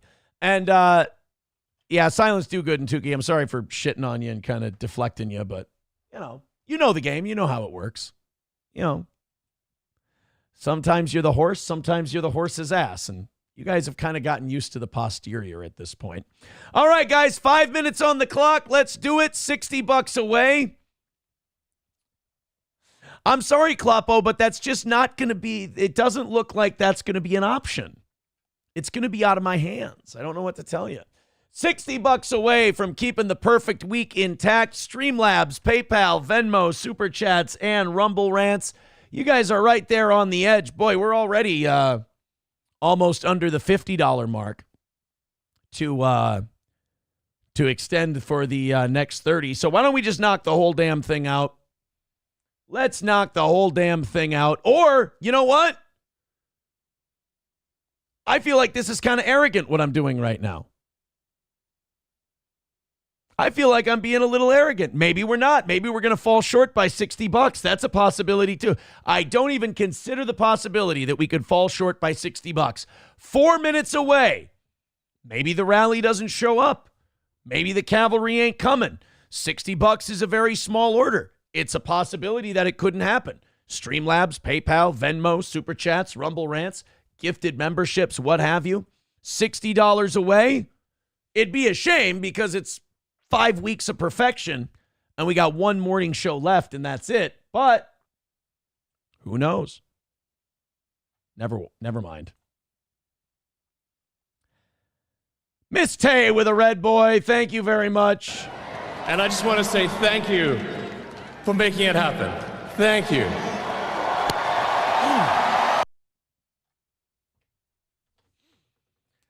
I was preparing everyone for, hey, who knows? Maybe it's not going to happen. Blah, blah, blah, blah, blah. Well, guys, it's another win for the toe. But I'm afraid I've got some bad news. Miss Tay says for the creep fisting a puppet. I mean, it is weird to be in your 40s and playing with dolls, but, unless you're doing it like you have kids and whatever, but if you're just doing it yourself, it's probably a psychological issue, but hey, not my pig, not my farm. Just be glad you're not the one playing with dolls. Oof. All right, we got lots of stuff to get to today. Thank you very much, Miss Tay, for dropping the big one on us. Sam Show says, poor Johnny. I don't think it upsets Johnny that we hit the goal on a Wednesday. I think Johnny appreciates being able to sleep in on a Wednesday morning. I'm sorry. I still think that Johnny, like me being excited for the morning show and Johnny going, yeah. And me going, what the fuck, dude?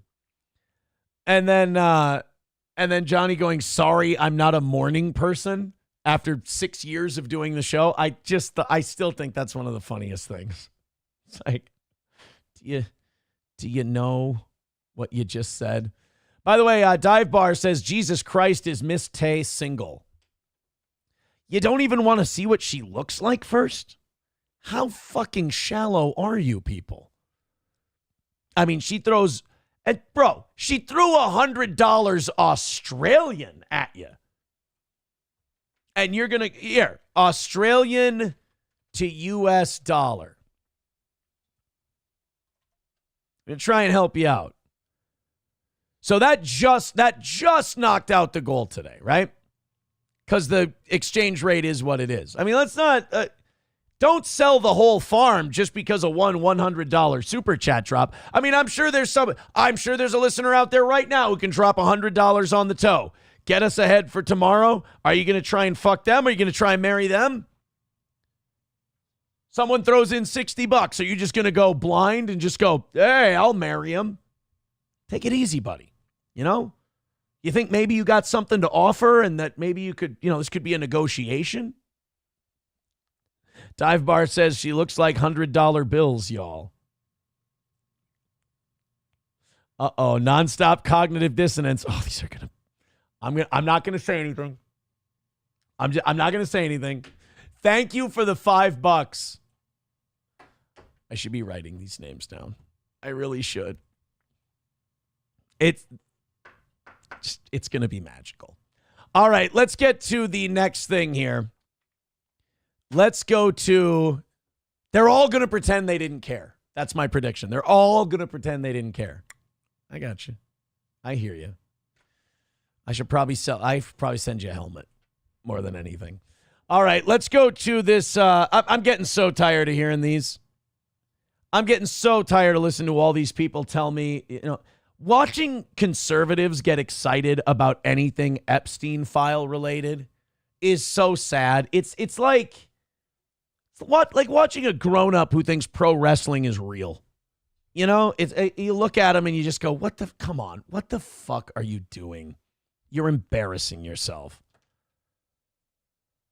It's like, oh yeah, the Epstein list. Here's what they're doing. What's happening with the Epstein list is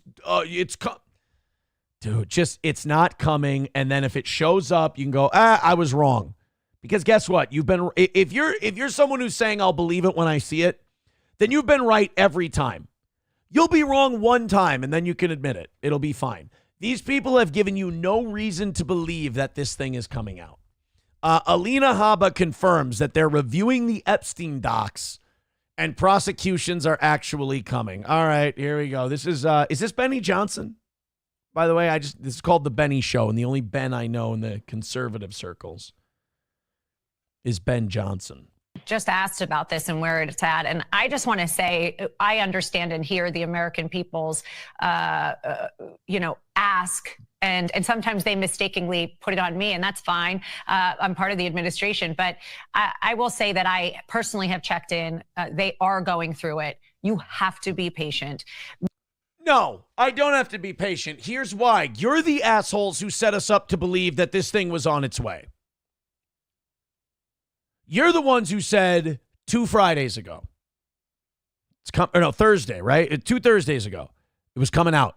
Oh, boy, it's on my desk. Oh, boy, we got it ready to go. Oh, boy, we're releasing it Thursday. And then remember, you had all those sycophants from like The Blaze and Daily Wire showing up. Look at our binders. They gave us a binder with Epstein stuff in it. And it was a whole shitload of nothing. Doge should have went in when they were printing off those pages and ended the printing because it was wasting taxpayer dollars. That's how useless those Epstein documents you released were. Oh, everybody just be patient. And then we were patient, and then you said, oh, by the way, some of it might be redacted for security reasons.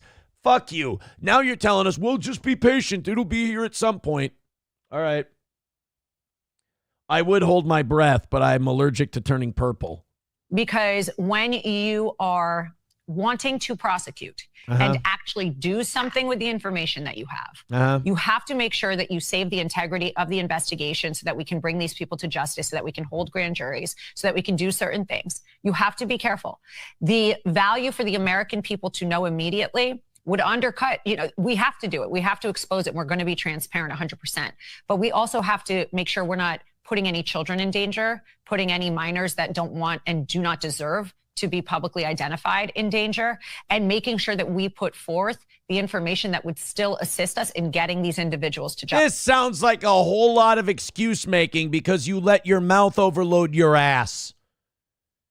This sounds like you overpromised, you underdelivered, and now you're making excuses because it went from Thursday to give us a second, we got obstruction, to could be this weekend, to we may need to redact some of it, to now, well, we're making prosecutions. If that was the case, you would have said that right away. This is, to me, this is the most embarrassing thing that's happened to the Trump administration so far, is their handling of the Epstein shit. I know Trump's a delegator and he puts people in charge and trusts them to do their job right, but he may have to go over there and get involved and just tell those guys, hey, do me a favor. Shut the fuck up until you've got something. Justice. It's such a convoluted thing, but I will tell you, transparency is 100% coming.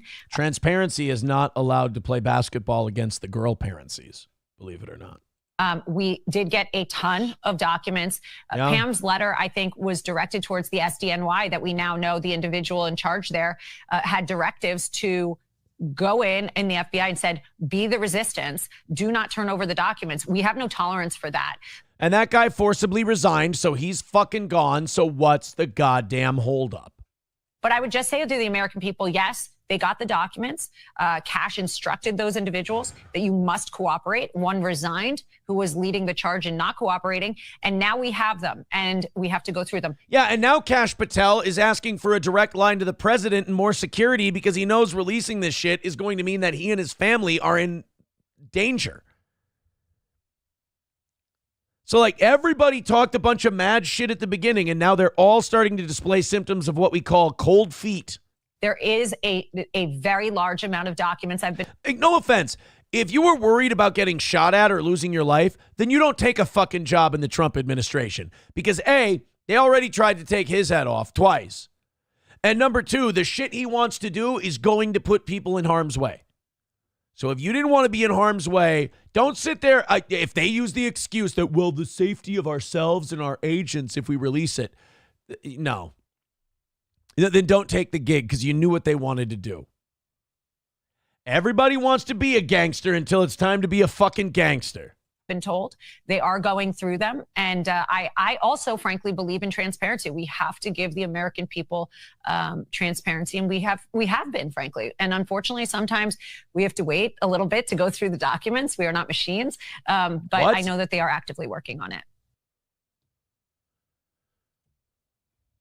I'm sorry, I just don't buy it. They've just said so much bullshit about this stuff that I do not buy it anymore. Kloppo says, I'd overload her arse. It's not what I meant, Kloppo. Chevy fan says, I just want them titties declassified. All right, so that's where we're... You know what? I should be checking on the chat. I should have it up over here on this monitor while I'm watching the videos so I can save a really good rant and just kind of see where the vibe of the audience goes. Because I'm sitting here going, I don't believe it. You're full of shit. If you're worried about your life, go fuck yourself. Blah, blah, blah, blah, blah. I look over at the chat. I should declassify fucking tits, right? I'd let my mouth overload her ass. Hey! Somebody say loads in asses. Did I use the expression wrong? Did I, yeah, that's a phrase. Don't let your mouth overload your ass. It means don't talk too much shit. That's what that means. Now, Dr. Phil has a saying that I'm reading here. Don't let your alligator mouth overload your hummingbird ass. That means, like, don't talk bigger than you're capable of. It's a saying. Don't fucking test me on this shit. Jesus. Yeah, Sam Show says, I heard, this bothers me too. Sam Show, I heard Pam Bondi had these on her desk. Now you have them? Yeah, are we just going to forget that Pam Bondi bald-faced lied? Pam Bondi said, the Epstein files are on my desk. We're releasing them Thursday. All the Epstein files.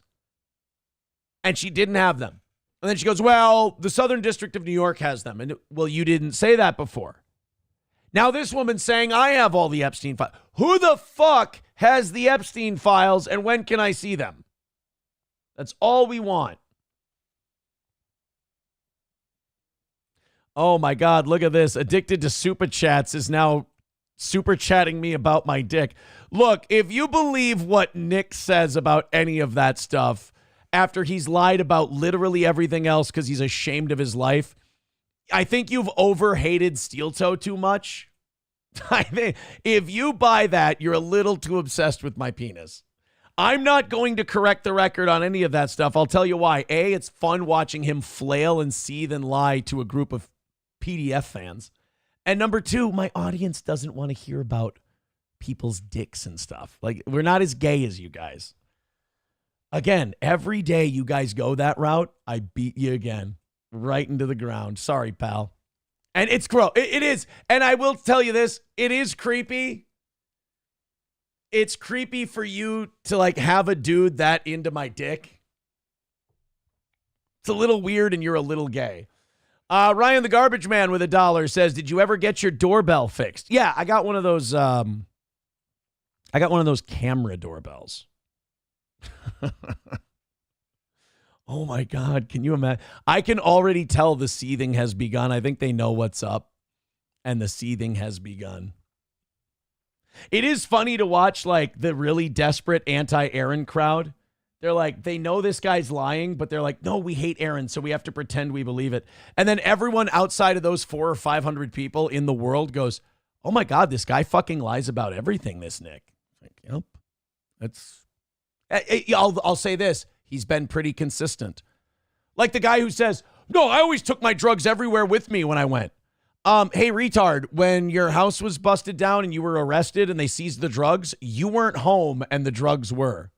It's like, I know that you're talking to a very retarded small audience, but I would think they would have basic intelligence to realize, oh, this guy's lying about everything. But sometimes you give him a little too much credit.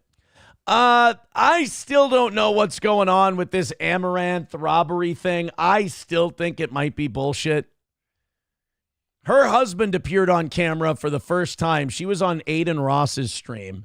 And, like, she's going on everyone's show now and talking about the armed robbery. And she claims she was pistol whipped. And they're all smiling and laughing about it. And I don't know. This is a woman who's done works before. Remember, she and her husband set up this work that he was abusive and going crazy and drove off with her money and her pets. And the next day they're all fine, but she got sent thousands of dollars from fans about it. And then, we're both going into counseling and shit. Nobody ever did. So, I got kicked out of my gym just for being me. And then a video came out. It's like, no, you were being an asshole. You got kicked out of your gym. Now we're getting this. We're getting I showed my crypto account with $20 million on it on stream. And then magically, a day or two later, these 3 masked men in balaclavas all show up with guns to rob me and rob my house. But they pistol whipped me, they hit me, they threatened me, but I was able to get tweets out to people.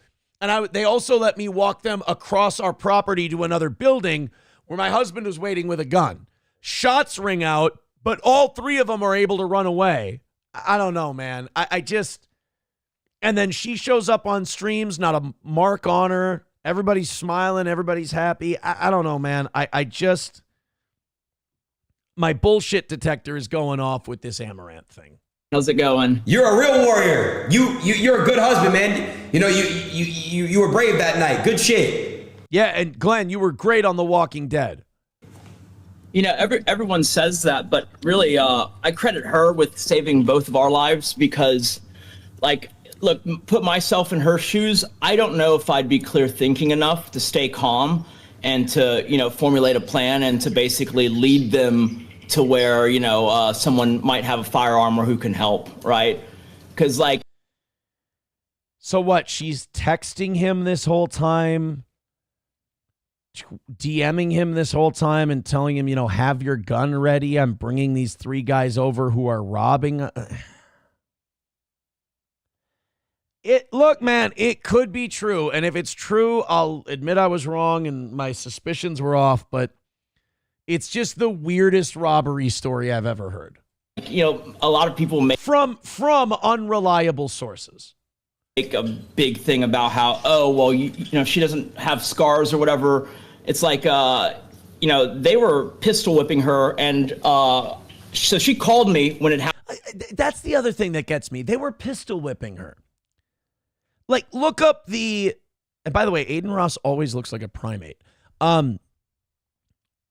Look up the after effects of people getting pistol whipped. There's marks for a couple of weeks. I don't know, man. It's just, these 2 have run schemes before. So, I don't know. It's hard for me to just give them, it's kind of like the Epstein thing for me. If they show me, I'll admit I was wrong. But until then, I feel like having a little bit of doubt is the best bet with these 2. Happened, and we can go into the story in a little bit. Yeah. And so I was actually on the phone with her when they shot the door twice and then kicked it in, right? All right. I heard all of that, and then I heard, them walking up and then yelling their demands. And for a lot of that, I'm just hearing it on speakerphone, and I'm like, the structure over, right? And so that gave me just a... That was the clip. Maybe it's because I don't want to believe them, but it doesn't sound right. Something's off. Oh, I'm glad I wasn't the only one who thought he was Glenn from The Walking Dead. CJ says Houston PD addressed it. Cops on vid even real? Well, the cops can be tricked. Wouldn't be the first time. It wouldn't be the first time. Kloppo says, Aaron, you liar. You'll never admit you were wrong. I do. Believe me, I admit I was wrong all the time. It's just that when you have people who come after me that are as dumb as they are, you never have to admit you're wrong because they're insane. But when it comes to the news and shit like that, I'm wrong all the fucking time. I'm wrong all the time. I might end up being wrong about these tariffs. This might end up working out. I'm still skeptical, but it could end up working out. When they gave her their demands, LOL. Yeah, I'm pretty sure they filed a police report and everything. Dive Bar says the real crime is that she's worth $20 million. Oh, I think she's worth more than that. Amaranth net worth. 25 million bucks. 25 million bones in the bank. Amaranth robbery. Yeah, okay, so they did. Okay, so they had an update on it yesterday. All right, Kate or Amaranth, as people know you online. You have such a large Amaranth. following, and you went through a really scary situation here in Houston Yeah. where you live. What Yes. happened? It was about a week ago now, but we had a break-in, actually. I was going to bed early, and he was staying up to take care of the animals. And then I hear really loud bangs coming from beneath my bedroom. And so I call him, and I said, "Did you hear that?" He said no. He was actually he was taking a poop, actually. So he didn't hear it. He says, "Probably the dogs." We 'cause didn't need to have hear that part. Golden Retriever and a Border Collie, and they like to jump on the table and make like a whole bunch of noise. But I didn't think it sounded like the dogs, 'cause I know what they sound like. This was Okay. I wanted to hear more like the cops part of this. Both Syracuse and her husband stopped by the Fox 26. Okay. I want to know what's up with the cops, though. Like, what's the latest from... Oh, okay, so I'm not just pulling this out of my ass. There are doubters, and she did have something to say, but there are people doubting whether this is real or not. Houston Police's robbery division is investigating the shooting. Some people online have doubted the couple's stories. She said, "That's crazy. Some guy is shot. I went to the hospital and there's a medical record.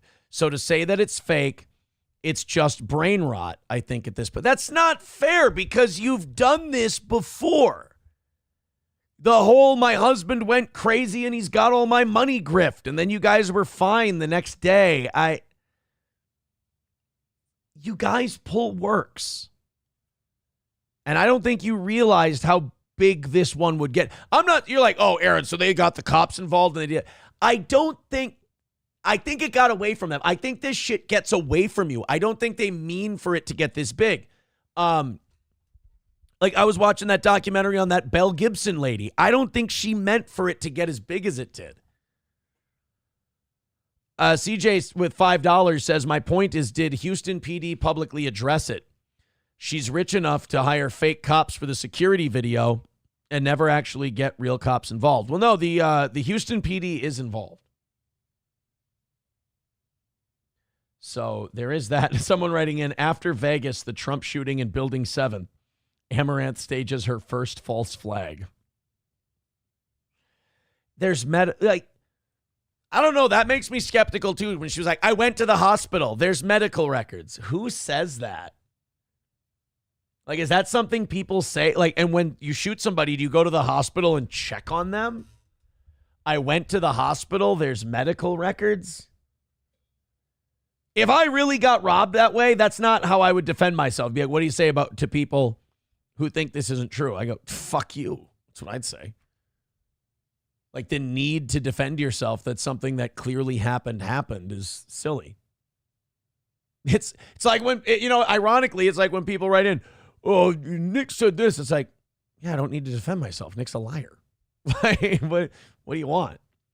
Approachable says, "Now I know she's lying. She said she went to the hospital and there's a record of someone being shot. Guess what, bitch? It's called HIPAA laws. They can't just give you medical records." Yeah. Amaranth, can she do that? She can't go in and be like, "Oh, these guys broke into my house. Can I see their chart?" I don't think you can just see that shit.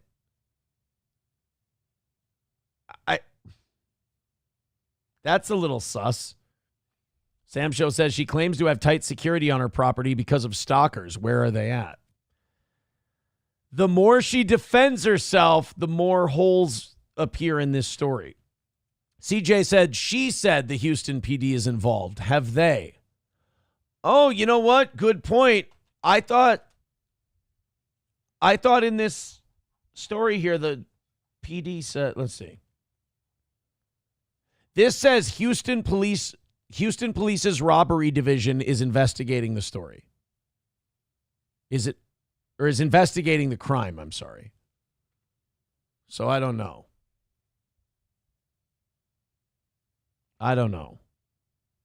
Addicted to super chats. Really?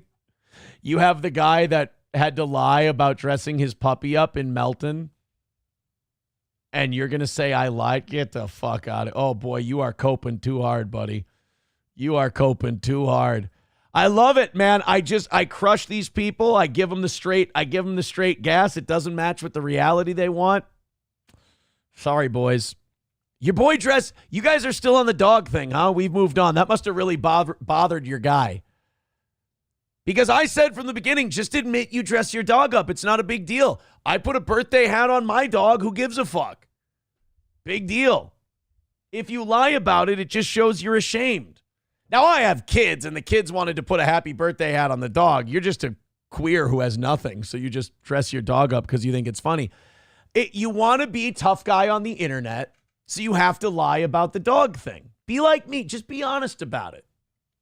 So I'm sorry, Addicted to Super Chats. You kind of got that one wrong. Sorry, pal. You kind of got that one wrong. It's too bad. Another win for the toe. Poor Addicted to Super Chats. Yikes. Sad life to live. Brian M. becoming a member for 32 months. Thank you very much, buddy. Appreciate that one. Perfect week number 5. Still there. This is I tell you what, the United States of America really fucking loves killing people. You know how they had that thing where I got to find a different version of this story. There's a little ad block there. There we go. So there's this guy, Jesse Hoffman. And Jesse Hoffman is supposed to be put to death. The problem is they stopped selling the drugs that these prisons used to use in the lethal injections. So there was a choice. And the anti-death penalty people thought, well, if we can get these companies to stop selling these drugs, then we can essentially give the death penalty, and it'll go away. What they underestimated was that we really love executing criminals. So these prisons started to find ways to kill people more creatively. Like South Carolina just shot a guy to death. We had our first firing squad execution in 15 years. Now we have a guy that we're going to kill by nitrogen. We're going to nitrogen him to death. A federal court has stepped in and stopped it. There's an appeal pending now, but just the fact that we're that gung-ho to kill a guy that we're like, you know what? Fuck it. Shoot him full of nitrogen until he dies. I'm telling you, they underestimated how much we like killing people here in the old U.S. of A. The execution case could end up in front of the Supreme Court if it plays out in the appeals process. That's after a federal judge blocked the state from executing Jesse Hoffman by nitrogen hypoxia. And now the state... So nitrogen hypoxia, is that where they just put like the dentist mask over you and just pump nitrogen in until you die? Fuck, dude. We really do want to get it done. Could end up using a firing squad instead. So they might not fight this in court. They might just go, all right, fuck it. How about a firing squad? It's going to get to the point where like anti-death penalty people are like, we found a way to get rid of the firing squad. And we're like, all right, hear me out. We tie him to a brick wall and we launch a boulder right at his fucking head. It's like... Or you could just keep him in prison forever. No, this motherfucker dies. Reporter Jonah Gilmore spoke to Hoffman's attorney, who says they're working on every possible angle of this case. Jonah? But it turns out they really want to kill my client. Jesse Hoffman's attorney says execution by nitrogen gas is inhumane and they will fight until the end to save their client. This would be the first time that Louisiana has attempted a nitrogen gassing execution. And the state will not carry out that planned execution, at least for now. We put on a strong case at the injunction hearing last Friday. The court heard evidence for almost 12 hours.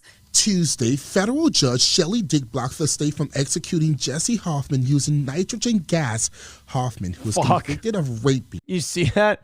The nitrogen gas. It's just funny when they show you it like just the clouding over and shit. They're like, they're going to pump that into this guy's body until he's dead. So like, quit taking away ways to execute people. They're just going to find more. Jesse Hoffman using nitrogen gas. Hoffman, who was convicted of raping and killing a woman nearly 30 years ago in St. Tammany, was scheduled for execution March 18th. But the judge clarified in her decision, this ruling doesn't block the execution itself. It just looks for an alternate measure. So you saw in that thing, it said, we don't have the drugs for the lethal injection. That's a common problem. So the judge is like, look, I'm not saying you can't kill him. You just can't kill him like this. And now they're going, okay, firing squad. We'll see what the judge says about that. Placing a mask over this man's face and forcing him to breathe in lethal gas prohibits his exercise of his religion, which is Buddhism. Hoffman is now... Oh, shit. Who came up with that one? Who the fuck came up with the grapist being a Buddhist all of a sudden? Is graping part of his religion? Because that's what he's dying for. So you can't put a nitrogen mask over his face. That's against Buddhism, but graping is apparent. Okay. I'm starting to think maybe you guys are full of shit. God. He can't breathe in the nitrogen. It's against his religion. I thought they were going to say it's against his right to want to be alive. Are requesting to die by firing squad like a South Carolina man did just under 1 week ago. That is a hardcore way to go. State Attorney General Liz Murrow expressed her dissatisfaction with the ruling, saying she plans to appeal to the Fifth Circuit. Just hours before the ruling, Governor Jeff Landry... They really want this guy to suck hydrogen, don't they? ...stood by execution and nitrogen gas. If you do it here in Louisiana, we're going to take your life. Okay, and that's a deterrent. So it's a very loud signal that says, listen, we're not playing around. Judge Dick explains that while firing squad is not explicitly a legal form of execution in Louisiana, that doesn't mean it's off the table. We will make a new fucking rule to blow this guy's head off. I got to appreciate Louisiana's commitment to killing a motherfucker. Adding that just as the state model is nitrogen hypoxia protocol and procedures after Alabama, all right, it could do the same with the 5 other states that use firing squad. Because the law requires us to propose an alternative method, that is what we have proposed. Hoffman's attorney acknowledged concerns from some people who may believe the humane death argument is irrelevant in this case. She says her client and everyone deserves grace. What we know that the people of Louisiana believe in is redemption, second chances. Jesse Hoffman. That's for you and God. We really want to kill this guy, though. And that's fine. I mean, God can redeem him all he wants to. We really need to blow this guy's head off. CJ with $2 says, admit it, I'm onto something with the Trebuchet Express. Maybe. I mean, they really need more ways to kill people, apparently. They need backup plans. Clopogram says, death by Post Malone songs? What, death by Awesome? Sure. All right, guys, that's going to do it for today. Thank you very much. I see that the anti-steel toe seething has already begun. That makes me feel good. I'm going to get off to the gym. I got to go do some boxing. We're going to come back at 6 o'clock tonight. I know Johnny and Digger are on at 1, right? So you can check out Johnny and Digger. We are one step closer. You guys are $15 over for tomorrow as well. Make that almost 20. Mussolini Diff with $5 says, would love to see the picture of the person holding a gun screaming instead of the sympathy pictures that they use. Yeah, right? Yeah. Oh, man. You want to kill this guy? Yeah, show the picture of him threatening someone and graping them and then go and then see if, he's such a decent guy. That's a good point.